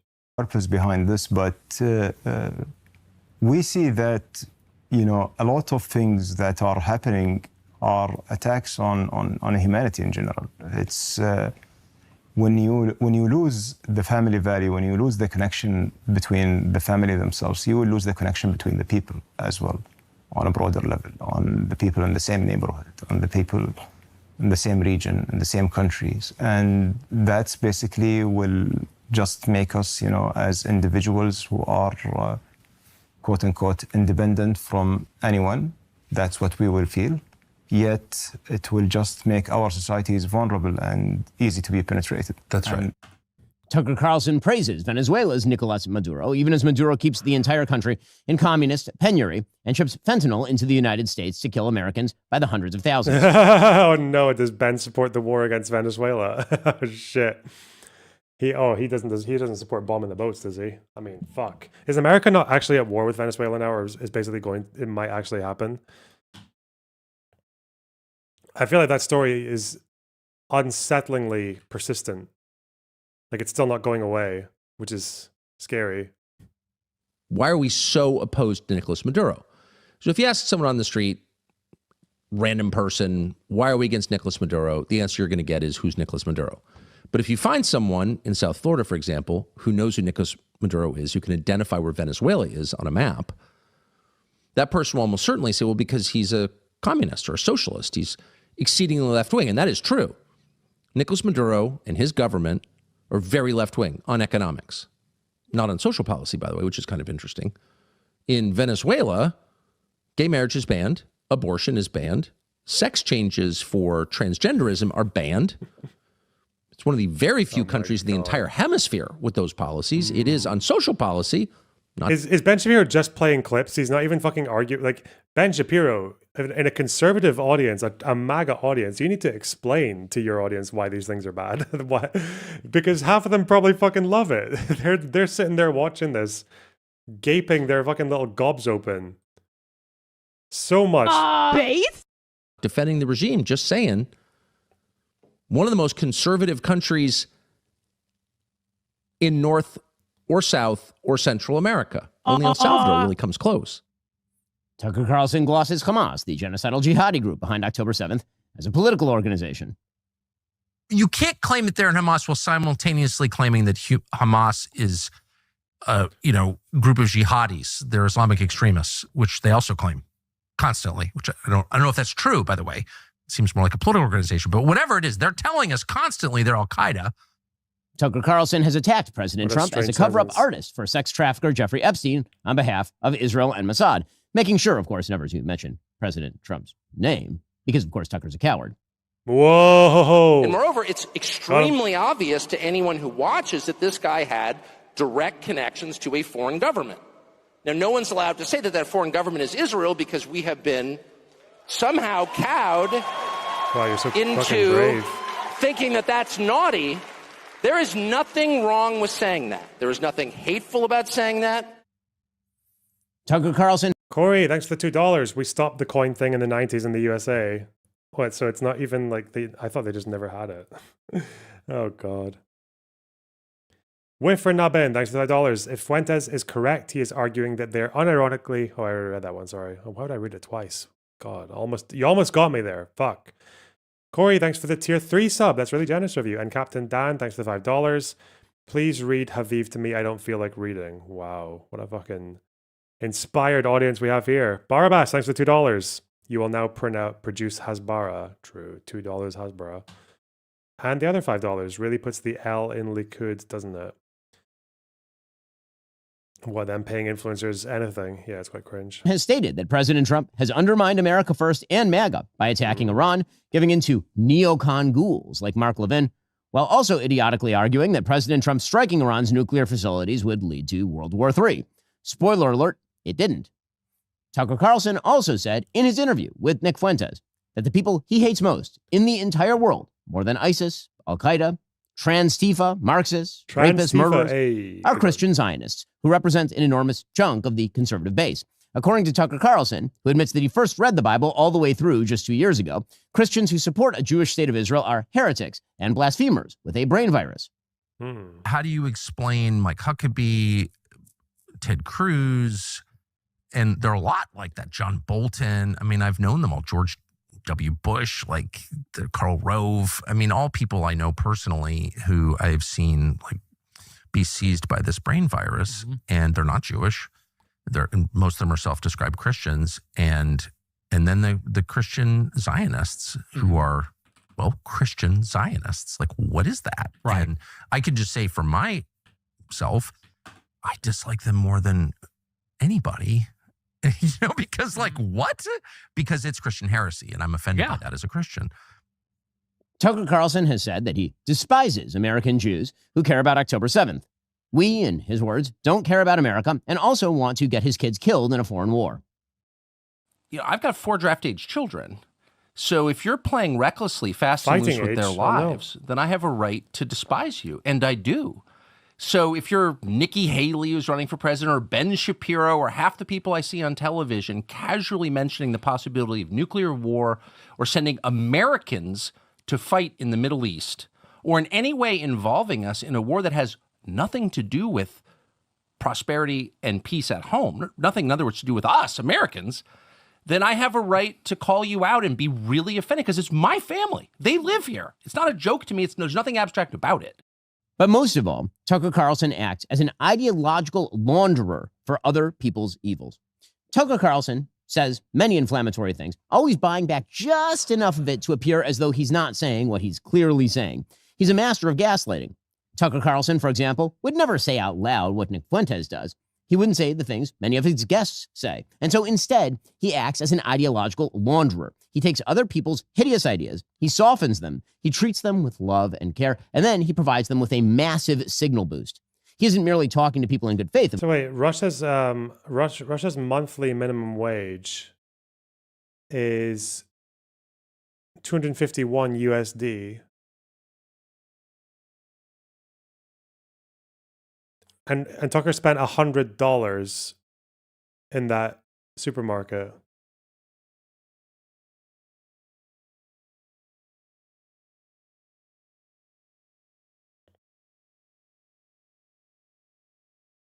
Isn't that like spending? Isn't that? Isn't that like spending $500 in America on your shopping, bro? Probably higher for Muscovites. He spent $100 in that shop.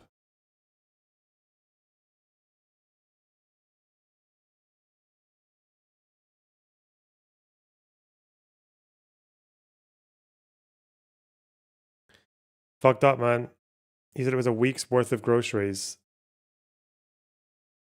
More like spending 1,000.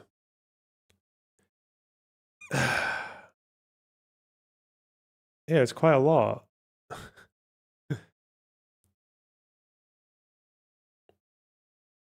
He did estimate it would be 400 to 500 in the US.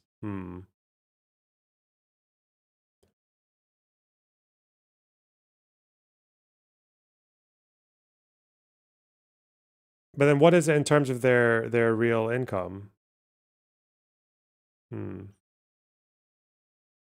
Why did someone say it's more like 1,000 USDs? Because it's a proportion of their monthly wage?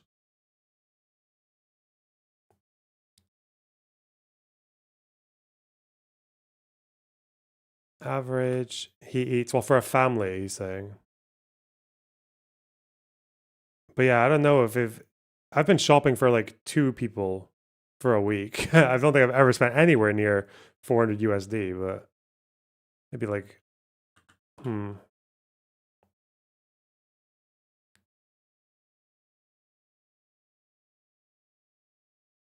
Not sure. You did the math the time the video came out. It was the equivalent of an American spending 1.1K a week. Interesting. Of course, he's promoting certain people and ideas and attacking others. So, for example, he'll ask a series of wildly obsequious questions to Nick Fuentes. Well, actually, because it was for a week, yeah. Average monthly. What about average monthly income, Russia? Let's try Moscow. Even let Nick Fuentes support for Joseph Stalin slide. It's actually funny. It was December 18th. I remember because that's an important date to me. And it's Joseph Stalin's birthday. Oh. I'm a fan. You're a fan of Stalin's. Mm-hmm. Oh, I was an admirer. But we don't need to go into that, I guess. In Moscow, it's, what's that, 1,300 USD. Okay.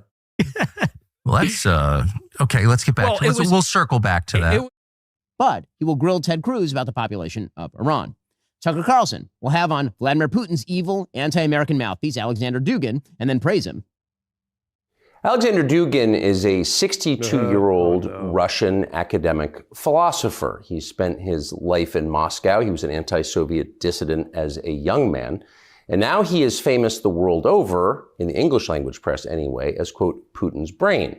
But he is not a political figure here in Russia. He is, once again, a philosopher.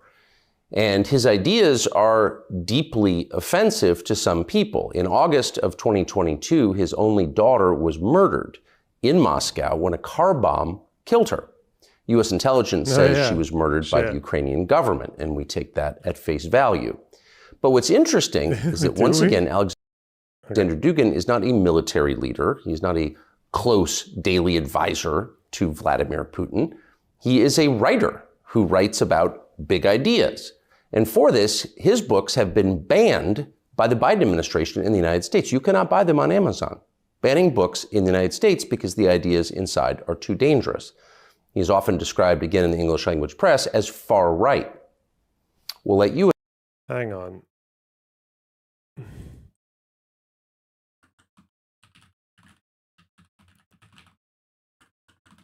I think I remember this. It's not a ban. The people who ban books are MAGA, by the way. Amazon taking Dugin's books off in the middle of the invasion, maybe. Did they even do that in America?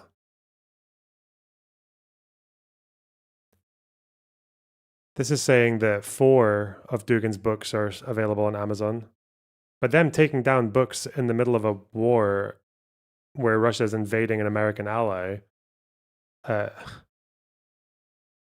not the same as it being a ban by the government, but okay. Assess. But we wanted to talk to him about some of his ideas, these ideas that are so dangerous that his only daughter was murdered over them and his book's been banned in the United States. What's this? Tucker Carlson will have on a Hitler-friendly pseudo-historian to minimize the Holocaust and blame Winston Churchill for World War II. And he will call him America's best and most honest historian. I thought Churchill was the chief villain of the Second World War. Now, he didn't kill the most people. He didn't commit the most atrocities. This guy's a fucking freak. But I believe, and I don't really think, I think when you really get into it and tell the story right and don't leave anything out, you see that he was primarily responsible for that war becoming what it did, becoming something other than an invasion of Poland. You know, Germany, look, they put themselves into a position, and Adolf Hitler is chiefly responsible for this, but his whole regime is responsible for it, that when they went into the East in 1941, they launched a war where they were completely unprepared. Oh, it's here. Sorry. It's here. This is the percentage of their income spent on food, I think. Russia, 25%. US, 6.8. Oh. Where's United Kingdom, baby? Just give me my little country here. Give me a fucking clear. Clear them all. Shit. United Kingdom. Ooh. 8.7. Not bad. Not bad. Okay. To deal with the millions and millions of prisoners of war, of local political prisoners and so forth that they were going to have to handle. They went in with no plan for that. And they just threw these people into camps, and millions of people ended up dead there. Is Ben gonna contest that one?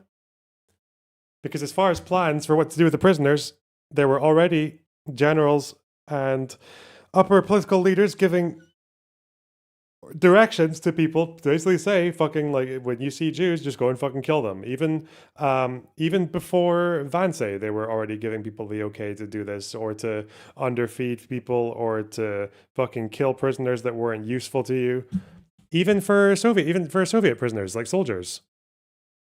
And that is the pseudo-historian that Tucker Carlson has said is the best and most honest historian in America. Tucker Carlson will have on over and over a pro-Chinese propagandist who used global warming to promote global socialism, all in order to criticize Israel and hug China. He has literally spent 25 minutes of this video just doing the clip cycles. Israel has run American foreign policy in the Middle East for 30 years. That's how it works. This is actually the truth.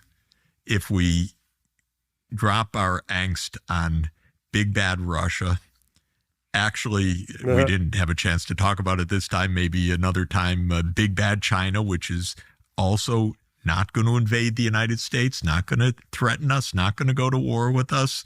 They're trying to deal with aging, and they've got their declining population and many other things. Not that they're falling apart. It's a very impressive civilization, but they're not a threat to the United States, honestly, and Iran is not a threat. Tucker Carlson, of course, brings on pro-Hamas voices episode after episode after episode. The instances are almost limitless. Tucker Carlson will host Andrew Tate, a pornographer and scam artist who mocks rape victims and preaches a cult of narcissism and cruelty. And, of course, Tucker Carlson will glorify him and present him as a maligned truth teller rather than an emblem of moral rot. See, this is how Tucker Carlson's ideological laundering works. You bring your dirty, ugly ideologies to Tucker Carlson's rhetorical car wash. He mixes it with some of the vestigial respect Americans have for him from his Fox News days, and voila, hideous ideas suddenly become mainstream. And then, of course, Tucker denies he said anything controversial at all. He was just asking questions. He was just interviewing people. You don't want him to cancel people, do you? Of course, there is no First Amendment right to a Tucker Carlson sensual massage. But to listen to Tucker, you'd think there was, so long as you despise. Why is it so many people who don't like Tucker Carlson that there's always this? Like, I understand it, but the fact that even Ben does it, like, why there's always this kind of homoerotic overtone to shitting on Tucker Carlson. America oppose President Trump's foreign policy and bear a peculiar dislike of Jews. Tucker Carlson, you see, is a coward. And here is where his relationship with Nick Fuentes begins, with Nick Fuentes correctly pointing out that Tucker Carlson is a coward. You see, Tucker Carlson, a few weeks back, had on Candace Owens. By the way, this is the order I'm thinking about, the plan. This is the Commissar Order, June 6, 1941, before Barbarossa, because they invaded on 22nd of June. So, guidelines for the treatment of political commissars. The guidelines required German army units to liquidate the political commissars of the Red Army, with few exceptions, immediately. The Commissar Order is considered one of the best documented criminal orders of the Third Reich. It holds particular significance in several respects, unlike, for example, the various directives that led to the extermination of European Jewry. It was formulated in clear language and without euphemisms. Wow, well done. It's a German to English translation, that's why. The order was put in writing. It demonstrably preceded the murders. The acts were therefore ordered from above and were by no means the result of radicalization processes during the course of the war. Furthermore, Adolf Hitler's direct responsibility for the order is also undisputed. Despite the decree's clarity and its widespread implementation, the order's effectiveness was long questioned. And this is because I think some soldiers refused the orders.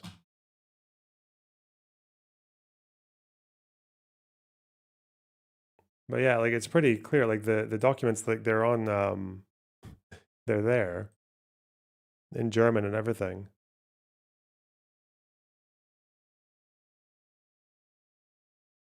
Rip. Okay. To treat her to his usual ideological laundering services. That's after years of Candace Owens saying things like this. And it is the case that dinosaur bones, for whatever reason, are always just found by the paleontologist. Like, it's not like you and me walking outside. I'm like, hey, a dinosaur bone. And, or by somebody who's related to a paleontologist. It's very strange. And it's so weird how fucking gold just happens to always appear near the gold miners. Why am I never, I'm always walking around, you know, looking for treasure, as I do, but I never stumble across a huge nugget. She's so funny, man. Oh, God.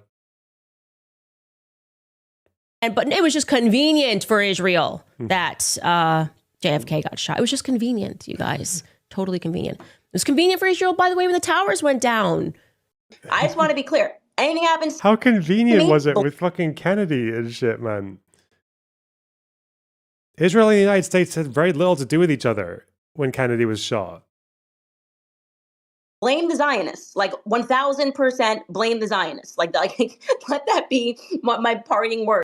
I'm waking people up to the fact that pedophiles are in power. Yes. They are literally in power. And that is intentional because then they can be controlled while they are in power. And they are also exhibiting signs of a psychopathology that lets them know that they will do harm to the masses and feel nothing because they were themselves, many of them, raped when they were children. Yep. It is not a coincidence that Justin Trudeau is gay. Obama, gay. Zelensky, gay. Emmanuel Macron, but gay. Tucker Carlson, straight as hell. Yes, say it. Traditional masculinity. Say it, Candace. Please.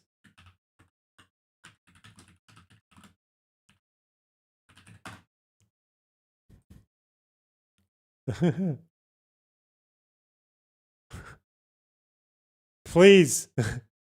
Not this guy, though.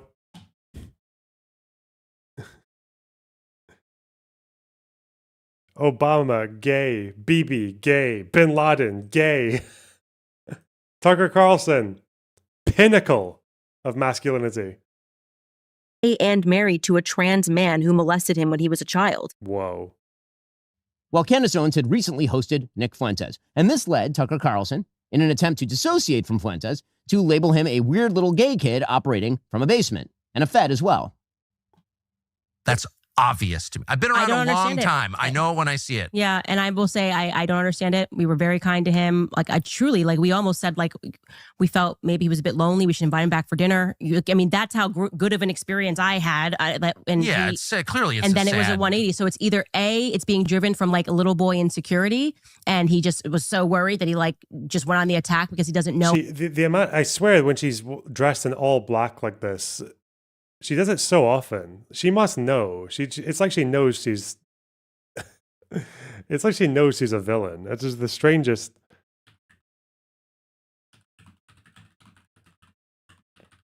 It's like this scene, the most epic scene from the most epic series. Oh god, it's so good.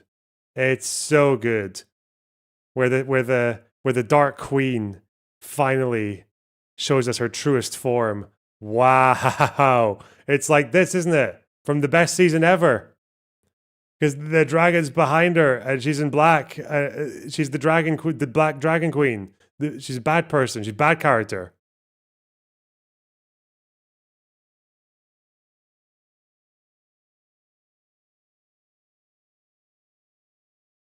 Oh, so good, man.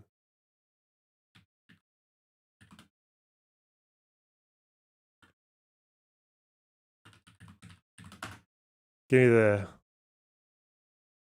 Oh yeah, it's been so long since I've watched the Wings of the Dragon. Let's watch a YouTube short with shitloads of saturation, so it's more epic. Yes, this music. It's so real. Fuck.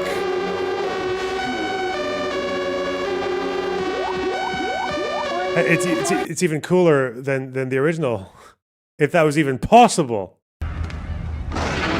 Oh my god! Busted. Oh shit! 1.4 minutes. This is the speech. Come on. Best season. He knows what he's about to see. Oh shit! Camera. Ooh. So good. So much action. Fuck yeah. Oh, how to have normal relations after being banned everywhere. Well, I think. And then she says, "I have become dragon." There's that could be one element. The angry gay kid thing going on. Yeah. Well, Nick Fuentes did not take kindly to this. After all, here was Tucker Carlson, a man Nick Fuentes correctly sees as a fellow traveler, dismissing him, all the while refusing to say the sorts of things for which Fuentes takes slings and arrows. And so Fuentes unleashed on him as a fraud and also as an expert on gaslighting. Tucker is like the GOAT of gaslighting. But unironically, he goes up at the memorial and said, Charlie Kirk told the truth. You know who else told the truth? Jesus. And you know what happened? He got killed by Jews. And people said, so are you saying that the Jews killed Charlie Kirk in the way that they killed Jesus for telling the truth because they hate the truth? And Tucker said, I never said that. You're crazy. I never said that. Everyone eats hummus. What do you mean? Everyone runs Jerusalem. But I wasn't born with a silver spoon in my mouth. Tucker Carlson says, I have so many trust funds, I never have to work. Tucker went to a $45,000 per year private high school, then a $45,000 per year selective Ivy League school in New England. Tucker Carlson's daddy was a Reagan appointee. And then, after years of bragging about being an elite, bragging about being so out of touch and so rich, now he's going to be the spokesperson for all the white people. Now he's going to roll up his sleeves. I just like to hunt and fish in my log cabin. I care about Klarna and credit card debt. But then when it comes to me, I'm one of the real disaffected white people. You want to talk about me and them? I am them. Well, there was one big problem for Tucker Carlson in all of this. Nick Fuentes is absolutely 100% correct. Tucker is a coward, and Tucker's audience, much of which he shares with Nick Fuentes, knows it. And so Tucker hit upon a final stratagem. He let Nick Fuentes cuck him. He brought Nick Fuentes on to legitimate his ideology. He signal boosted Fuentes, glossed him, shined him, presented him to the world, all in order to protect his own reputation with his... He wants to say glazed, but he's like a well-behaved, nice Jewish boy. ...online base. A base he is competing over with Nick Fuentes. Now, of course, Tucker has a right to do all of this for the 100th time. He can do what he likes. This is America. But there's no question that Tucker has become the most virulent super spreader of violence. These right-wingers are so fucking funny, man. Everyone's gay. Everyone's cucked. Jesus. Vile ideas in America. And the rest of us who oppose those vile ideas have every right to call him that. There's one other element here that's even darker if possible. Tucker Carlson preys on the friendship he proclaims with others. And then he knifes them directly between the shoulder blades when convenient for him. Tucker Carlson is, in short, a terrible friend. Tucker Carlson was supposedly Charlie Kirk's friend.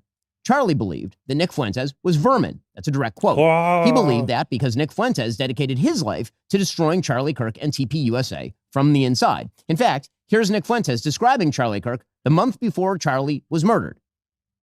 Charlie Kirk cannot call himself a Christian anymore. Sorry, you forfeited that. I do not want to hear, and you cannot allow Charlie Kirk to go to one more public event, one more question and answer, one more ask me anything, without being protested, without being shouted down, without being interrogated about this. This guy goes around from campus to campus in the most artificial and phony and fake way. And here is Nick Fuentes describing not anymore, he doesn't. How he destroyed TPUSA from the inside. Whether he chooses to confront me or not, whether he has dignity and honor or not, it's just a matter of time. My ideas are already there. I've already impregnated your organization. I took Turning Point USA and I fucked it. I took your organization, I took your baby, Turning Point USA, and I fucked it. Bro, I feel like I'm just... We're 10 minutes left. This is just a right-wing shitter greatest hits. Okay. And I've been fucking it. And that's why it's filled with groypers. That's why your whole crew, that's why the people around you, that's why your chapter presidents, that's why your attendees, they're all groypers. And here's Nick Fuentes calling Charlie Kirk unpatriotic and talking about how he's a retarded idiot and saying all firepower should be focused on Charlie Kirk. I think a lot of people are starting to find out Charlie Kirk is not the patriot that he says he is. And so I look at what happened last night and I think to myself, this is totally a doable operation. You know, Charlie Kirk in the grand scheme of things is just some retarded idiot. The dog. Does Ben Shapiro really think that he's gonna? Ben Shapiro's sitting here thinking, "Oh yeah, I know what'll work." Okay, listen, this guy, this little booger-eating piece of shit, this little twerp, has besmirched the good name of our martyr, peace be upon him, Charlie Kirk. Bro, no one gives a fuck about Charlie Kirk. People pretended to look at. No one's talking about Charlie Kirk apart from insofar as they can use Charlie Kirk as a fucking vessel for whatever political fucking operation they want to run. That's it. Everyone cared about Charlie Kirk for about 5 minutes so they could use his death to attack trans people and black people and Hispanic people and I guess each other on the right, like Jews. People use Charlie Kirk to shit on Antifa and the left and the Democrats and the Jews. That's how much they liked him. They loved him for that. Even his fucking wife, dude. His wife is out there flirting with fucking JD Vance, low-key, doing a fucking WrestleMania entrance to his memorial in fucking tight-ass leather trousers. Letting Trump just like completely shit on her message of forgiveness and talk about how he hates all these people and turn it into a MAGA rally. And she's already taking over Turning Point and just doing events like nothing happened. Dude. No one cared about Charlie Kirk, okay? As far as the right-wingers go, they're just like, okay, good. No more fucking dolphin fetus clips from this useless piece of shit. But we got some good ammunition, okay? We're just going to ride the fucking wave of Charlie Kirk sympathy. No one gave a fuck. And you could tell by the way that they... I don't think Is it controversial to say, I don't think Charlie Kirk's wife gave a fuck about him? Not really. I think she probably thought it was quite sad that he was gone. But at the end of the day, she saw, well, I get to make a lot of media attention on this. I get to do a little video. I go to the coffin and I tell the person next to me to take my phone and film me talking to his fucking carcass in the coffin. I get to do a WrestleMania entrance with big fucking fireworks, and I get to look amazing. I get to flirt. I get to talk about how JD Vance, maybe, maybe. I don't really know if I could replace Charlie, but JD Vance is, and he's got an Indian wife, and he's, and they're not that popular in MAGA right now. JD Vance might just be, and also get to be fucking involved in Turning Point more. Might even do a better job because God, that Charlie guy was fucking useless.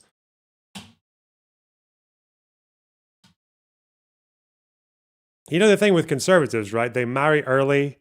They marry people quite quickly for social pressure and all that. They don't really go through that many partners before they get to the person they're with. They must get, surely, you're on the road all the time. You're meeting people all the time. You must get fucking curious every now and then. Like, I don't know. How many marriages are like that? How many marriages are like just business arrangements? How many marriages are like, especially with two clearly ambitious, career-driven, ideologically driven people?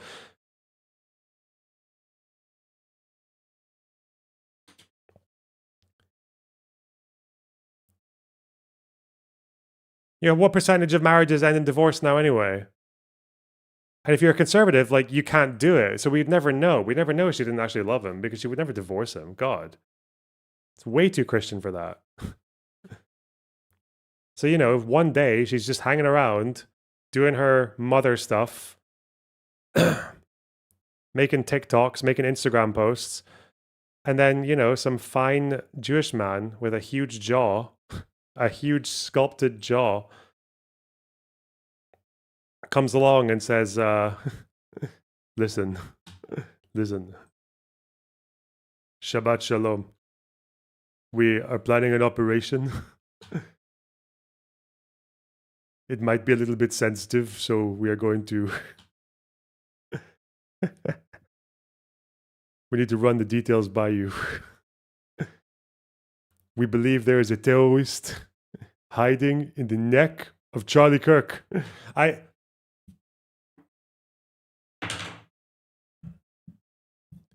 What would you do? Is terrified. I had to go upstairs and reassure him because I'm screaming at my screen, calling Charlie Kirk a bitch and everything. The contrast could not be more clear. Charlie Kirk is a totally unexceptional human being. A moral struggle that's happening on the higher dimension, right? Which is Christ versus the devil. Who does Charlie Kirk serve? Is he really a Christian? Is he really Christ-like when he supports Yoko Jonah, thanks for the tier 3 sub. Foreign wars and Israel and all this? Look at the people he's taking money from. So the guy's a fake Christian. The guy's not a patriot. He hates our country. He's un-American. Let's focus all our firepower on Charlie Kirk. Why are we doing this? It's because Charlie Kirk is a fake patriot, a fake Christian, and he hates his people. He's anti-white. This is our angle. Nick Fuentes despised Charlie Kirk. And for good reason, because Charlie Kirk actually opposed Nick's evil program. Here's what Charlie Kirk had to say about Nick Fuentes' agenda. But if you go back to the original founding fathers, they intended this to be a European nation for white men of good stock and character. So, can you show me? Let me answer the. Doesn't fucking Asmongold yap about how America's supposed to be a white country now, and he's not even like one of the crazier ones in MAGA. Oh God, Ben Shapiro just doing some fucking PR for Fuentes. What a fucking moron. Question. He must be quite sheltered then, Ben Shapiro. I guess like he's got his Daily Wire job and everything, and he's got his colleagues in his white. Like he probably doesn't really pay that much attention to what's going on. The fact that he thinks he can just show these clips and just be like, "Look at this guy! Look at this guy! Got him! Got him!" Can you show me where in the United States Constitution it says that? It wasn't in the Constitution. It wasn't in the Constitution because they didn't believe it. The founding. What does the phrase "e pluribus unum" mean? See what in Charlie Kirk's? Surely she got fucking like at some point you're gonna get fucking bored Oh, wow, Latin. Yeah, nice. Oh, Aristotle. Yeah, sure. What was that fucking clip where he's yapping about how fucking about how Plato was against private property, but Aristotle was pro private property. Like, that's a real fucking debate. Relevant to the present day. Come on. You show me. Let me answer the question. Can you show me where in the United States Constitution it says that? It wasn't in the Constitution. It wasn't in the Constitution because they didn't believe it. The founding. What does the phrase e pluribus unum mean? What does the phrase e pluribus unum mean? Why is that relevant? See, it's probably at this point Erica is sitting at home, bored fucking shitless. You know, on her phone, you know, looking at the next JD Vance tweet maybe pops up, and you know he's doing quite well. Looking at the Turning Point CEO badge on the wall, but it's got Charlie Kirk's face next to it. Just doing her knitting, taking care of the kids. And then she hears, what does e pluribus unum mean? And then she's just like, oh my fucking God. And then she goes into her purse and she finds the Mossad business card that was left to her by the agent, who has a very conveniently placed terror threat in the neck of her husband. Is it not? On every founding document and presidential seal from our founding, which means out of many, one. You, sir, and your ideology is not conservative.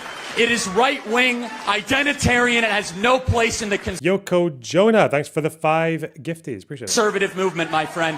Get out of line. Get out of line. I don't platform trolls, and I don't platform and I don't discuss people or I don't debate with people that are not good faith actors. And you debate Maoists and people who champion. They can keep on yelling at how successful we are and our big events. He debated Vosh. Charlie Kirk debated Vosh. And well over 1,000 employees, but a lot of jealousy out there. We build, they complain. We succeed, we win. They blame the Jews. After Charlie's what? Wrong button. Fuck. death, TPUSA made Tucker Carlson one of its chief faces. Tucker, of course, spoke at Charlie's memorial, where he implied that hummus-eating nefarious Jews killed Charlie, with no mention of the ideology of the actual alleged murderer, who was, of course, a trans activist gay furry. Tucker Carlson, in fact, has spent more time talking about Jews and Israel since Charlie's death. Stick to the script. He was a gay, not a Jew. What's happening to my conservative movement? What? We're supposed to bash the gay transes, not the Jews. Then about the and fucking the groypers and all the fucking far right people and the Tucker Carlson fans are just sitting there being like, yeah, but Ben, who made them gay and trans? You think people are born that way? Antifa ideology that motivated Charlie Kirk's killer. By a long shot, it's not close, which is not a surprise since he seems to spend very little time these days attacking anyone on the left.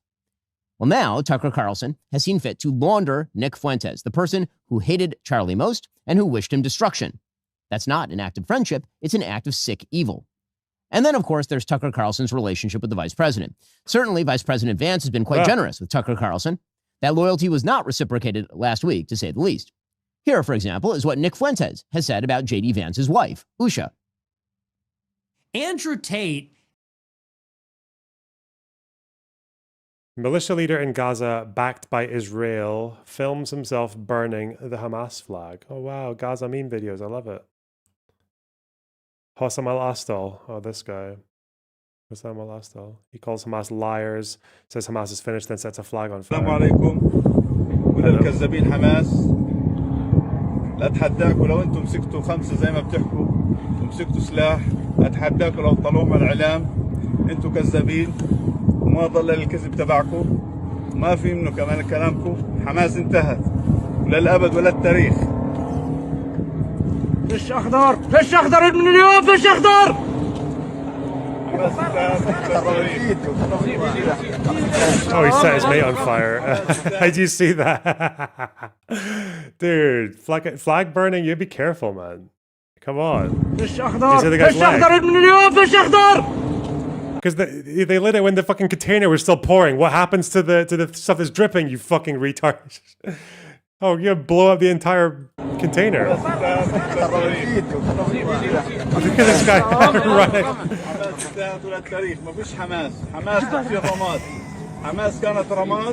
And this peripheral vision, his mate's on fire and he's just continuing talking.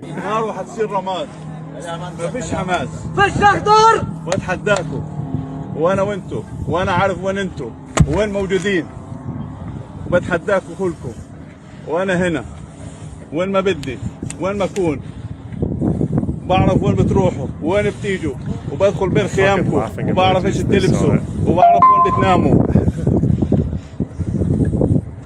انا هنا وانا موجود وانا حسام الاسطل واللي معايا الوحوش اللي معايا الواحد باكل 100 منكم يا كلاب ما فيش حماس تاني واحنا اليوم التاني غصب عنكم مش بخاطركم. Is it club? Did he call them? Did he say dogs? Is that what that means? Or is it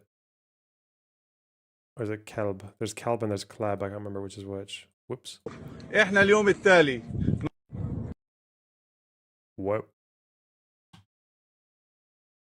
And Bronze Age pervert and all these people, for years, all they talk about is going to the gym, being a vitalist, fighting the Matrix, India smells bad, all this kind of shit. And now they're all in favor of a fat race mixer who's married to a Jeet who named his son Vivek, who was mentored by a Jewish neocon and a gay fed, Peter Thiel. This guy has a non-white wife and a kid named Vivek. Uh-oh. This guy is going to be a defender of white identity? I don't think so. This guy's going to defend You're Mexican, bro. What the fuck? American identity?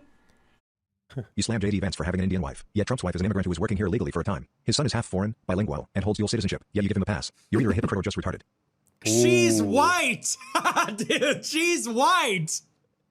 If we had millions of Slovenian supermodels immigrating to America, I don't think we'd have a big problem with it.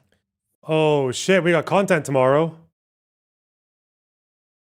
Tonight's Live and Learn guest is Prime Kai, and it will begin 30 minutes before the normal time, 6:30 EST. I won't be staying up for that. That's late, but tomorrow, I guess.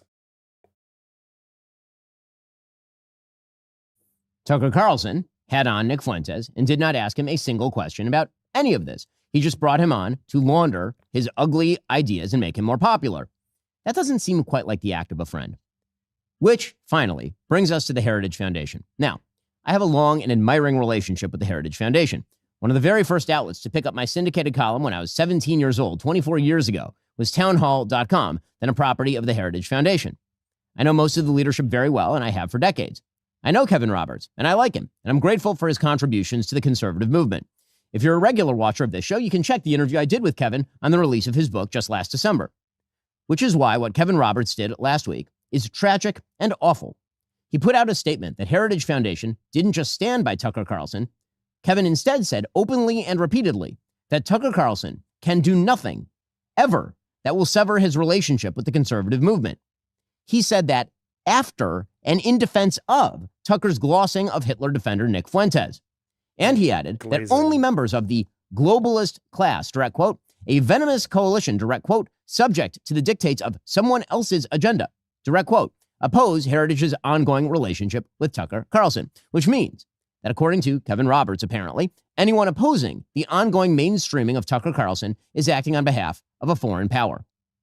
Kevin's statement is a betrayal of the Heritage Foundation's history and principles, which is presumably why both Tucker Carlson and Nick Fuentes loved it. And that's a tragedy, because America needs a robust conservative organization based on principle and ideas, not personal loyalty to bad actors like Tucker Carlson. Hamas is destroyed. Meanwhile, your mate on the side.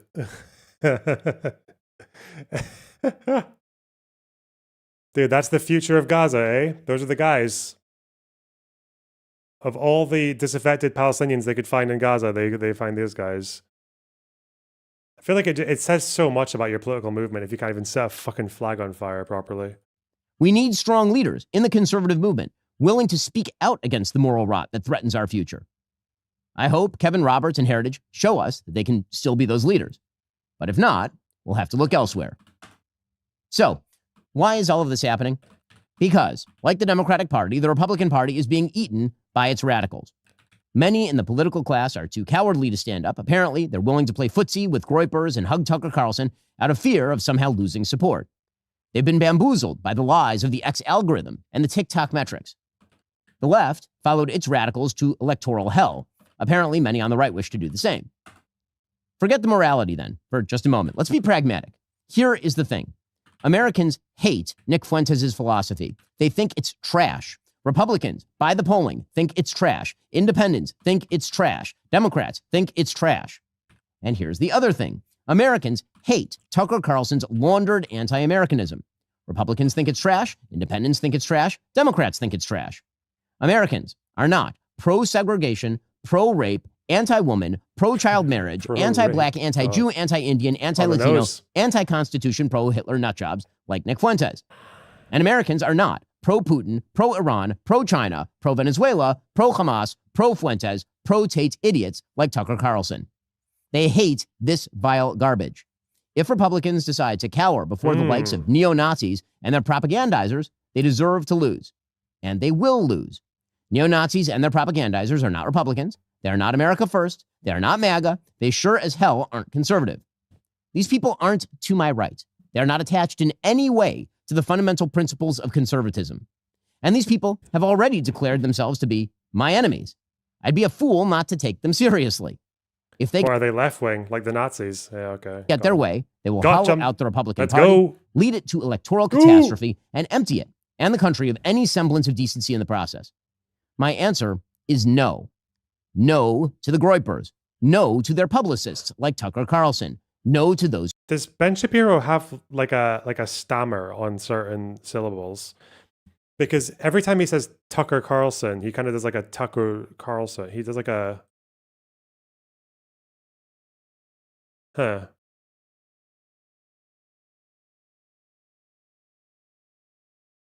I'm only thinking about it because I've had to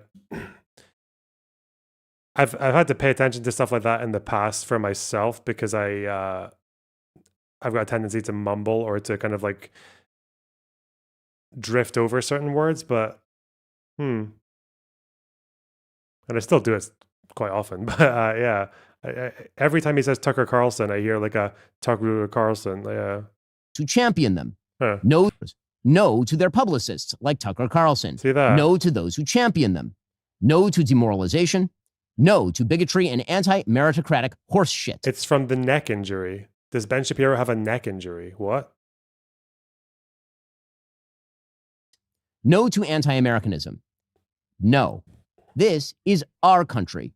This is our party. And this is our conservative movement. Tucker I will not stand by while it is handed over to those who betray the most fundamental principles I have spent my entire life defending and advocating. That is a path to defeat and a path to moral oblivion. I reject it because if we lose the right, we will lose to the left. And either way, we'll lose the country. I'm Ben Shapiro. This is The Ben Shapiro Show. Oh, poor Ben, eh? Poor Ben. There are people to the right of him who will destroy the country, and there are people to the left of him who will destroy the country. Damn. Everyone who's not Ben Shapiro is going to destroy the United States, eh? Everyone who's not MAGA, but also loves Jews, loves Israel, and supports Ukraine, I guess. Weird. And really hopes January 6th won't happen again. And still kind of like some things about the Constitution. Well, it's a very specific formula there to anything else destroying the country. God forbid those dastardly Democrats come in again.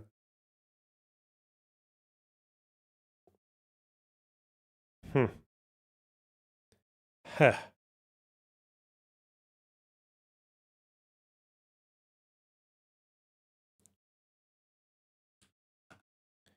What are your thoughts on Fuentes? I don't know. He's funny and evil, I guess. I really hope he doesn't get any power ever. That would be very shit.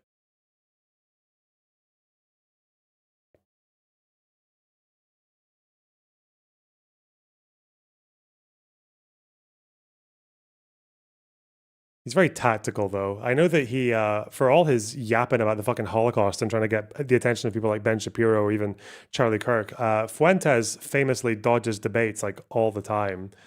Because I know that Ask Yourself community and people like that have tried to get him to do Holocaust denial debates, but he just says no. He just says no. He avoids it. He's very tactical. I think he knows full well that there's no point in him actually learning the fine details of Holocaust denial. He just needs a few fucking talking points and memes so that he can just keep his image in front of his audience.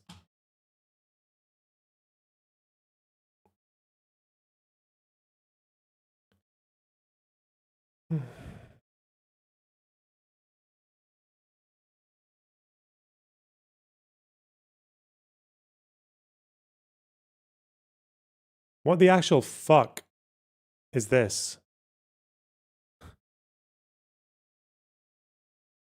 Did this come up because I looked up Game of Thrones? This is a 9-hour and 46-minute video of vintage gaming and Frodo just walking to Mordor. What? What fucking game is this? This is absolutely something I would do. What game is this? Or is this just like they've emulated Middle Earth to make a fucking 9-hour walking video? What?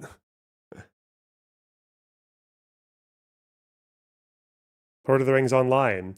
Oh, the MMO. It's an MMO, right? Huh. Oh, he even goes round in the stairs. Cute. The graphics look shit. Okay. Whatever. New MMO arc. Surprisingly, I never actually played that MMO. My friends did. I never did, though. It came out not long after World of Warcraft, though. State Man news. I don't give a okay, so apparently the leaker is in trouble because it was an illegal leak or some shit. Compromise. I don't know. I don't know the details of that. I'll fucking look it up in my own time and maybe speak about it tomorrow.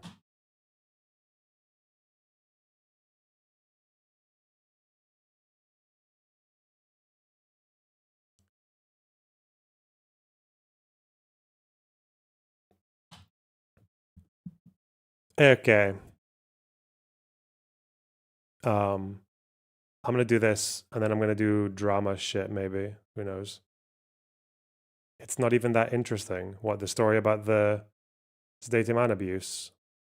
Well, we know that very grave abuses were committed. And then some controversy about the leaking and the fucking sentencing. I don't know.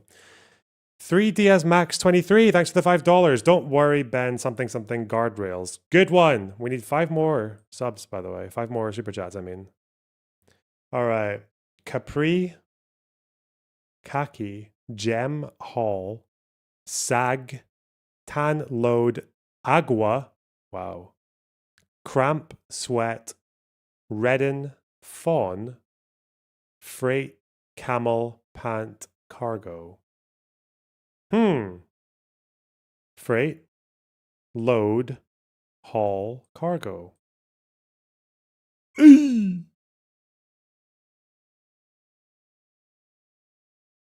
Sweat, cramp, sag and pant. If you're tired, not sag. Maybe redden. Maybe. Well, it would have to be, right? Yeah. Tan. There's like a color thing, isn't it? Khaki. Wait, aqua, tan, khaki. Why? Why? I keep forgetting what Capri is.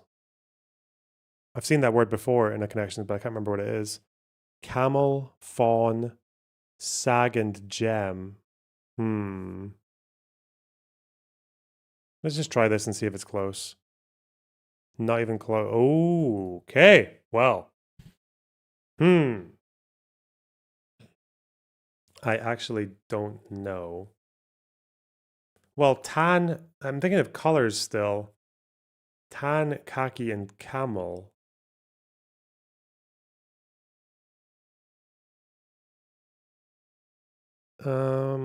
But what would the fourth one be? Aqua and gem seem like they might go together.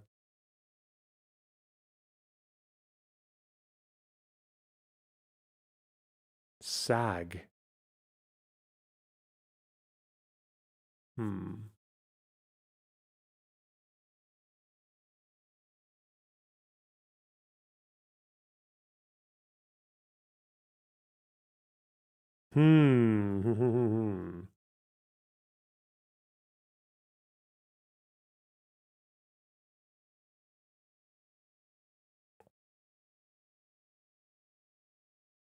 Tan, khaki, camel, and would it be... But camel and fawn might go together. Although I don't know what would go with them. Sag. I think of sag and I just think droop. But... Tan...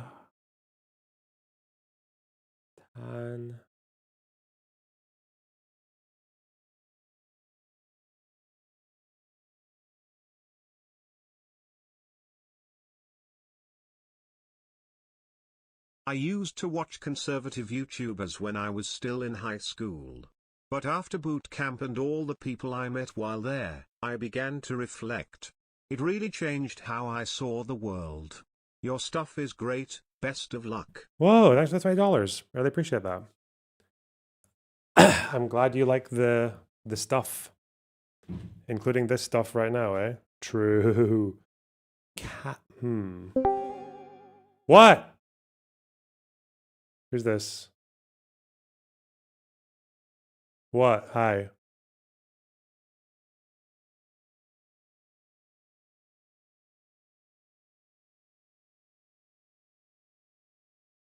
Fuck! One away. It's these three.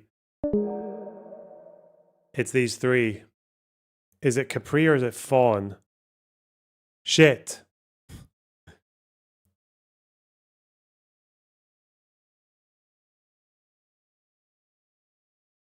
Damn.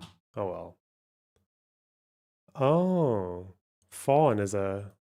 Oh, it's fucking astronomy shit. Astrology. Of course I wouldn't get that because I don't care for astrology. Gemini, Sagittarius, Capricorn, Aquarius. Okay. I was too fucked trying to remember what a Capri is. What a fool. Okay. Whoa. Sea monkey. That's you guys. Whoopee cushion. Fire engine. Water wings. Jigsaw puzzle. Maraschino cherry. Okay. Jumbo shrimp. Light bright. Stop sign. Pickup sticks. Funky chicken. Balloon animal. Clown nose. Lego set. Bouncy castle. Dark horse. I mean, dude, I don't know what half of these things even are because I'm not American, right? I mean, are whoopee cushions traditionally red? Is that the thing? Clown nose, stop sign, like round and red. Ah.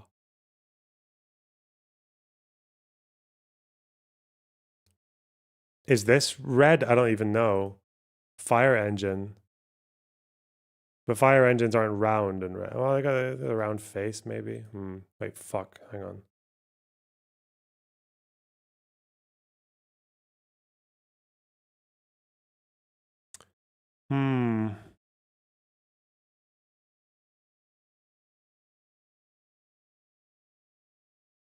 Let's try some other ones. I don't know how I feel about that one.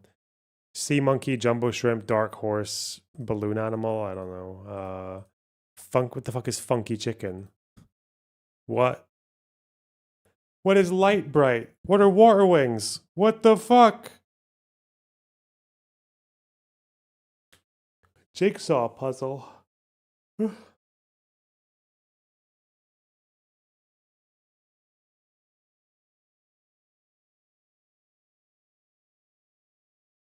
Well, bouncy castle, balloon animal, I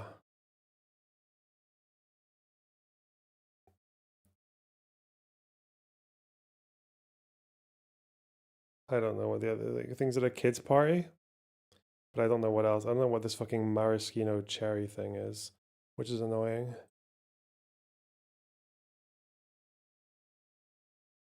Lego set might go with jigsaw puzzle, like a toy. But there's lots of things that could be toys here, right? Is there? Well, not jumbo shrimp, not bouncy cat. Whoopee cushion? Balloon animal? No. Balloon animal's not really a fire engine. Wait, would it be whoopee cushion? I don't know what pickup sticks are. Maybe it's those. The fuck? I hate this. Well, let's go. Even this, though, like a type of animal and a description, but balloon animal is different from the actual species, I suppose. So, hey, ending with animals. Let's go. Get fucked. That's the hardest one. Okay, sure, dude. I'm gonna go with the red ones. Clown nose, stop sign, whoopee cushion, and I think it's this cherry thing because cherries are red. Fuck! It's not that one. Could be things that I don't know. I don't know pickup sticks. It could be fire engine. Are whoopee cushions actually red though? Maybe it's this. Fuck! Because bouncy castle, whoopee cushion, balloon animal, you filled it with air. Okay. What else though? Not clown nose. Wait. Shit. I don't know. It's a light bright or the other. Oh, fuck me, man. Okay, wait. So we've got, I think these are filled with air. It's definitely that. Okay. Stop sign, clown nose. And would it be the cherry and the fire engine? Just like red things? But then Lego set. Wait, bouncy castle, balloon animal, whoopee cushion. Okay. Right. Maybe clown nose. Otherwise it'd be clown nose, stop sign. I don't know what water wings are. Wait, do I? Water wings. Would that maybe go with? No. What the fuck is a light bright? Pickup sticks. I don't know. I feel like this goes together. Fire engine. Wait. No. Never mind. Not fire and water like an earth, wind, fire thing, but that's not right. Okay. Well, Lego set, jigsaw puzzle. Wait. I think it would have to be the ones I don't know. But I don't really know about this light bright thing. Is this like a night light?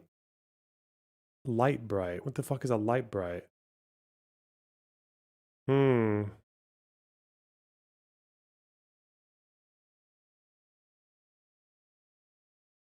Hmm.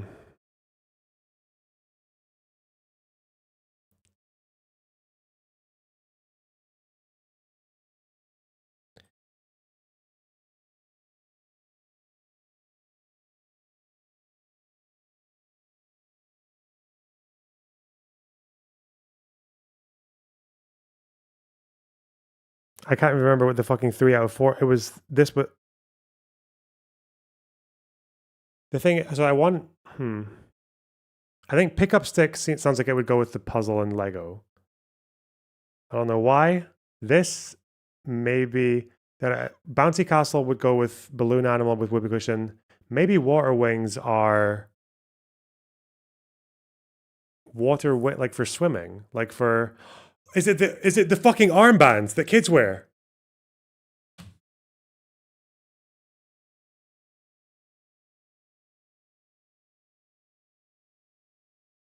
Yes. Okay. Water wings. God, I need to make a Scottish version of this shit for you fucking American retards to. If that's obvious, if that's actually what they're called in the United States, you guys are, oh God. I probably look quite foolish right now. Okay, wow. Right. Clown nose, stop sign. Why fire engine though? Fire engine, Lego set. I don't even fucking know with this.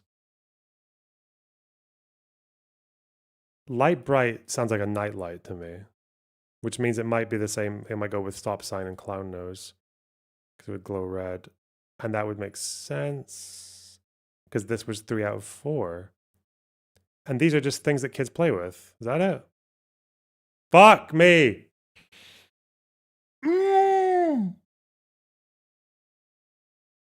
Wait, this is 3 out of 4 as well. So is it this? Because they're red? Okay, sure, dude. The fuck is a light bright? Okay, light bright. Lots of pieces. Oh. Light bright, where are you? I've never seen this in my entire life. It looks dumb. What's the other one? Pickup sticks.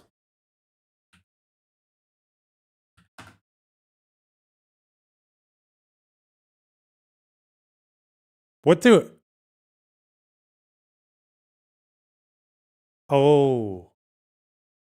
American kids put these things up their noses and scramble their brains about like they're doing a fucking mummification process. And that's why they're all really stupid. Okay, I get it. I understand. Okay, I know. I got it. Now I know. Now I know.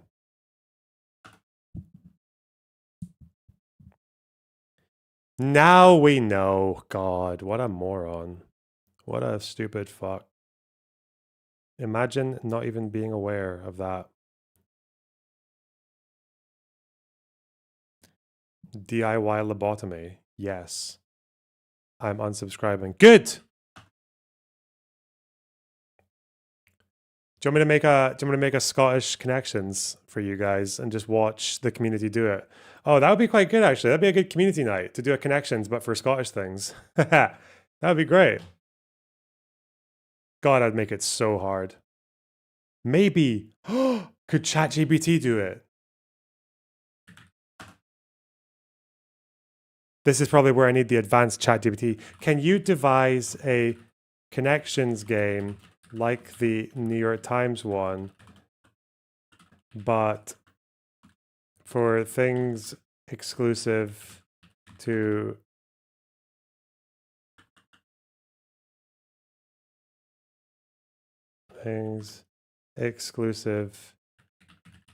Scotland?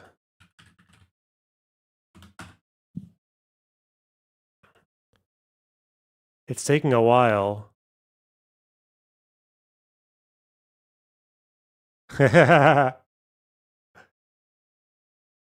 Okay.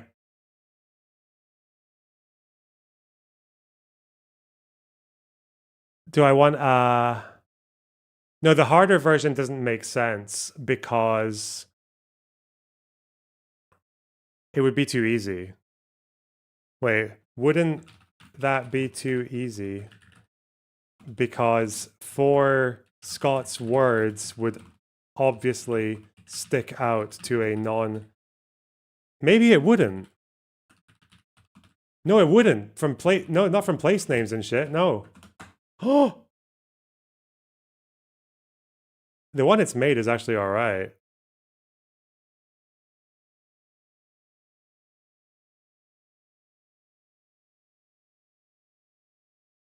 Ah.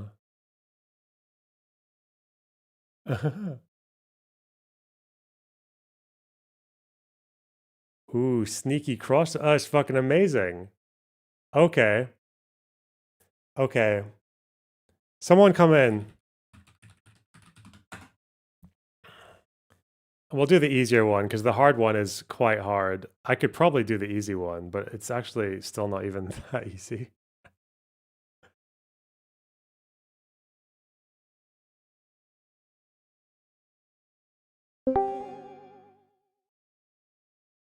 Hello. What do you want? I'm If making. I do this and I Mhm. kill it, you have to let me help you cheat Okay. for at least a month on Connections because you kill I want a lobotomy after every time I watch you play that shit. Okay. Okay, that's fine. Let's see. Right. Let me just stick the words in, okay? All right. Wait, are you sharing your With screen? a comma separated. Nope, I'm not done yet. I need to. Wait, what? Comma separated? What the fuck? Oh yeah, here we go. Okay. And for the record, this is going to be harder for me than American English is for you because Scottish English is way more niche than American English. That would be a good excuse where you're not a regular viewer of a Scottish person, and every single word here I have referenced on stream. You do not speak in a Highland Scottish brogue, my friend. Yeah, but I reference things. We're not like once every blue moon. Well, they did try. Well, you should have been paying attention. Hopefully, if you were paying attention, you'd know. You'd know all these things. Okay. Yeah, like I know what water wings are, and a light bright, and pickup sticks, and I know that a maraschino cherry is fucking red. Wait, I want to change one of these. To what? What would it be? What's a good one? Are these? Oh, let me double check actually. Oh. Wait. You should know this one. Yes. Okay. Nice one. Okay. Yeah, this is definitely the easier one. Wait, what? 4 words per it does have 4 words per category. What are you talking about? Okay. Separated by comma. Yes. Okay. Next one. That smile is fucking diabolical. I don't trust you at all.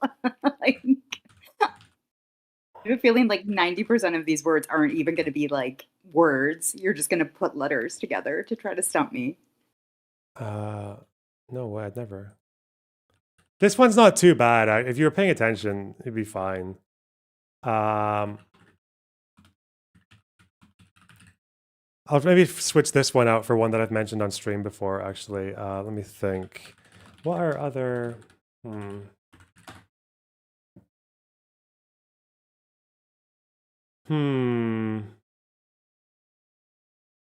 Kind of.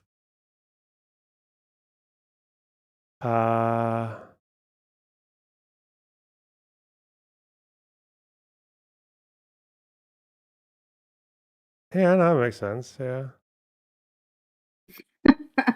Okay. Description.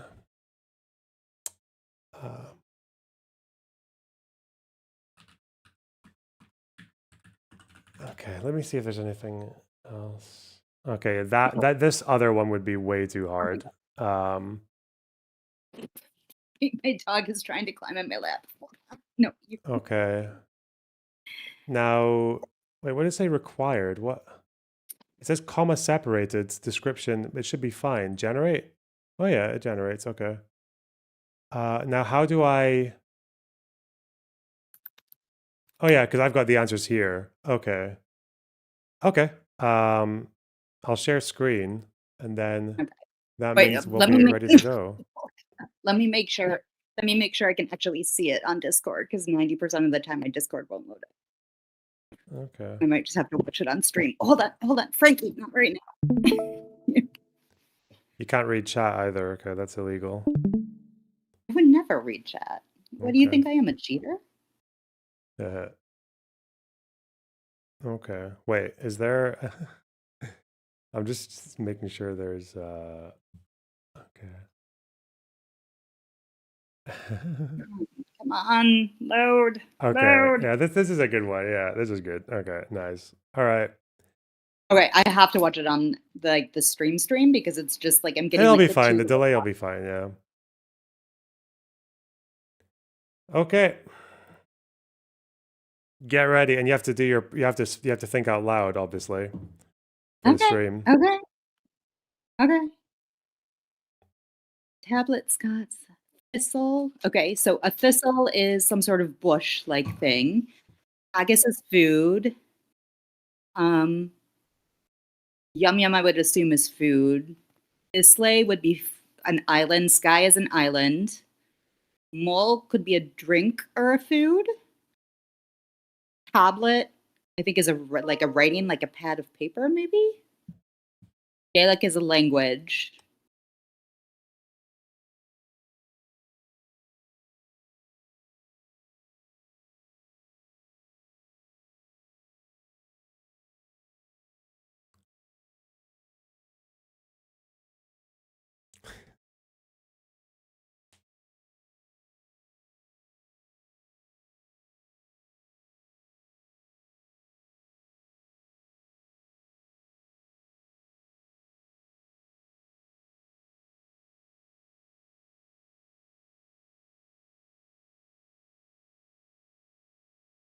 Are you thinking quietly? Time. What? I've been talking this entire time. You went Did you not hear? quiet. No, I didn't hear you after you said Gaelic is a language. Okay, so I'm saying haggis, shortbread, mull, and yum yum. Submit. Yum. Okay. No, one incorrect. Okay, haggis, shortbread, yum yum, and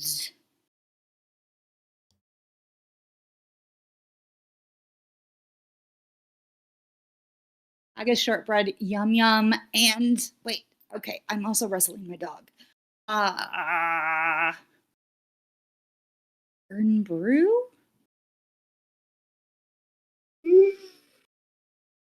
One away. Okay, keep those away. I know. I'm keeping that in my head. Okay, new one. Languages: Gaelic, Scots, Lalans,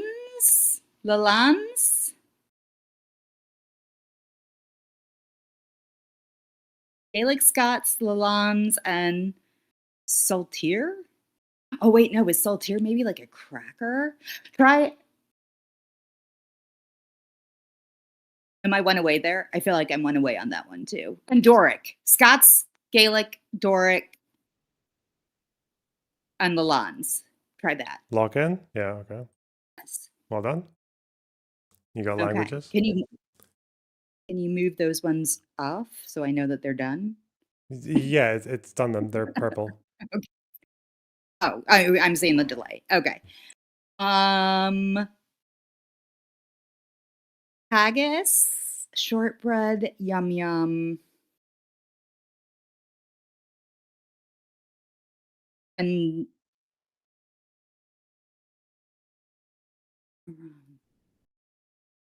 okay, thistle, mull, Irrenbrew. Wait, oh, that's right. I'm seeing it on a delay. I'm seeing it on the delay. Wait, let me see if I can. This is making it more complicated. Oh, okay. It came up. Okay. Shortbread. Okay? Try shortbread, haggis, yum yum, saltire. Nope. You've got one more wrong before you lose. Wait, you didn't tell me that I only had so many. Well, in connections, it's 4, right? You got 4 fails. Okay, but I feel like since this is a more niche language, I should Do you want get 5? more than 4. Yes, at Oh, least a okay. minimum. Oh, okay. We'll At say least. 5. Okay, 5 it is then. Yeah, 5. Feel good about 5. All right. So try tablet, haggis, shortbread, yum yum. Where the fuck is tablet? Haggis, shortbread, yum yum. 4 incorrect. Motherfucker. But that was Okay. one away. Okay, so Nessie is definitely the Loch Ness monster. Skye is an island. Islay must be an island. Irn-Bru? What is Saltire? If not, and Thistle is definitely like something with like shrubberies, right? So, Mole, Irn-Bru, Ness. Okay, this is a wild shot in the dark. Mull, Irn-Bru, Nessie, Islay.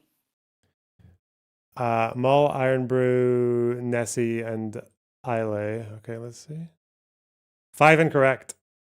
Rip. But at least I commit. At least I commit. I will say that much.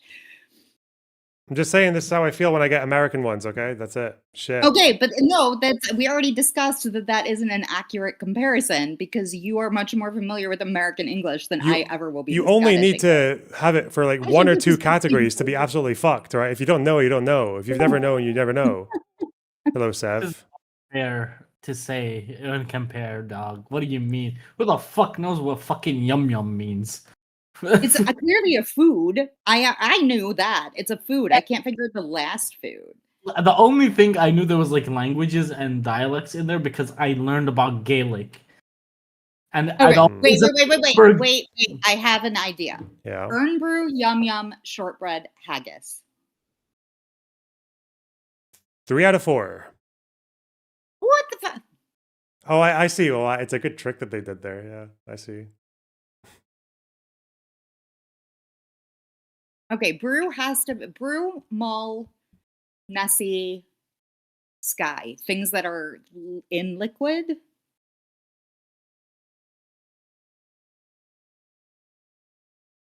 Nope.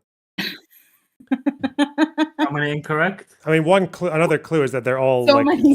they're all like relevant to Scotland. Like it's all categories of Scotland something. Yeah, we know. Thanks. It's not just it's not like they just took 4 random fucking Scottish things and they said like, oh, these are like water. What the inlets or fuck is whatever. Islay? It's called It's Islay. got to be some sort of like island, right? Like an isle or an island. Oh. No, you're I know thinking like an American. I know Skye is an isle. Language is a Right? lot Like an dumber than isle you think, Skye. Mirosi. Language is a lot dumber, okay? Especially when it comes to like English and Scots and the language just is like retarded there, okay? It's not like Well, you're retarded. no. Listen, What the are fuck you do you gonna mean? The help- language is retarded what, there. What help are you being right now? What? Are you going to help me or are you just going to talk about how retarded it is? Both. You had haggis, shortbread, and yum yum. Yes, 3 I'm looking correct. for the last food. Haggis, shortbread, and yum yum. Now, bear in mind, it doesn't tell you which 3 are correct, does it? Yeah, but she tried it with 2 different ones, and Oh. it said 3 correct Right? both times. Thank you. Thank you. What the fuck? Are you trying to gaslight us or something, buddy? Right? No. Right? Of course, Haggis, I'm shortbread, absolutely I got not. one Scottish one quicker than you ever have gotten a single American one. Oh, mother. Okay, that's not true. That's not true. That is absolutely That's not true. I've seen him play connections. He's gotten the American ones way past. He's so bad at it. He's so bad at it. This is clearly a demonstration of how much he knows about your like fucking Everybody American knows about culture. our English. Our English. Yeah, is because now you guys the stick your nicest noses in proper everything. English. Nobody knows fucking Scottish Okay, English. haggis, shortbread, yum yum. We already tried Irn-Bru. That wasn't correct. We what tried was the other one? Irn-Bru and we tried Mull, and neither of those worked with it. And Saltire, and that also didn't Haggis, work with it. shortbread, yum yum. Or 3 tablet. Aaron, Like, what the fuck no, does Aaron- tablet fit in here? Is it like a I don't tablet? know. Something like something you eat? Tablet? Try it. Fuck it. Try Haggis, it. shortbread, yum yum, and tablet. Try it. Wait, tablet, shortbread, yum yum, and what? And haggis. Haggis. And haggis. Ooh, So- 3 out of 4. 3 out Wait, of which 4. ones? I feel like we've tried all of the ones that are left. Iron Brew, Mole, and Tablet. What the Right, fuck is right. left? It's almost Wait, as if the no, 3 out of 4 we thing need- that I said actually was true, wasn't it? Uh-oh. I wasn't gaslighting. But what do you mean? We're still correct though. Just because you get if you you select 4 things and you get 3 out of 4, and then you click one off, and then you click another one and you get 3 out of 4, that doesn't necessarily mean the original amount 3 of that you times kept we for both of them tried is it. actually the correct 3. That's not how that But works. no, The amount what do of you times mean? we- Haggis, shortbread, and yum yum with fucking Iron Brew was like 3 out of 4. Yep. And now then haggis, we shortbread, tried yum. them. Okay, so With Like- Saltier was 3 out of 4, and with Tablet was 3 out of 4. So we've been through 4. So if they weren't the 3 correct ones, They wouldn't be 3 out of 4. let's say there like are 3 times. 6 things, and you do 1, 2, 3, and there's like 6 numbers, and you do 1, 2, 3, and 5, and there you get aren't, 3 out there's of 4 4. Then you do 1, 2, 3, and 6, and you get 3 out of 4. Then you do 1, 2, 4, and 5, you get 3 out of 4. Like you're getting confused basically. no, you're gaslighting us. Oh. That math It's a doesn't. That gaslight. math doesn't math. So which ones have you done that got 3 out of 4? Because I'll try it and I'll say Okay, that you weren't we trying got it. Haggis, shortbread, and yum yum have been the solid 3, and then we've done Saltier with it, Iron Brew with it, Mole with it, and Tablet with it. Okay, you've done So- saltire. Okay, so if I do, that but we haggis, tried shortbread, 4. yum yum, and saltire, you haven't done because that's just an extra incorrect. Haggis, shortbread, yum yum, and Iron Brew, that's the 3 out of 4. Haggis, shortbread, yum yum, and Mull is not 3 out of 4. Haggis, shortbread, yum yum, and You said it Tablet, was 3 out of 4. that's 3 out of 4. Wait, what? Hold on. Which one was it 3 out of 4? I don't think you did haggis, shortbread, yum yum, and Mull for 3 out of 4. I think every time you've said haggis, You shortbread, said and it was yum yum, 3 out of you 4. said 3 out of 4. No, I Every didn't. time. Yes, you did. Rewind. Let's read. You absolutely did. So, Okay. Okay, hold on. Try- Shortbread, haggis. Maybe he's right that one of these fucking. Okay. No, Tablet, I Mole, refuse to shortbread, and accept you haggis. right. Is yum yum, shortbread, and haggis are definitely No, fuck yum yum. all- Yum yum is yum yum seems way too obvious. I don't trust it. Tablet, Mole, shortbread, and haggis, maybe. Or actually, no, not Mole. Iron Brew. Fuck. This is so retarded. tablet. So what are we doing? Tablet, Iron Brew, shortbread, Tablet? and haggis. Yeah. If this is incorrect, 3 out of 4. Damn. this is so dumb. Hmm. Let's do an Arabic one, motherfucker. Let's do an No, Arabic. no, stop, Yeah. stop. Iron Brew, yum yum. Okay, hold on. There's no way yum yum is just Tablet? food. And Aaron. Is that how you say that? Aaron? Wait, Iron Brew, Yum Yum, and Aaron. Aaron and Tablet. Okay. 3 out of 4. Motherfucker. Shit. Mole, Yum Yum, Aaron Brew, Tablet. How's this? This 3 has out to of be 4. broken. It's not broken. It has to be broken. It's not broken. How's it 3 out of 4 every fucking combination? Because you keep swapping a correct one for a correct one. Well, sometimes you're doing that. Not always. So I've been close. I feel like I've been very close this entire time.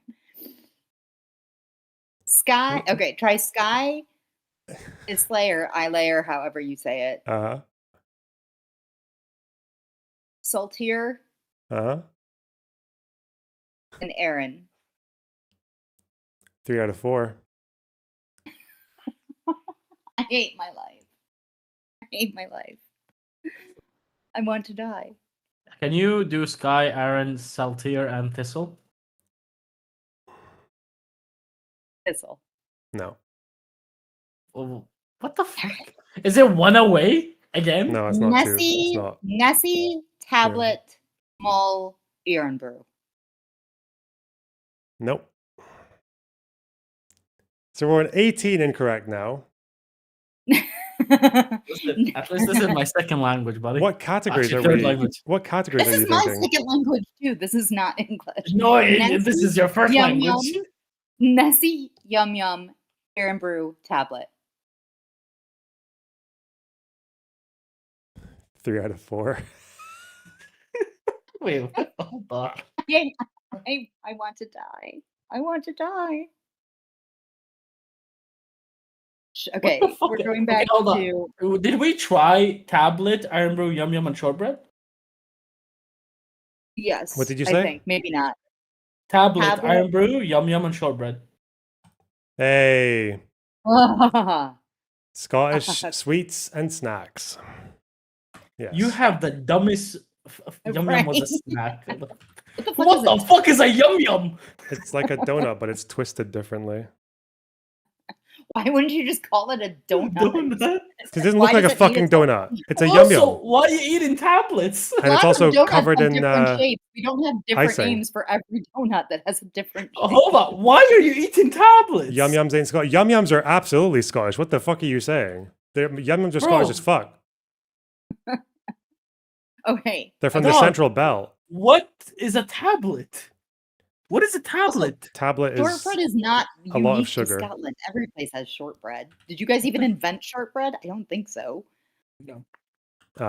Let's see. Shortbread is a national treasure. What you find? You get it in all the airports when it's got tartan on it. It's a traditional Scottish biscuit from the 12th century. Do Islay, Haggis? No, hold on, not Islay. Haggis, Skye, Aaron, and Nessie. Haggis, Skye, Aaron, and Nessie. Okay. What do are they you have in going for common? there? I don't know. They all sound like retarded mythical Witcher 3 creatures. Mull. Okay, so to mull something over is to like overthink it, right? Or like, can't you do like isn't mull a type of like steeped like alcoholic beverage too? Like a warm like cider type like mull? Mm-hmm. Yeah. That was so helpful. Thank you for saying yes to both of those. All right, Nessie is the Loch Ness Monster, but also maybe it's something, maybe like it's a name that you use to make fun of people that believe in it over there. I don't know. Yeah. Skye, I know Skye is an island. Haggis is like your gross dish with the intestines. Yeah. Well, you cook it in the stomach lining. You don't actually eat the thistle intestines. is like a bush. You guys have a mulberry. Mulberry is also a bush. Would it be mull, thistle, Aaron Saltier? No.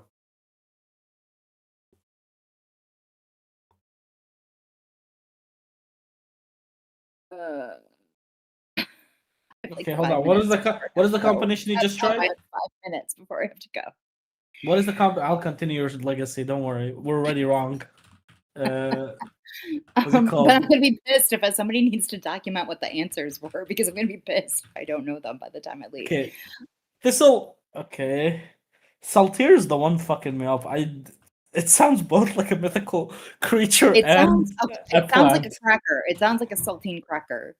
What already got snacks out of the way. It can't be a cracker. But haggis is clearly a food, and that's still on there, right? Yeah, but haggis isn't a sweetened snack, is it? Surmised that mull could be a beverage. Yeah, people can put the answer in chat and just hope they're not reading it. Yeah, they hope they're not cheating. I'm not cheating. Yeah, I know. I can tell. Right? If we're cheating, Jesus Christ. I can see people in chat are struggling as well, though. For sure. Stop. Aaron, Skye, Islay.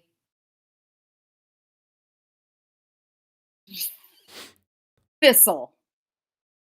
3 out of 4. Aaron, Skye, Islay, Saltier. 3 out of 4. Aaron, Skye. Wait, Aaron, Skye, Islay, Mull. Well done. Islands. Thank Christ. It's islands. I would say, obviously, wait, what were the last ones? What the fuck is a Saltier? Saltire is the Scottish flag. Oh. Okay. These are Scottish national symbols. Is thistle like your national bush or something? Yeah, it's a national flower. Yeah.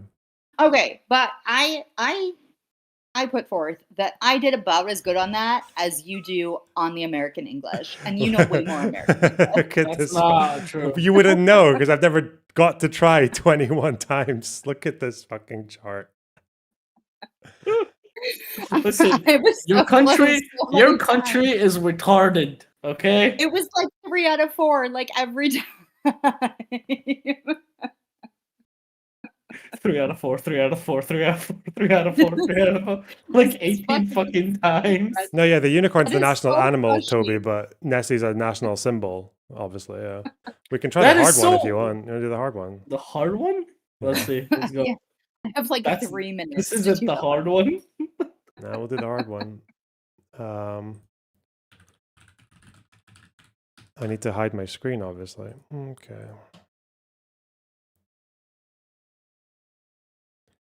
Oh, are honestly, you the one no, making wait, it? fuck it. We shouldn't do the hard one now. Well, what you should do is, if you guys want to learn some Scottish things, Yes. Yes. and then I we'll wanna do it rematch. tomorrow, okay? I wanna Just rematch. prepare. If I came that close, if I came 3 out of 4 times, like almost every time, then I want a rematch after I get to study some Scottish language. I'd probably do bad on the American one too.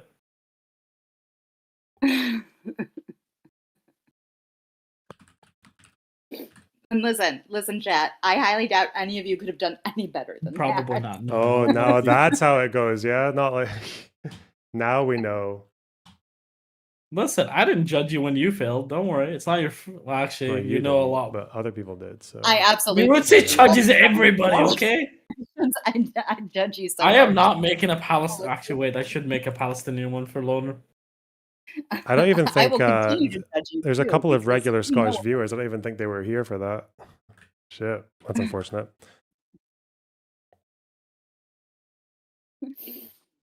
All right. It's been How the real. fuck do you make a? Oh my god! What? I just asked ChatGPT. Oh, to make you a connections one? Yeah, All right. How long do I have to study this? How long do I have to study 24 this? hours. 24 fucking hours. I have a job, asshole. 24 hours. Just when your boss ain't looking, just like what would you even no. learn? What would you learn if you needed I time? don't know. Commons. I don't know. I don't know. You'd be amazed what I can cram in my useless brain. Like I'm looking at the hard one now. There's like other Scottish symbols, I guess, because there are a lot. There's Give me categories. Come up with like 4 categories, and then I will study a trove of words for each category. Okay, well, you definitely need some Scots words for sure. I You can't need just to need learn as many of words. those as possible. Okay, you need to you need to be able to have a conversation in Scots or Doric or Central Belt. You probably need to learn all the national symbols, probably some wildlife and flora and fauna. You can't just have words. Words isn't Mythology. A category. Definitely Okay, wait, we have I'm to definitely taking cultural notes. references like the poetry and stuff Stop. like I'm that. taking notes. You Slow need down. Robbie Burns. Mythology. Mythology. I haven't committed to this. I'm just giving you a bunch of things to. Symbols. Foods. Geography. Yeah, words. I'm Slang. making a hard one for you, Loner. Words. How is word? I maintain that words is not a category. Like language, Scots words. Like language. Like Yeah, language. Then language is more broad, right? But it can include words. all right. Fine. And I have 6 categories, and you have to give me until like Friday because again I work. Okay. Okay. And then if I do better than you, like we have to time it. You have to do the American one, Uh-huh. and then we have to compete time wise. Okay. Yeah. All right. Fine. It's a deal. Oh, I've already got a really good you have- one. you Fuck, have- someone oh, in if you have chat a- had a really good one. Oh, yes. Yes. Remember, you love me more. All right. I'll talk to you guys later. Bye.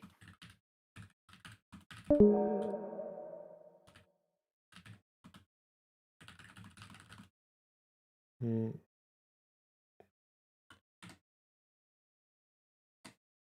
Oh, yes. ChatGPT. Me and ChatGPT are cooking this next one. Oh, yes.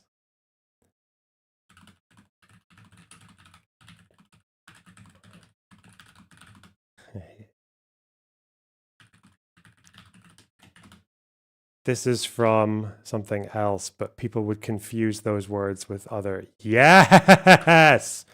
That would tell me, ChatGPT. Tell me it's a good idea. Oh, that's brilliant. It said brilliant in italics. Fuck yeah.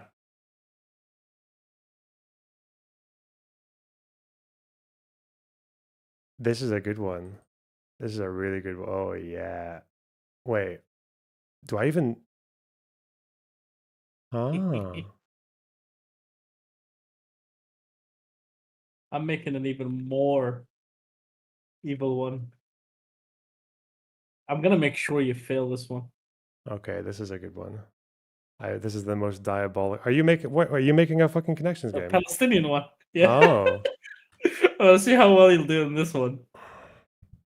Since you're, the authority on Israel-Palestine for everybody. Yeah.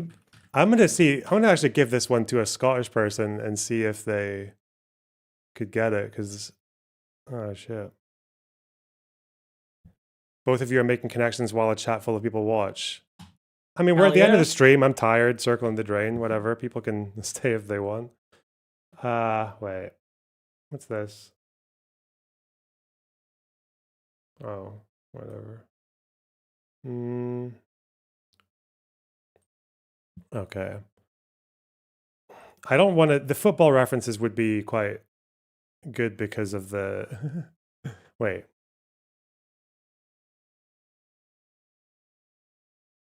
I think this is a good one because I think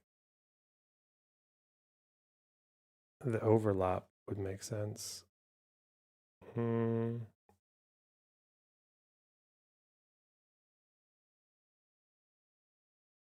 Okay. Okay. Let's do the blue one.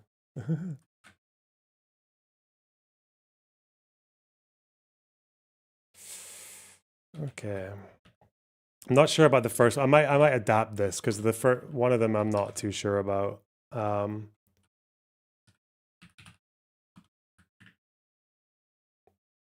Tartan names. Maybe. I need to finesse this a little bit, but there's the rest of it makes sense. And there's the green one. This one is definitely... Good luck. Oh god, this one's fucking banging. What, did you make one? Yeah.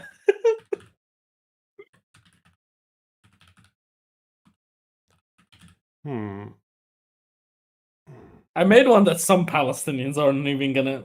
The asteroids are definitely not gonna get half of them. Okay. Have you done it in Arabic? Well, some of the things are named in Arabic, but in like letters. Like the English letters. Okay. There's some things I can't like change to English, otherwise I give you the answer. Right. There's some easy ones though in it.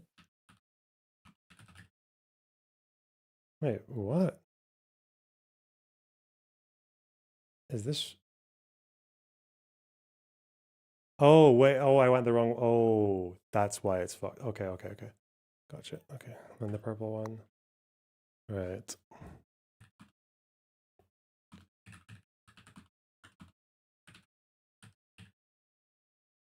Yeah, I'll put it in Discord for people.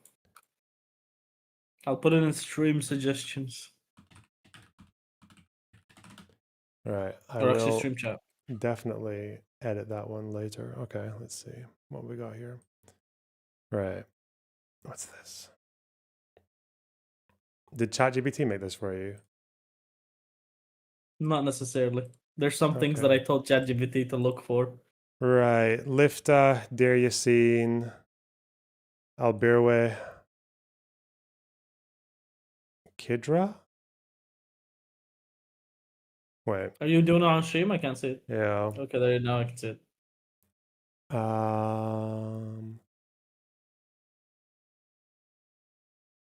I don't know about star actually. I know moon, but oh yeah, obviously there's to do with like Kafia, carnation. That'd be to do with like outfits.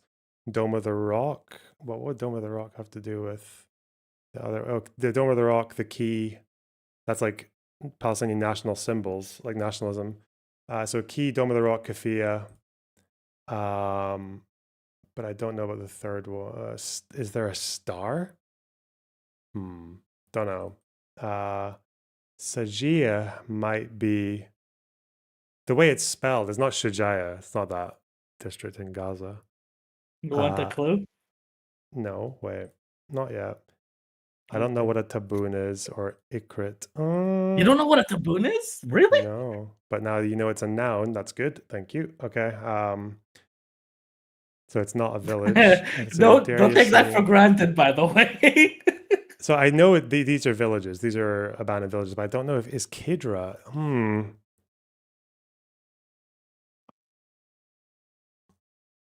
Or Ikrit. Or Sayediya.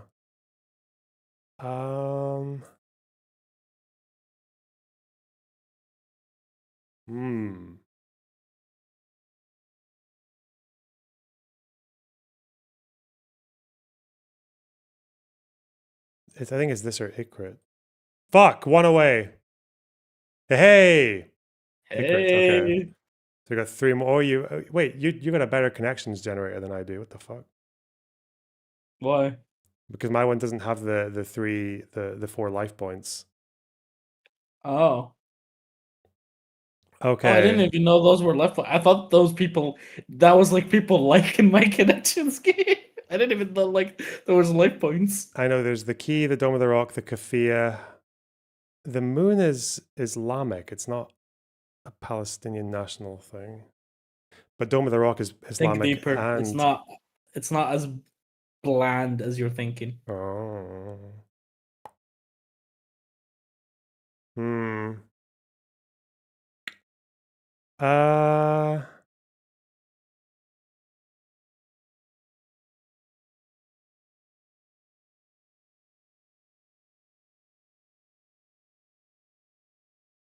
Hamdallah?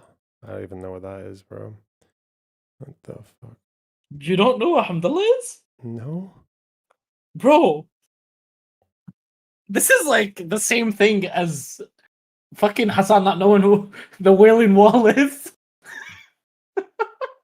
What? Why is... Okay. It's a... Think about it. Alright, you know what?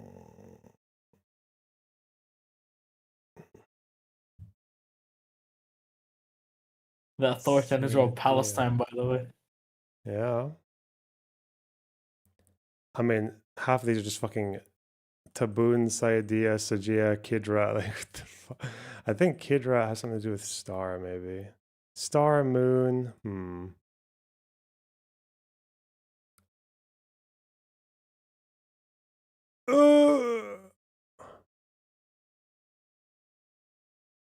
It might be if it's things that you wear. Then it would be kafia, but would you wear a key? This is all by design.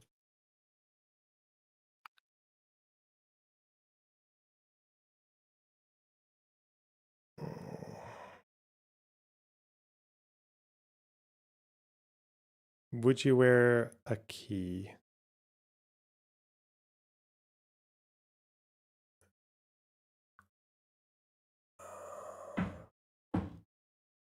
Just so we're clear, chat, this is intentionally very hard.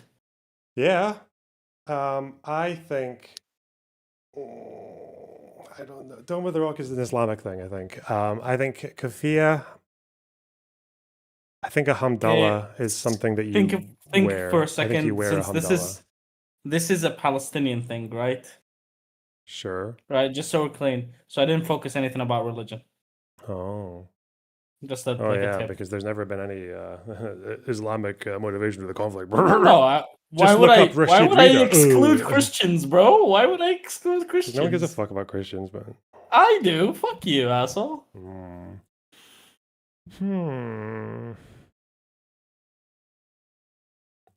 Maybe you can do a Jew one afterward. Yeah. I'd probably know even less. Probably. Their shit is way more obscure. I had to actually think to get you a really obscure one. If I gave you a normal one away. I don't think it's the key. I don't think it's the key. Shit. But carnation, well, Cyprus and carnation, that's like a fucking flower and a tree. But are the other things to do with like? Oh wait.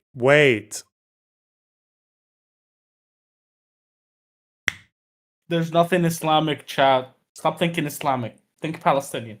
One of these words is to do with olives, isn't it? I specifically removed the olive so I don't confuse you too much. Wait, what?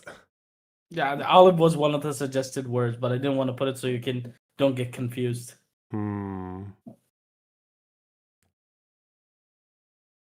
Because olive's a food, olive is a symbol, olive's like it fits into like 3 different categories, so I can't have it in there.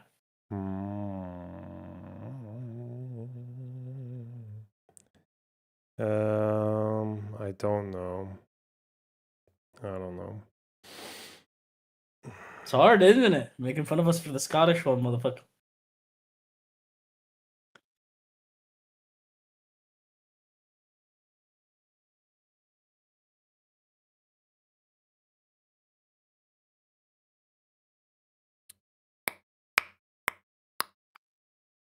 Well, it sounds like food is one of the categories if you mentioned olive. But what fucking... Do I even know one of these foods? I think Sajia is a food, but otherwise...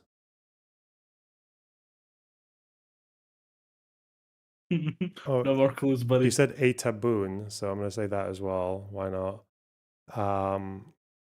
You wouldn't eat a... Does it... Wait. That must mean unless hamdallah is something that you eat.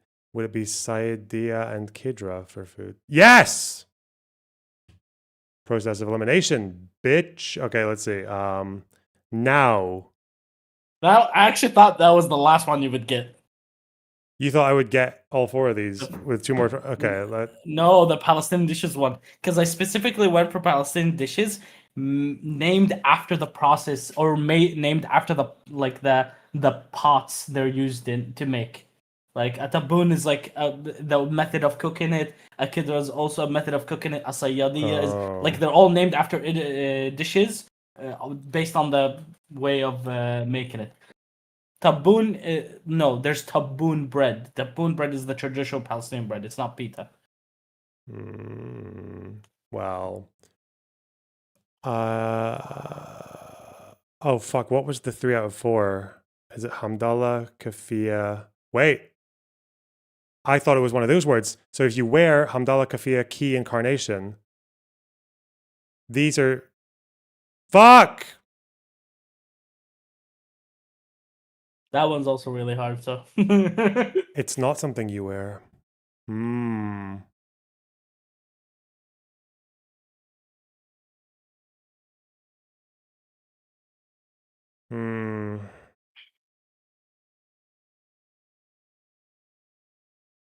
Unless it actually is this. It was symbols, you asshole. Well done. Okay, got him. And then the last one's really hard. Well, it's on its own, so. Yeah, well, no, but the embroidery category? Designs. Jesus. Yeah. That was hard. It's a good one, isn't it? Yeah.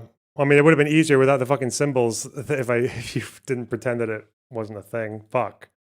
What do you mean? I didn't say the symbols weren't a thing. I said I didn't include anything religious. Oh, but when I was saying national symbols, you were like, "Oh, it's not that bland." I was like, "Oh shit."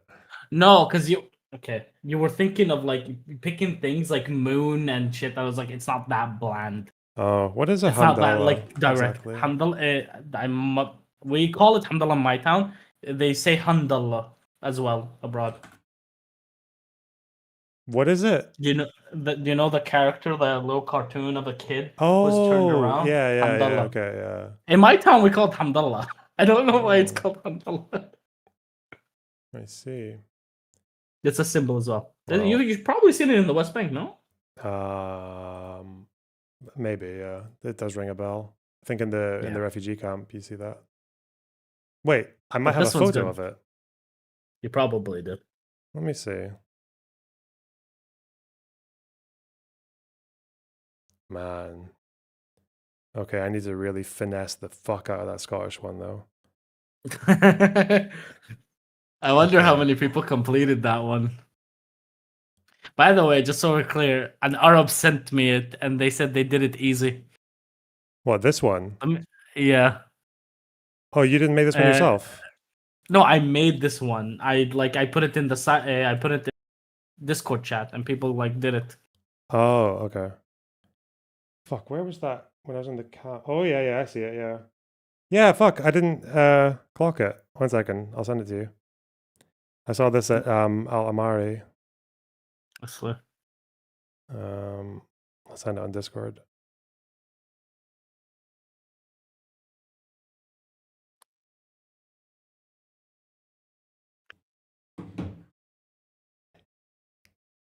Yeah. What the fuck? What is he holding? I don't know. A flag? Yeah. A flag of what though? Fatah? Is it? Well, there's colors, but yeah, I took that. It's cute. Mm-hmm. The little lamp with a star on it. Okay. I'm very tired because I've been up since early morning today. Good job. Wait, is H3 actually talking to that cruel world happy mind Glad person? to be a Dodger fan. Okay, And tomorrow also, is going to be all world. slop. It's going to be full slop. I'm tuning in to Dodger. Fuck. If he actually speaks to this person, oh my god. Enjoy your sloppiness, me slop. Yeah, take care, buddy. See you. Bye-bye. I'm going to do drama slop tomorrow because basically some person made a very scuffed hit piece on Ethan, and she got in shit for not calling it genocide, and then did a statement afterwards being like, it's absolutely a genocide, and then but yeah, it's basically a flop, and she's gonna debate him today, I guess. That might be funny. Okay. Oh, wafer nubbin, thanks for the $5. Remember that time you didn't know what a dale was? A Scottish word. Yeah. Barabas, thanks to $2. Linguists hate this one simple trick. True. I'm just looking forward to fixing up the ultimate Scottish connections game. Oh, it's going to be so good. She made 3 videos. Yep. We're going to be so busy tomorrow. Okay, listen, guys. Take care, okay? I will see you tomorrow. Okay, bye. Bye. Bye.